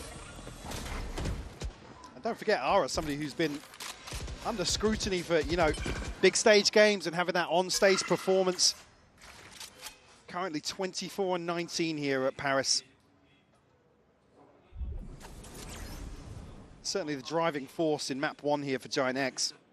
Very much so. And again, you looked at the beginning, he wasn't having a highlight game. No, certainly that not. Operator out, No. started to slowly climb back. From that point onwards, he's become pretty damn filthy. Yeah, the catalyst for him for sure. Flash does catch outside B. Still. Nice. Deep insertion here towards Showers for West Side and 2 players over towards Short. So expecting the TP crunch once more. Haven't drawn a rotation though. Launching smoke. Okay, back through. Nice Molly. Good stall. Viva. We'll try and play his life well here. The rest of the team sitting a bit deeper back towards CT, opting to give up some of the site. Oh, hang on. Being stuck in there? Oh, he's got the stim down, so able to break himself out of there pretty quickly, but a full 5v5. Not Giant X's comfort zone by all means. No, welcome to the mess. It's about to get hectic. Dizzy goes up. That kind of indicates those first couple of steps of playing this back through is going to begin, but it's Aura they're going to meet first with Flickless. Over towards that lounge push out. Flash comes in, doesn't affect him. West side, Aura, back-to-back damage, pops the ult to buy the time. Dissuade a push-up, finds another body to drop. Exceptional form from Aura. As Happy Way, who was a highlight initially, dead and buried. It's 14 for Giant X. The slow start happened again, but an explosive finish to map 1. Absolutely. Giant X looking phenomenal here in terms of the claw back in on Bind. We'll be right back after this break.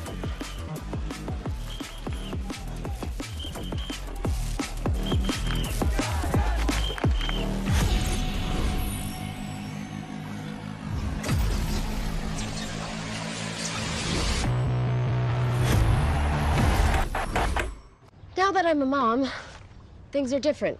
Verizon's different too. They let everyone in my family choose different plans. We get what we want and we save money. Love that for me.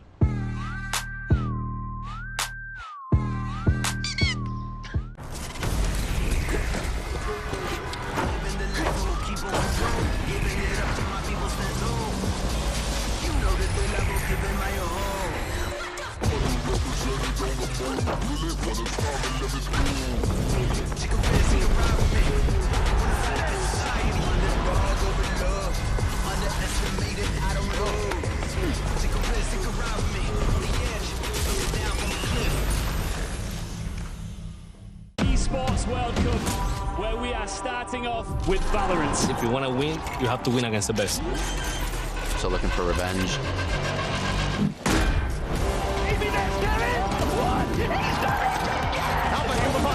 There's the shorty, and Alpha goes crazy!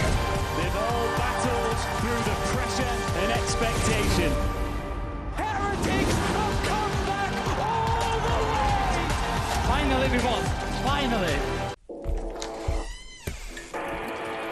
Yeah. Let's go.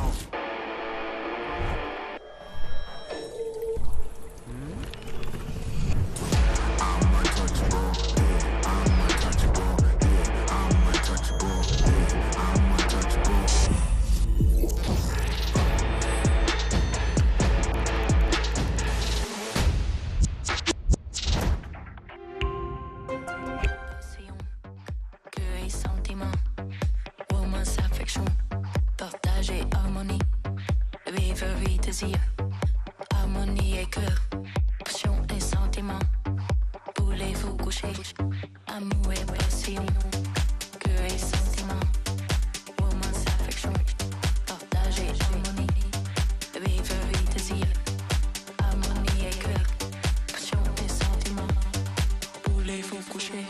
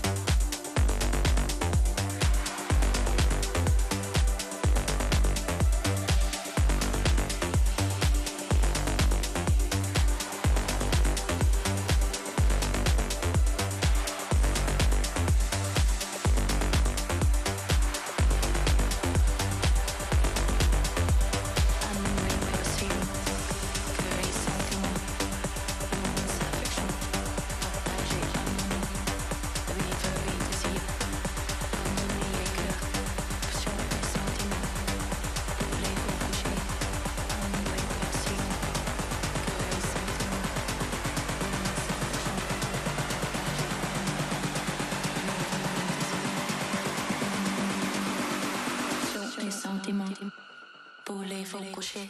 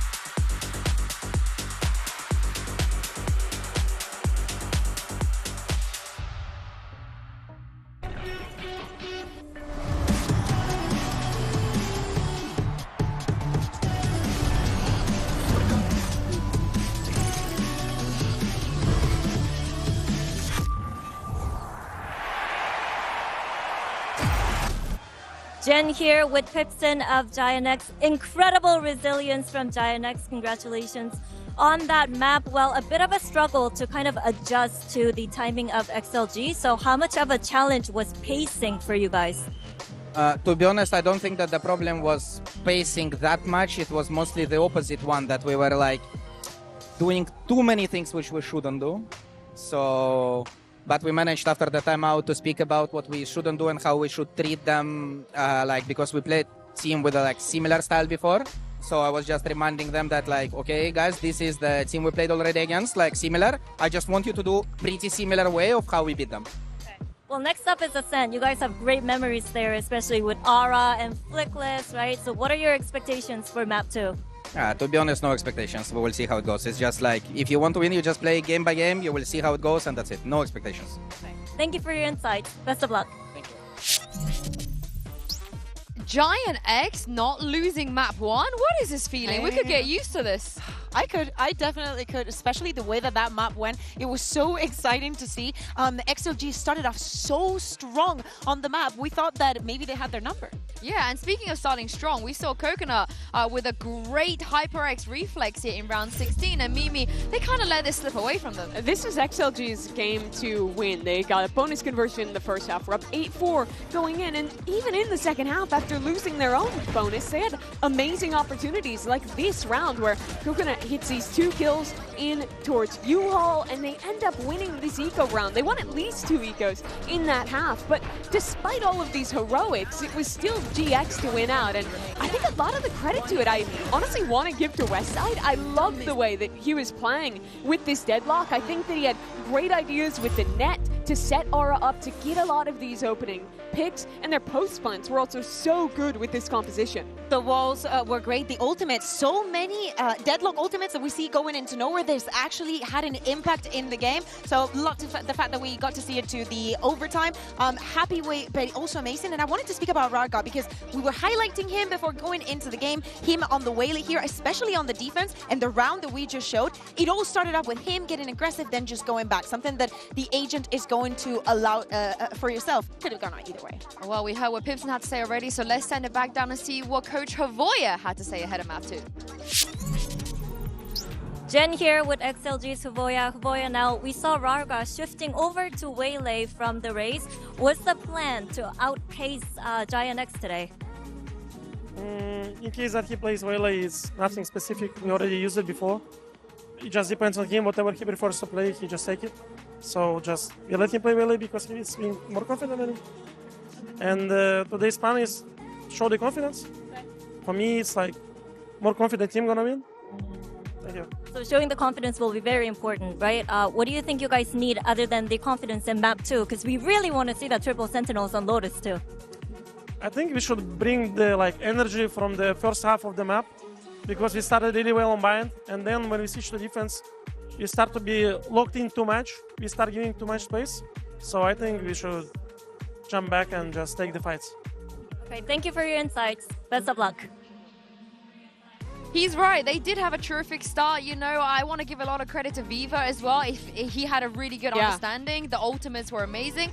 But Ascent is where I get very nervous for them because GX have been really, really good here. They just beat Paper X, the de facto best team at this tournament on this map. And Aura was incredible on the first map of this series. He's going on to Ascent, where he plays the Jet, where he was outstanding against Paper Rex. Look at the side of XLG. Oh, no more chamber. For the Jet. All right. Where's the chamber? Where's the Vice? They're absolutely gone, and we're just going to see the mirror. Have we gone back a couple of years ago? We had evolved from this, guys. Is this 2021? Yeah. I do like, though, Flickless doesn't have to play Viper anymore. I think he had a really terrible time. But he recovered a lot, to be fair. Like, he started that first half that Havoya was speaking about was terrible for Flickless. My man was going when you're defending with Viper going down first is definitely something that you do not want to see on your team. But focusing on this Ascent, Giant X starting on the attack, I expect the same level of aggression on both of the side. And it's so important, Mimi, that you're bringing up Ara because he's the king here. Big pressure for Shilai Gaming. They let map 1 slip. It's a young team, and this is their last chance. It is, but for GX, they are on the cusp of qualifying for their first playoffs as well. So let's send it back to game with Hansi and Hyper. Thank you, analysts. And you're right, there is a lot on the line here for these two. The opportunity to walk into the playoffs. A very, very exclusive club of teams have made that there. So this would be a huge statement if Giant X could do it now in 2. Now we get to see Aura on that Jet, but on the other side, Raga doing the same. Yeah, and sorry, just to carry on from that as well, but we see Flickless back onto probably the most comfortable agent that he does play. I think it's been the cornerstone of where he's made a name for himself in EMEA at least, so certainly a concern if you were looking at Map 1's performance here to see him back on the KO for Ascent. Certainly the head-to-head will be Raga and Aura. Both had explosive Map 1s. Yeah, look at the tempo though coming up towards Market. Aura straight through. Not really that dissuaded by any of that presence shown yet, so already a slip back towards site from XLG. Flickless going to send Nade forwards as well. Clear off. Oh, that's Paranoia will nice. catch as well. Oh, look how all-encompassing that site hit is. Absolutely stunning. Viva can do nothing about that. I'm so impressed with that. The nade towards back right of Boathouse, then that lovely little swing of that Paranoia coming through as well. Really well executed plan by GiantX. Will be a flawless with Cloud to close it out. Confident start here to the second map. Again, GiantX always looking deadly in pistols. Usually West Side that takes the limelight there, but... I love this. It's where you meant to play. Happy Way's blind. Viva may be able to sit a bit deep, but then you're on your own. Yeah, beautiful coverage in terms of the utility here. Ton of pressure towards those site players. Even the fact that Grubinho then can just focus that fight towards the back of site, easily clear it out. He knows what's accessible and what's not. I'm really impressed, and Flickless already off to a good start. You said it as well. A comfort agent for him. Going to start seeing him maybe have a little bit more individual impact now with that in mind. But similar pace right up middle. Yeah. Almost rinse and repeat here. Happy Way going to be called upon once more alongside Viva. Aura with a slow clearance. The dart sent out here, but dealt with quickly. Paranoia comes through. Actually, a rare miss from Ahara with the scope. And Raga showing what you can do on the other side as well. So taking away Grubinho at about the minute mark, that's pretty good damage. Yeah, and the fact is, Ahara actually taken down to 20. It's going to certainly slow things down even further for GiantX. Oh, the glass cannon. This is the fight you want. A safe little body shot for Ahara will do the damage. And when they're going to at least be able to pick up the weapon, filter it back through, but it feels a bit of like a poison chalice because Ahara, do you feel brave enough to go back in for more? I mean, they got a tag, but tag ain't going to be enough. Viva, does he spot anybody? Just missing the timing here with a couple of squishy members of GiantX. Here we go, though. Little classic in the right place. And sadly, you couldn't quite find the right target. Ended up being kind of Flickless to take most of that fight, and then Ahara the one to close it down. Going to cycle out the plant to Ahara as well because he's already pretty close to that Blade Storm. Expect him to maybe even throw the weapon across and go hunting for this final kill or death. But yeah, Viva, classic in hand, not going to have much to say in round two. Yeah. Great start for GiantX, though. You look at confidence, right? After that very slow beginning on Bind, which is somewhat to be expected. Yeah, it is. Take nothing away from that. The conversation coming here to Champions is GiantX have almost done the unthinkable. Now we're here. Can they kind of silence those nerves? It's got to be under a ton of pressure. I mean, this is one veteran in the form of Cloud surrounded by basically rookie experience. Yeah. And it is a different atmosphere, and you're not playing against the teams you're so familiar with and the play style. Yeah, that you know tendencies change up, protocols change. Even just those tiny, tiny timings can switch up. But that's where credit goes to GiantX in terms of the fundamentals, in terms of really working on the synergy. I actually catch a headshot there around the corner. Looked like on the replay. One enemy remaining.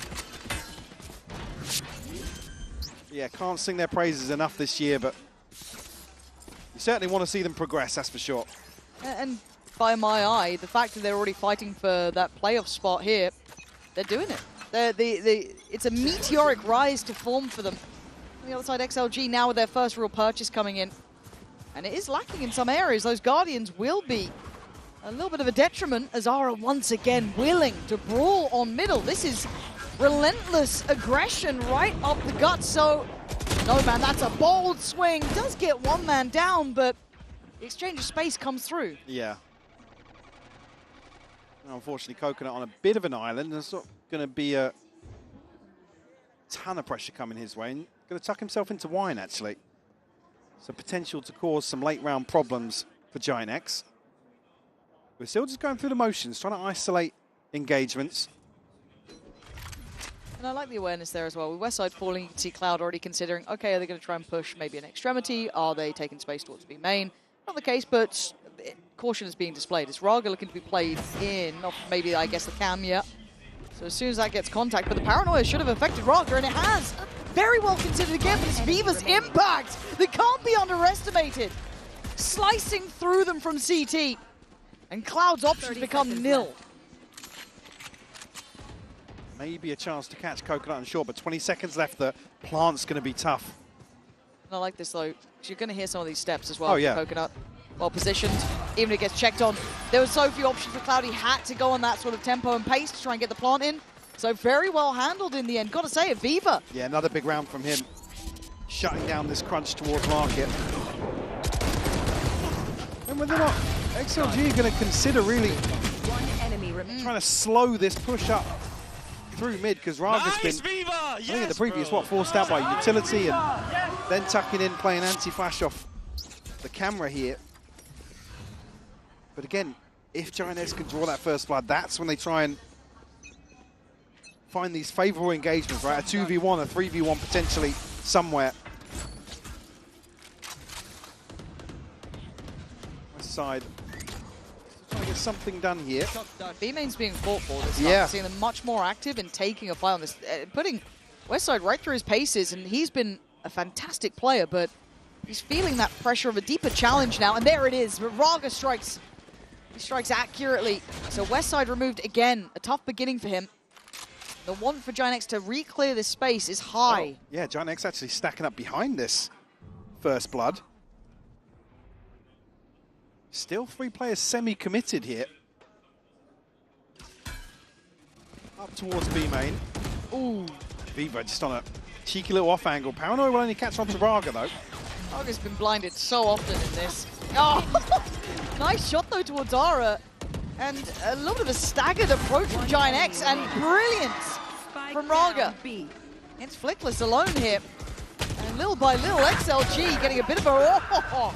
Okay, a little bit of a heads up there from Flickless, but And still. yeah, been credited him, but slightly off on the timing there. I think it's actually Flickless's flash that catches on lane. It looked like it. Was it Grabinho, I think, over first contact there? Might be. He was having to wide run Yeah. that. And again, the fact that no one was able to kind of fill that space quickly enough to get a quick trade on it, you know, it's as diligently as you'd hope, making the best of a bad situation. You're going to probably see it maybe here. There's the flash, and yeah, I do think you're right. Beaten by Groovy. Yeah, I mean, we've seen Giant X kind of rely on that a number of times, but they're usually tucked against that wall. Let's get ever so slightly off here in terms of this B-site take. Giant X.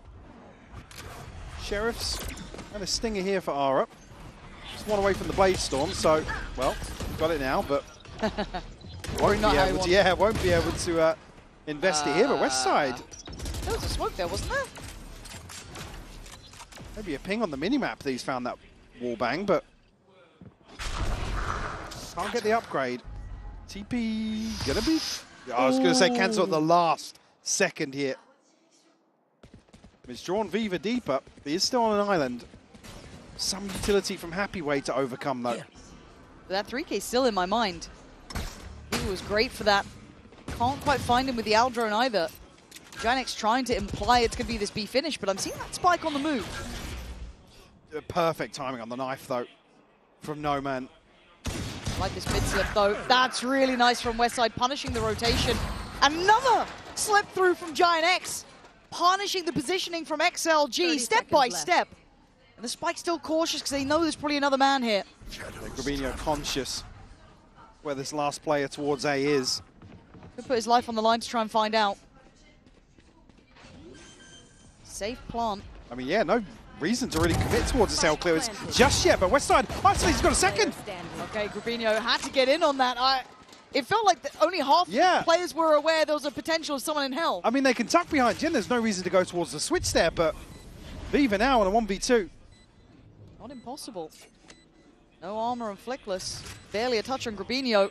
Viva still has that dart. I think he did. The barrel just ahead of it, and the mask guard thrifty for them, but I got nervous on site. Yeah.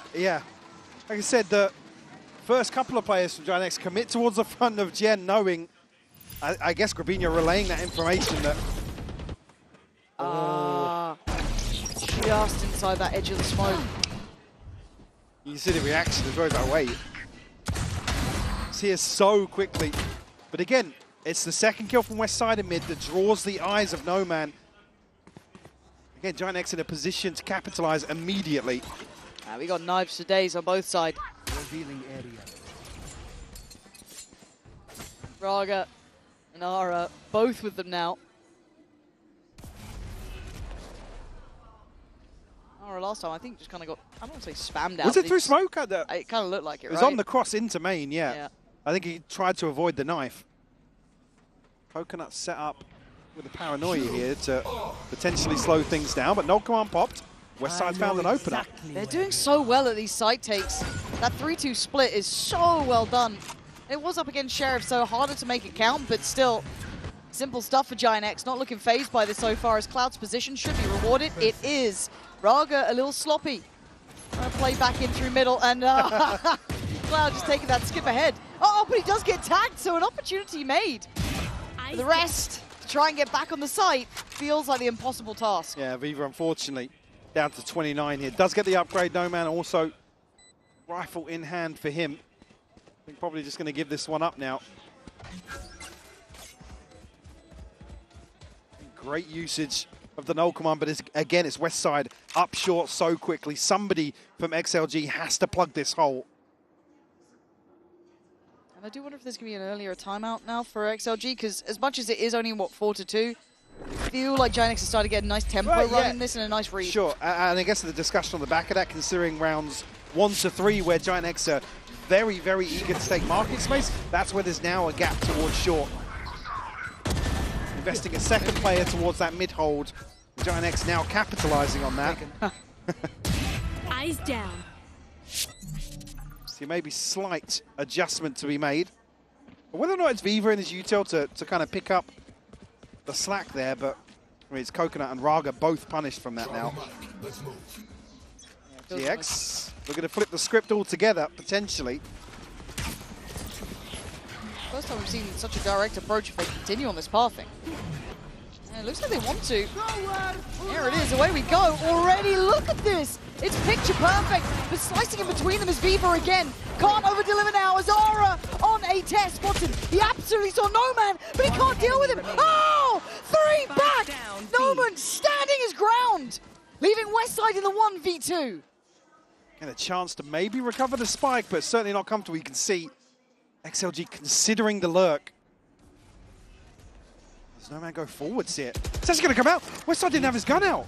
Oh my god, that was That could have been a disaster. freebie. Yeah. This side. I have retrieved the spike. Feels uncomfortable to watch almost.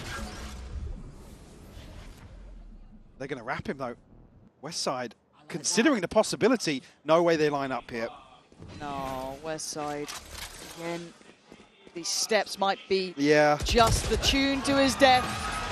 The funeral march out on the way, but it's No Man. That 3K then, just slicing between that secondary line coming up. Just perfect. What damage did Aura actually do with the, I mean, beautiful stuff with the knives. Yeah. Yeah, I mean, the second doesn't even look like it even registered. Still very healthy.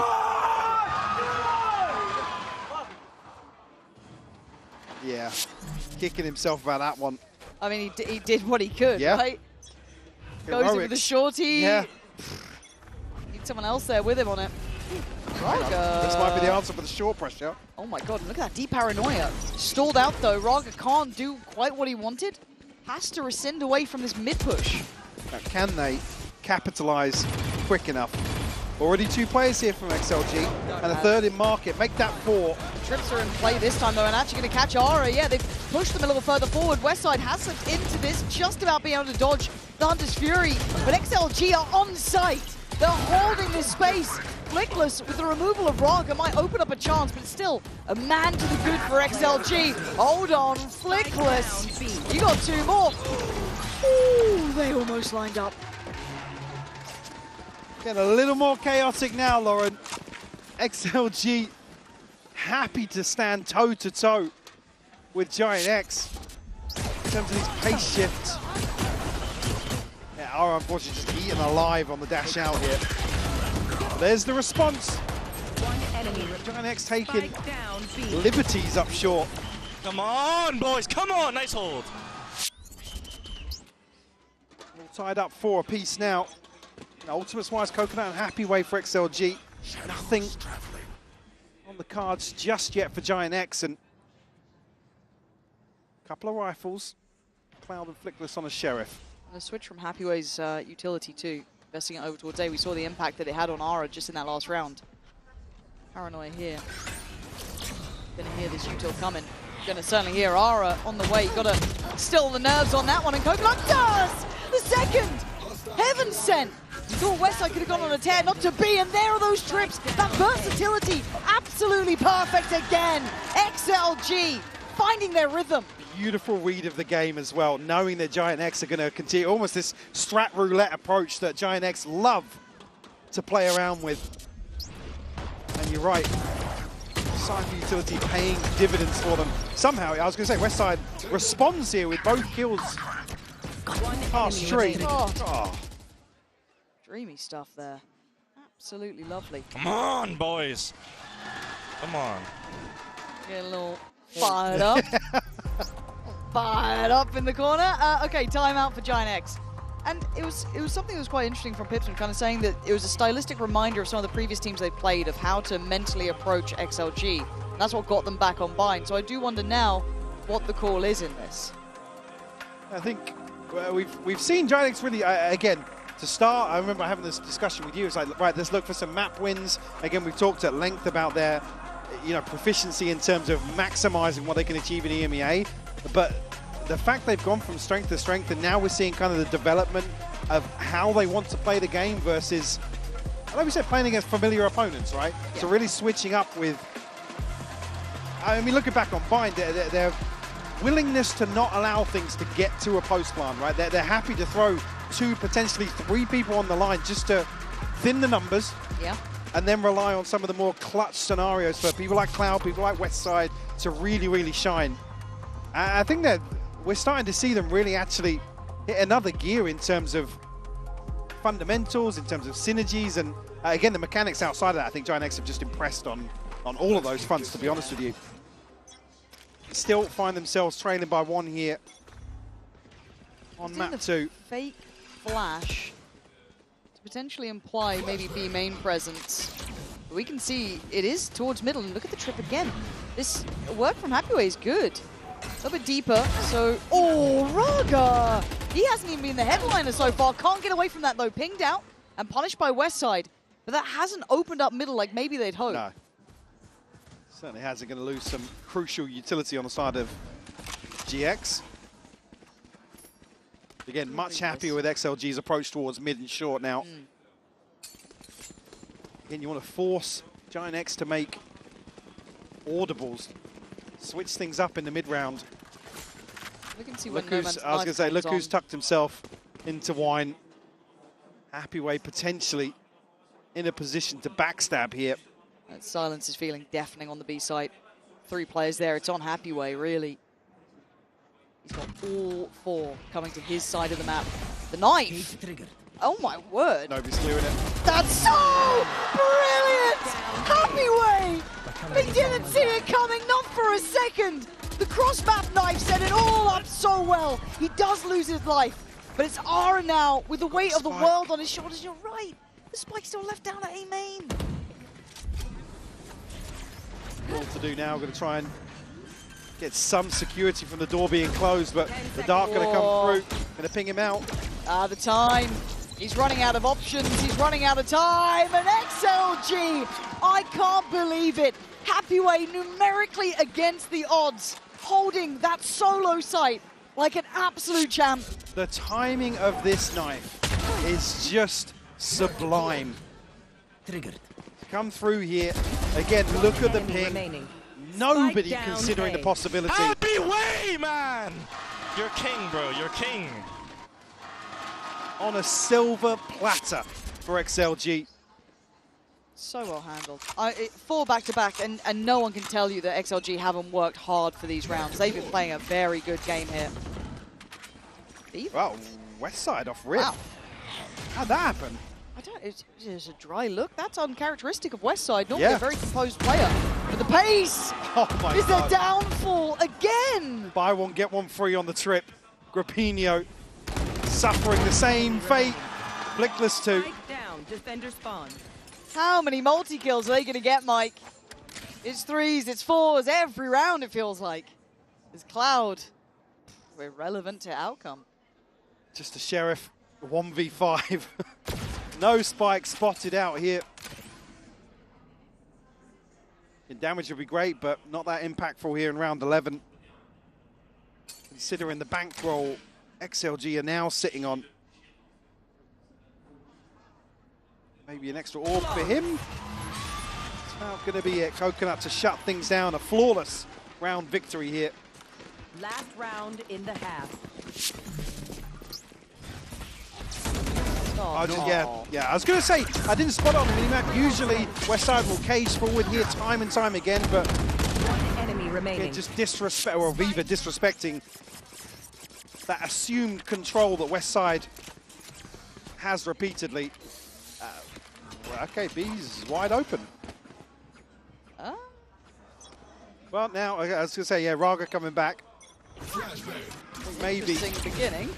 Again, putting the Cypher util elsewhere for the null command to come through, but it's going to be a timing here. Raga going to sit and wait on the TP, but Ara's found the opener. Yeah, this feels a little too late in the day. Ara able to get ahead this time. No resilience and maybe a gamble of a call towards his stack on A, but it's not perfect.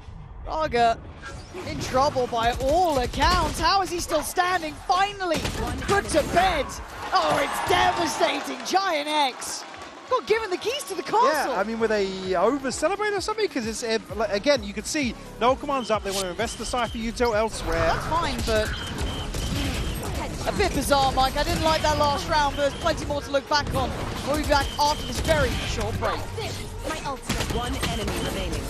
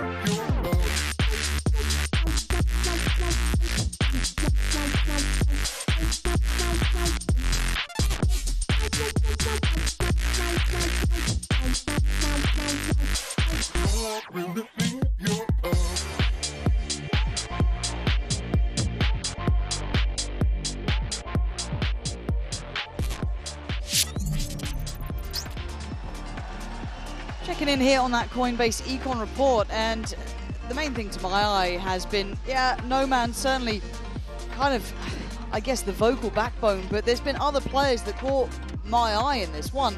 Happyway's been absolutely outstanding. Yeah, not even reflected numerically for Happyway as well. It's, yeah, it is really a treat to watch a team like XLG come into their own and really find themselves here in Paris.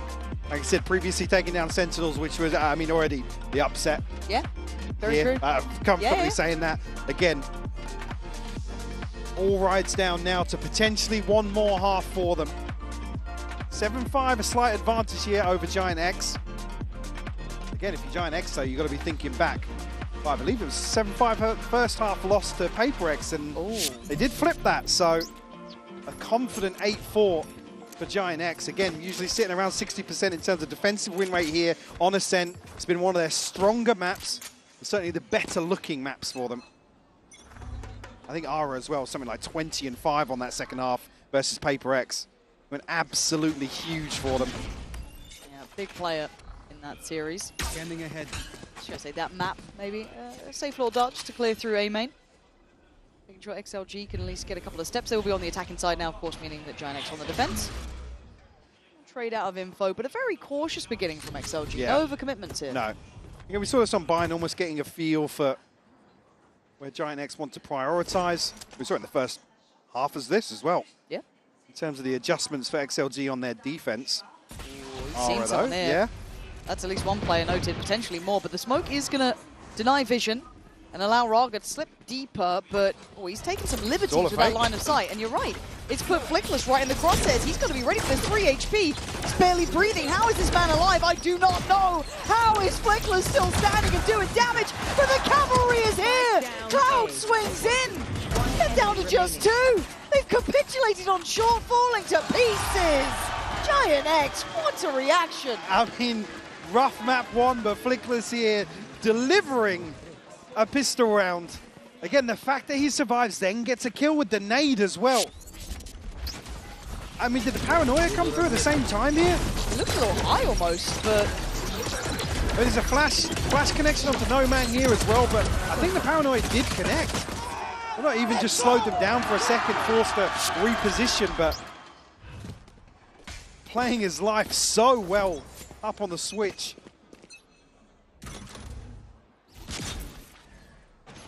Next now, a chance to tie things up.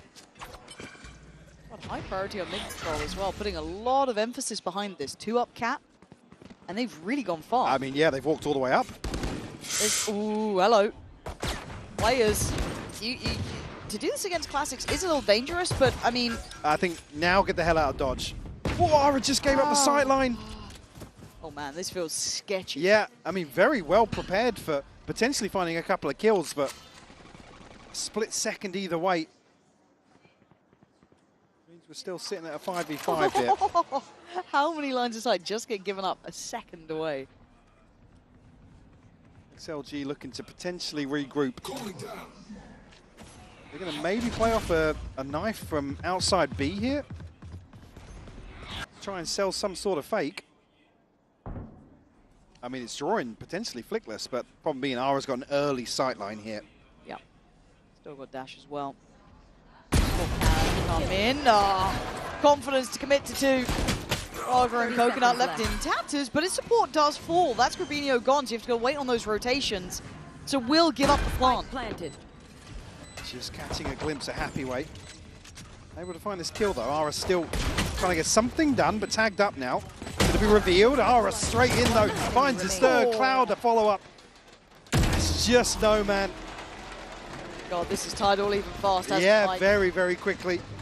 XLG putting out some probes, some feelers here in the first 2 rounds of Ascent.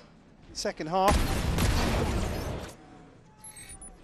Again, it's fortunate. Again, No Man's the one that's disconnected, so no flash to really force Ara into a position where he has to respect any pressure coming through main.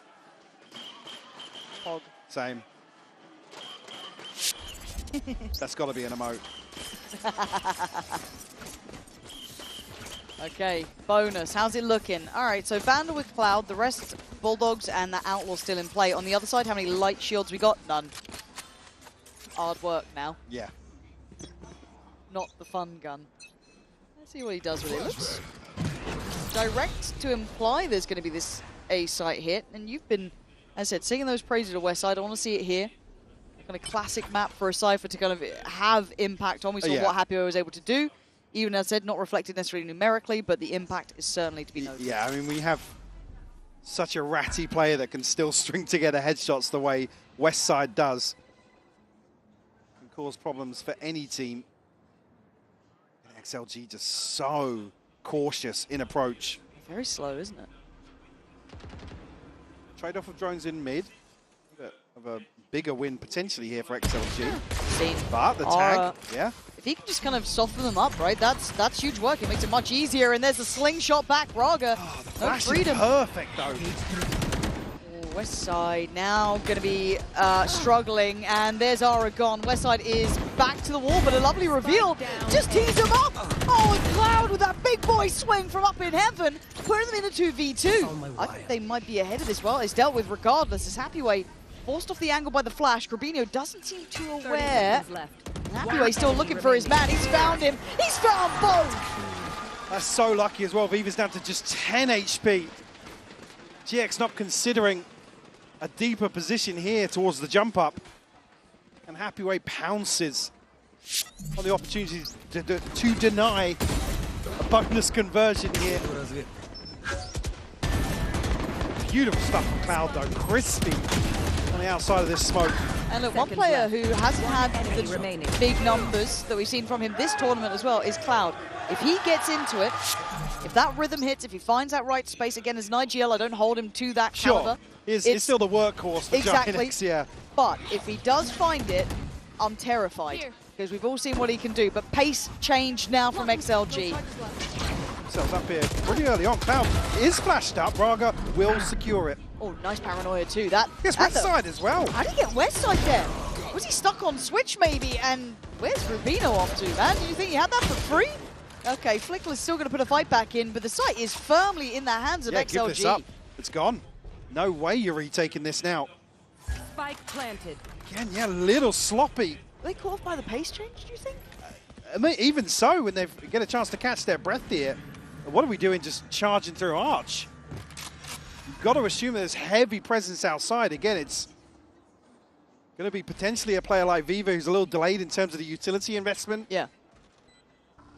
You have to make that assumption, especially with a flash catching into market. You've got to assume that these initiators are a little split away from the front lines of XLG, and not something we usually see GIANTX stumble on. Okay, that should be a bit of a, you know, slap on the wrist, really. And I do want to see the replay on some of these kills, especially that one going through Arch. I don't know what they were thinking on that one, but... Well, west side swings on to switch. See, the flash catches here. It's actually off by the time. Yeah, here, this position. Nice for Raga. Yeah, I mean, it's desperation to bail Cloud out. Yeah, that. Like I said, you've got to expect the initiators to be a little further behind than the Jet that's pushing in. Yeah, absolutely. But look, decision-making in a game like this, stage like this, I get it. It can slip, but that should be something they've got to be aware of now. Is look at the money. Yeah, I mean, a couple of rifles invested here. Ara one away from the Blade Storm, but Cloud does have his Hunter's Fury. Maybe a chance to share the wealth a little bit, but Ara shut down. Okay, but Happyway's fallen to a similar fate, and this is a commitment here, and normally it's going to be Cloud good for another follow-up on that, but sorry, Westside just got 2. And they've just done it right back to them, haven't they? Oh, you want to go fast a bit? We'll do the same. We'll show you how we do this. GIANTX gives them a taste of their own medicine. Yeah, looking a little more like the GIANTX we've seen domestically in terms of this light buy. Westside finding 3 with the Sheriff in mid. Say, show me the second one. Oh, fuck, il stream sa salle. Ça sort! No. 9-8. Operator coming out for Ara, and actually the Operator was what got him online on Bind, so this is another layer to this. I mean, always the turning point for him, yeah. He finds that groove. Yeah, you're right. It's Raga getting those knives out. Well, the plan is to try and handle this. They've got to be aware there's a high chance it's coming in. What did the knife connect, or was it just Raga? I don't know how many. It looked like it could have been more than that, but Trevino. Feast or famine, Mike? What are we thinking here? Oh, it's the flash! A flying Nomad dives in, Flickless with the blind. But it's Cloud from up above again, delivering damage back to back for this man. Heaven sent work from Cloud. Again, perfect timing on the dart to set things in motion. Unfortunately, Rubino gets a smoke off ahead of this no command, which is crucial to make something like this happen for Cloud. Even though it's magic, absolute magic. We said it. There's times when Cloud can step up, and that's one of those moments. Time out now for XLG. Maybe feeling that tempo shift, that pace change, that little bit of threat here. Because again, GIANTX have map 1 behind them. Yeah, they absolutely do, and certainly with a round like that where there's ultimates invested and you're looking to really take control of a round decisively like that in the back of a no command, to be held at basically the first hurdle. Certainly could knock the wind out of any team. That's not even talking about what's at stake here for XLG. Absolutely. You're going to see Ara, Blade Storm, Westside does have the neural theft, and did they see the operator? Did they kill Aura? I don't even remember. I don't think so, no. I honestly, I don't know. I wish I could tell you with confidence. Hopefully someone out there is able to, but someone's watching. Someone in the slug club's out there. But this is a round to be farming in, really. You got Sheriff, you got bits and bobs. Now, XLG have been dangerous. XLG, yeah. Well, they've certainly thrown Giant X off rhythm. Has been on some of these scrappier buys, but we're seeing a hell of an investment behind a scrappy buy, actually. Hero rifle and a backup Guardian. Starting to pull the stops out now.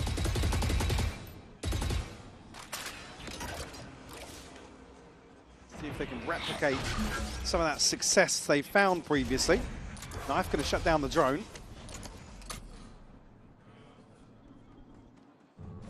And no harm, no foul. But again, still information in terms of the steps here and the flash over the top. Quite a lot invested just to get even a look towards A, mate. Yeah, and it's showing a lot of intention on the side of XLG as well. Nothing else going on across the map other than this mid dart that's not going to draw too much. That's nice. That could, though. Here. Need something else behind it, maybe a body shown, a bit more. Cloud going to tuck his head down. This has been his site, his domain. This time, no suppressed and handled. Raga with a quick, I guess, death more than anything. And where's the spacing on this? There's now the layering. What is going on this round, Mike? And now it's all gone topsy-turvy! Flickless! Apparently that's why he's called this. Spins around and gets him down, but is Viva still alive? Light shield, recovered Vandal. Did Ara pop the knives there? Not sure. Yeah, yes. He has, yeah. Yeah, he wants this one dead. He wants there's both ults. Both ults coming in. They didn't want to give him a second to breathe. But there was that threat, right? There's that danger that XLG can have. I was worried about the spacing on that. Yeah, absolutely. Yeah, I mean, Raga dies so early that Gravino actually holds the angle, then turns anti-flash and gets punished by Viva. But Flickless talks about comfort here on the KO. This flash out of the smoke was beautiful. Send that flick, please. I'm not that guy, bro. I'm not that guy. Well, you are now. Yeah, apparently so, man. Gotta look back at these ults as well. Flickless has his. Gravino's has it for a minute, but again, it's Happyway on the other side. Nothing else to really bank on here. So XLG starting to really feel the pressure. They're not a mile away, though. It's 9-10, and Westside finding Happyway. Again, early casualty to take in terms of late round pressure here, but XLG might be able to offset that slightly by dealing with a strip in mid. It's going to certainly draw Flickless. Or his curiosity this direction. XLG look to potentially follow through on this. Doesn't imply the third man on A, right? If you're getting spammed from that right side on CT, do they explore for... Raga's going on this one, but they've been implying presence here. I didn't like that. But I don't like the plan. It's like you're pressuring middle. You're kind of trying to imply that there's presence here. This is getting weird, Mike. It's getting messy. And Aura... he's tagging him, but the body bag's still without the body in it. Viva and Coconut still alive. No Man still sitting pretty. And 30 seconds. Go, yeah. They have to prioritize towards window. Cloud's watching this one. Does dart, shock darts. They look like they're cornered here. They've got to go for the burst and try to send forth the sacrificial lamb. This time he's putting them in the grave. And makes up for a couple of stray shots. Now puts him up to 11. Edging closer and closer to closing out map 2. Going to force XLG back into it. I mean, it looked good from Raga's POV, even sharper. Raga, sit down, brother. Yeah, strange exchange. I mean, Gravino caught out in some very odd circumstances. But luckily, are able to counterbalance that. A late timeout here from XLG to really take stock of the situation here on the brink of dropping the second Giant X. Like I said, not going to be much of an investment no Blade Storm to kind of offset this. Well, the neural theft and the TP, which on a thrifty round, you're hoping for a miracle to find value from them. Ara still with that operator firmly in control of this defensive half for Giant X. Like I said, they've only got the TP themselves, but again, a massive advantage in terms of the inventory here. And look, yeah, we've known that XLG can be threatening in these rounds, but it has been 4 back-to-back now for Giant X. This is when you start really feeling the game against you. Just quickly as well, Raga's almost still playing like he's on the waylay. That gap between first and second contact has been a little concerning in the ecos where they did capitalize in map 1. Yeah, I think you're right in that, actually. This, the spacing is certainly in the forefront of my mind, but let's see what they have in store for us now, XLG. Not much of a criticism to Raga, it's just the overall approach here in terms of XLG. Floating dart to come through. Nice stall here, isolates one, the paranoia, fantastic. Rubinho, can he live? It looks like he can. Actually, no man going to find him in the end, but now Flickless on the chopping block. Stands his territory, but now flashed out. Ara again, up for the challenge. Forced into a deeper corner, but the sight becomes a slither. There's nothing to play with. Might just appear in front of him in a second's time. Coconut, he wants this fight! He just falls to his death. Another attempt made and another fall short. It's 12 for Giant X now. The window of opportunity just making XLG sweat so hard. They have to dig so deep to get to Ara and apply even just the slightest pressure. Again, Viva on a solo endeavor out of main. Brother, sit down, my friend. Giant X certainly feeling themselves now. And just 1 round away from closing this out. And this is the Ara and Flickless that we were so impressed by. Seeing them joining this team, the way they did as well. Just magic. And the question mark of can they be big stage players is being answered every single round. As XLG have to face their fate now. Map point, match point. The Giant X.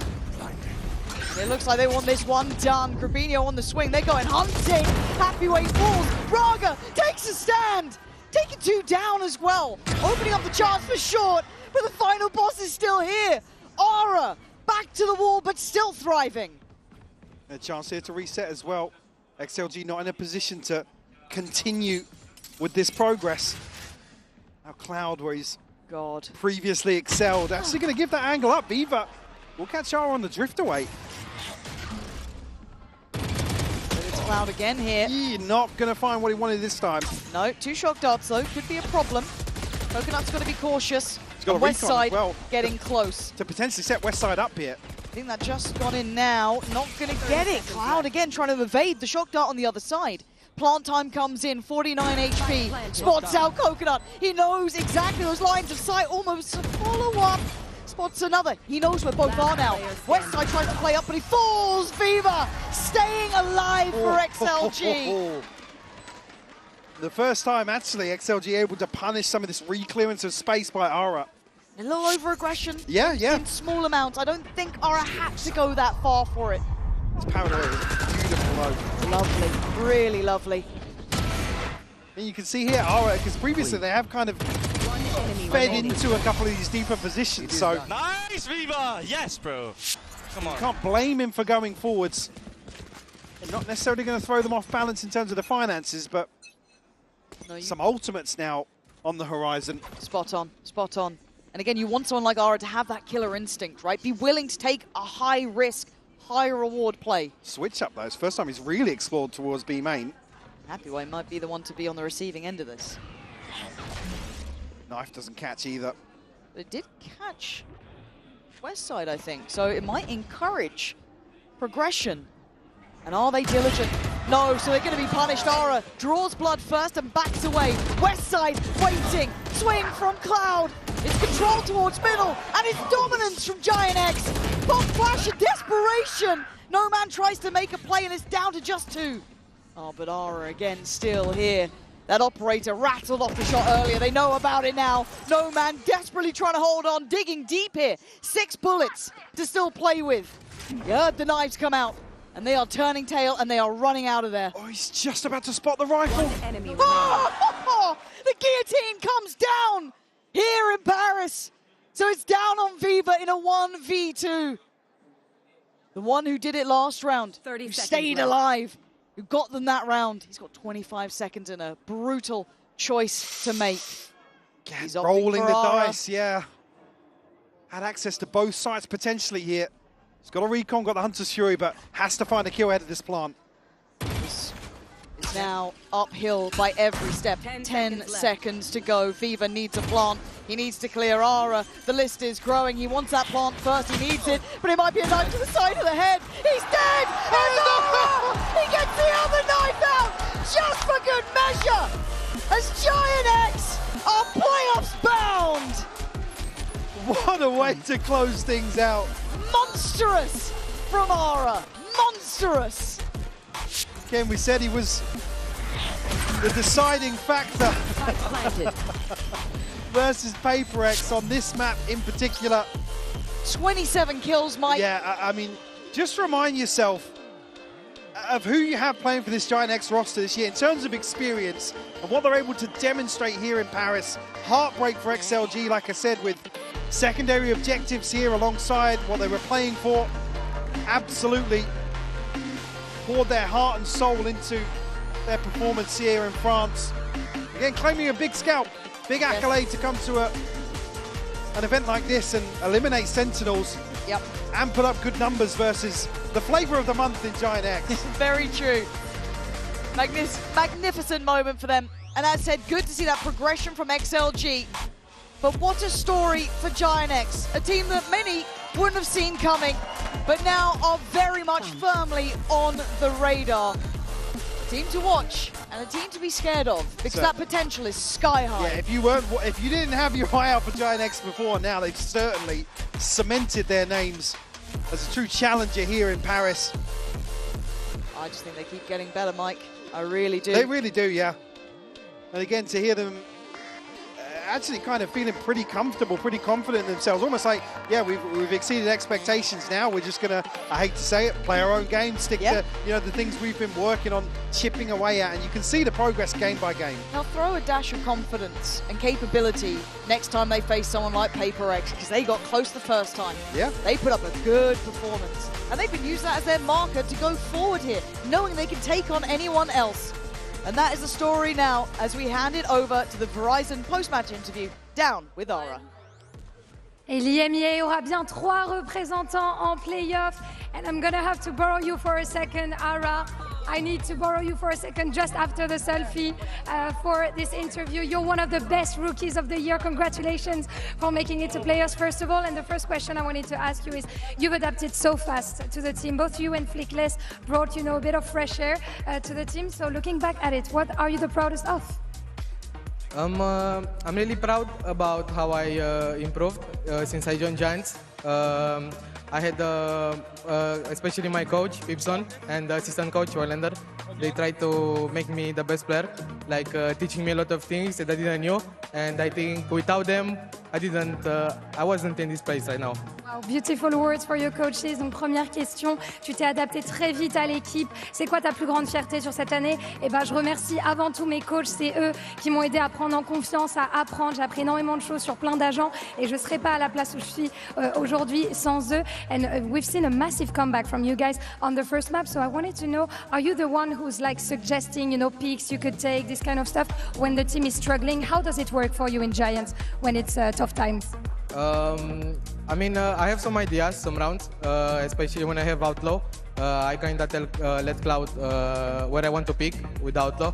But mainly Cloud is calling, and that's why I don't want to speak over him, because I think he's calling really, really good. So I just let Cloud call, and with his calls I can shine as well. The whole team is shining, so Absolutely. So when, in general, it's Cloud the IGL, but when you have an outlaw, you're the boss, if I can understand. Donc ensuite, on a vu qu'ils avaient remonté sur la première carte. Comment est-ce que ça se passe? Est-ce que Ara suggère un petit peu des pics comme ça quand c'est compliqué? La plupart du temps, c'est Cloud qui est la tête pensante de l'équipe, mais quand il a un outlaw, il colle un petit peu ses pics et il essaie de prendre des initiatives. And lastly, I have to ask you this, Ara.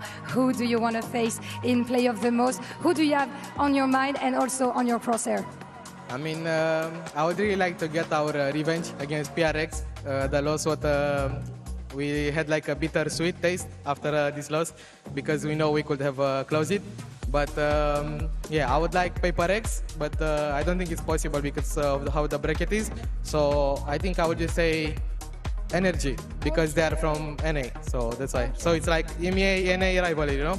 EMEA NA rivalry, maybe in playoffs, we'll see that. Donc dernière question, qui est-ce que tu as envie d'affronter en playoff? Envie de prendre la revanche contre PaperX forcément, mais aussi NRG pour le Benter NA face à EMEA. Thank you very much for joining me. Ara, congratulations again, and we are very well represented as EMEA in Paris thanks to you again. 2 slots are now left for the teams to make it to playoff, and we'll figure out tomorrow who gets them. See you tomorrow. 3 EMEA teams at playoffs. We pray for times like this. We also pray to have a special guest with us here on the desk. Welcome back, Runner. Now, of course, we saw you playing at Champs last year as well, and now you're back here. I heard you were here like specifically to support your boys on GX. Yeah, I'm here just to support the whole team, you know. Gotta give them my energy. I know they miss me, so I have to show out for them. Yeah, because we're going to be joined by Westside in just a minute. We can ask Westside how much he's been missing you. Of course, you've been playing with GX this year as well, you know, kickoff stage 1, so on and so forth. Did you ever expect that the boys were going to make champs and then go to playoffs as well and do it so cleanly? I mean, I was hoping they make it to champs, of course, but, you know, it was a rough period, so I didn't know what would happen. But I'm glad they made it to champs. You know, I'm happy for them, because I'm here as well. 6th man. Oh, yeah. Every team needs, like, I think, a good 6th man. So I'm happy you're here. Now, we do have to say goodbye, of course, to XLG that GX have just taken down. And Team Liquid. A lot of people are surprised that Liquid as #1 seed are going out in groups. What are your thoughts? What's your take? I mean, after their first game that they played, they looked not the Team Liquid that we know from EMEA. And then something was definitely off. So I was hoping maybe they could bring it back, and they showed some potential in EDG, but I don't know, it wasn't it. And also props to DRX, because I think they are playing insane right now. The real deal, right? They look really, really good. And also VCTCN like, suffering a little bit. There's no Chinese teams going through to playoffs.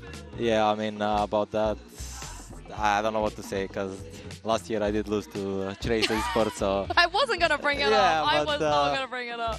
I mean, it's unlucky for them. We love China. We love the community. I think it's insane for Valorant as well, but... You guys can't see this, but you can give him a hug. It's all good. Westside looks so happy. Hug me, bro. He looked very, very happy when he saw Runner. See, we make dreams come true over here at Champs, you know, Welcome, on the West. desk. You guys at home, let me know any other reunions you want to see. I'll make it happen. Welcome back. Hi. You've been on the desk so much these days. It's 2 times only. Yeah. No, EMEA as well. We interview you all the time. I feel like you're a regular No, now. in EMEA, actually not. No, what?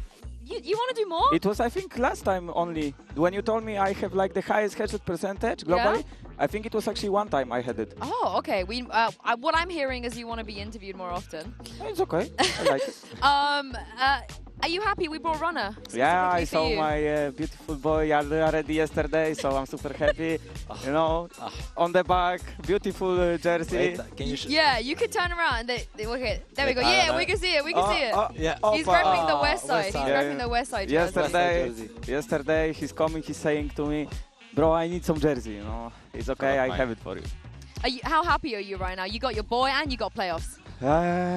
To be honest, I'm happy, but I know that we didn't play a super good game from us. It was okay, but we could play it so much better, you know, and it's a little bit like, but yeah, we live, we learn. Okay, what did you think then, Runner, when you were watching? Do you feel the same as Westside here? I mean, yeah, they looked a bit off, but I saw that you guys never gave up and you were always like playing your full hearts out every single round, and you did a nice comeback on Bind as well. Yes. Insane rounds.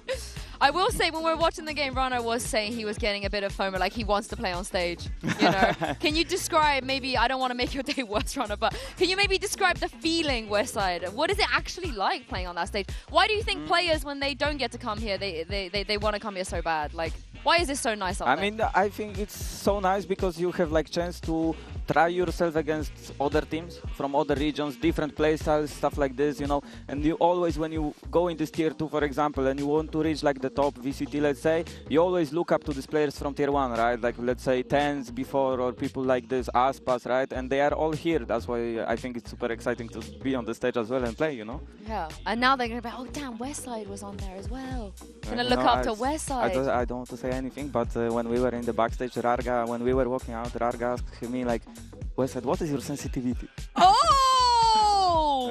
Woohoo! It's okay. Damn! Has that ever happened to you, Rana? Yeah? Oh, no!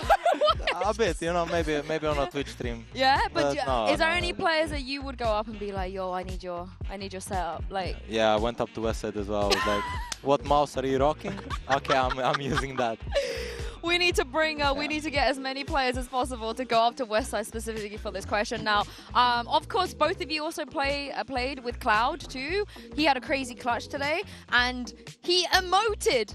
I've been sort of want to push like you guys maybe emoting a little bit more on stage, doing a little bit more, you know, physical things as well as the server things.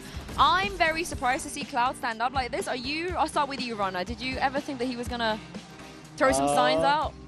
I mean, Cloud has always had this like trash talking inside of him, but I didn't expect him to do it, to be honest. But I love to see it out of him because I feel like it fits his like IGL playstyle, because he's an insane aimer as well, so he has a lot of displays. So I would like to see this more out of him. Okay, because I saw a video of like Ara being silly on socials today. Ooh, let's pray this video will never reach to 1K likes. Let's pray. Oh, because there's one of you as well. No, it's gonna be full team. Pips on as well. Pips? Waylander? I recorded. No, Waylander. I recorded the video. Because if we put Waylander in this like video, he covers everyone. Oh, the frame. Yeah. He's like, like, the frame. Yeah, so you recorded it. You were there. I was the. So you've seen it. I have seen it. Yes.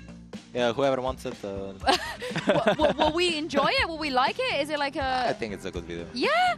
And what about you, Westside? What did you think when Cloud stood up and did that? Were you like, that's my idea? I mean, to be honest, I was waiting for this moment because we were like prepared. You know, we are coming on the stage. I saw one guy on Bind before they did it, like before they won. He stood up and he's like, bye-bye, you know. Okay, so Cloud is doing this one. If he does something, he said that he will do it. And after we finish them, I said I will do it bye-bye back, you know. And I did it. So when you guys play on stage, this is also, I guess, champs in Korea as well. You can actually see your opponent do things like this. Like you take notice. You can see it. Yeah, I mean, if you're...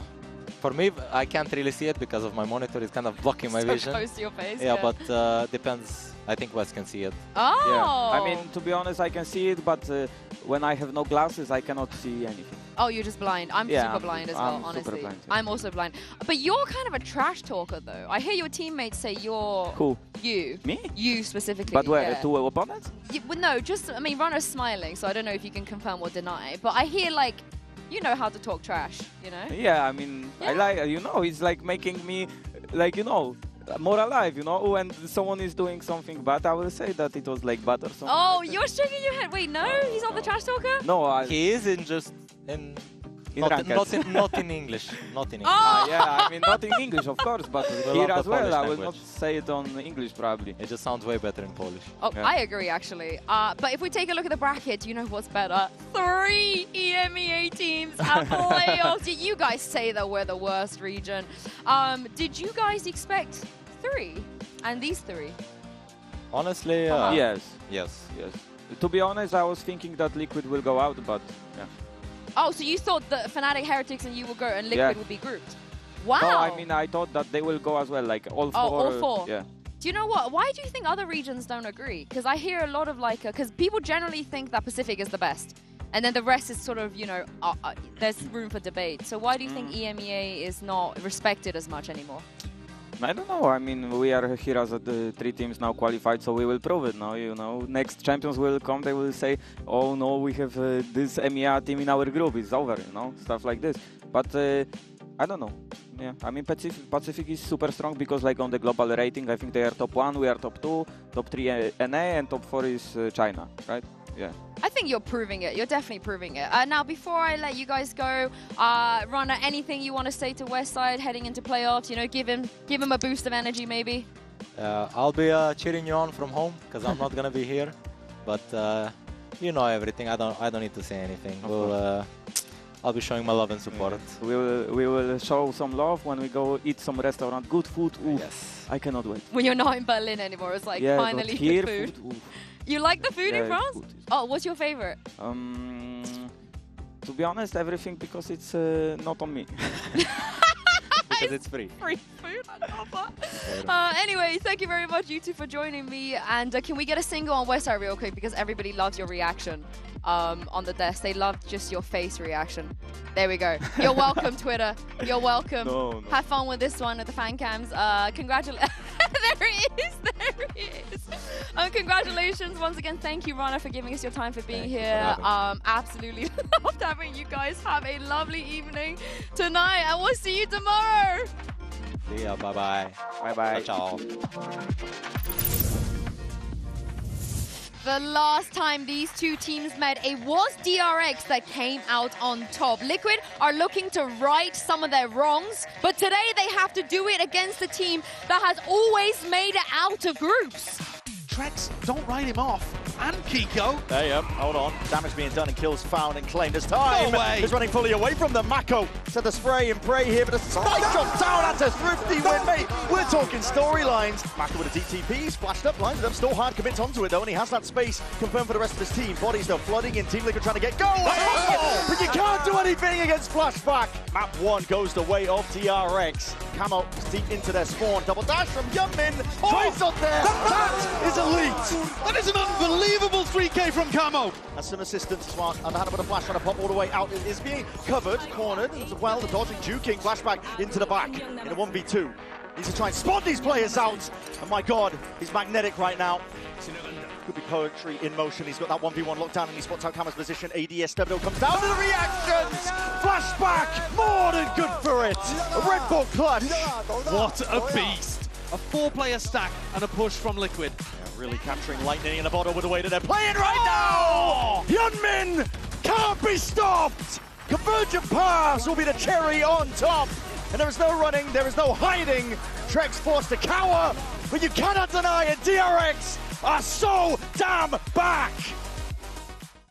Playoffs is on the line for these two wildcard teams here at Champs Paris. Both of them have already done some of the unthinkable, and one of them will get to continue their miracle run today. God, they've drawn the reaction, maybe trying to capitalize on No Man's isolation, but he's got that Vandal locked down. Gets the job done, man. Aura will wait. Rubinho helps him, trains his eyes on the first fight, the second.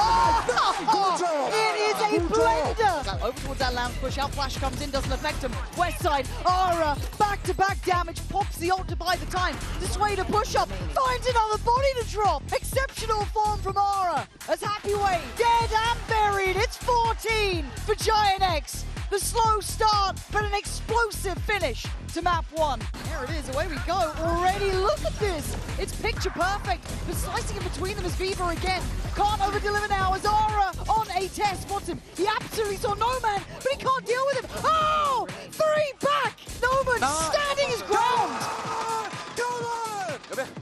A flying No Man dives in, flickless with the blind. But it's Cloud from up above again, delivering damage back to back for this man. And are they diligent? No, so they're going to be punished. Aura draws blood first and backs away, and they are turning tail and they are running out of there. Oh, he's just about to spot the rifle. Oh, the guillotine comes down. 10 seconds to go. Viva needs a plant. He needs to clear Aura. The list is growing. He wants that plant first. He needs it, but it might be a knife to the side of the head. He's dead. And Aura, he gets the other knife out just for good measure. As Giant X are playoffs back.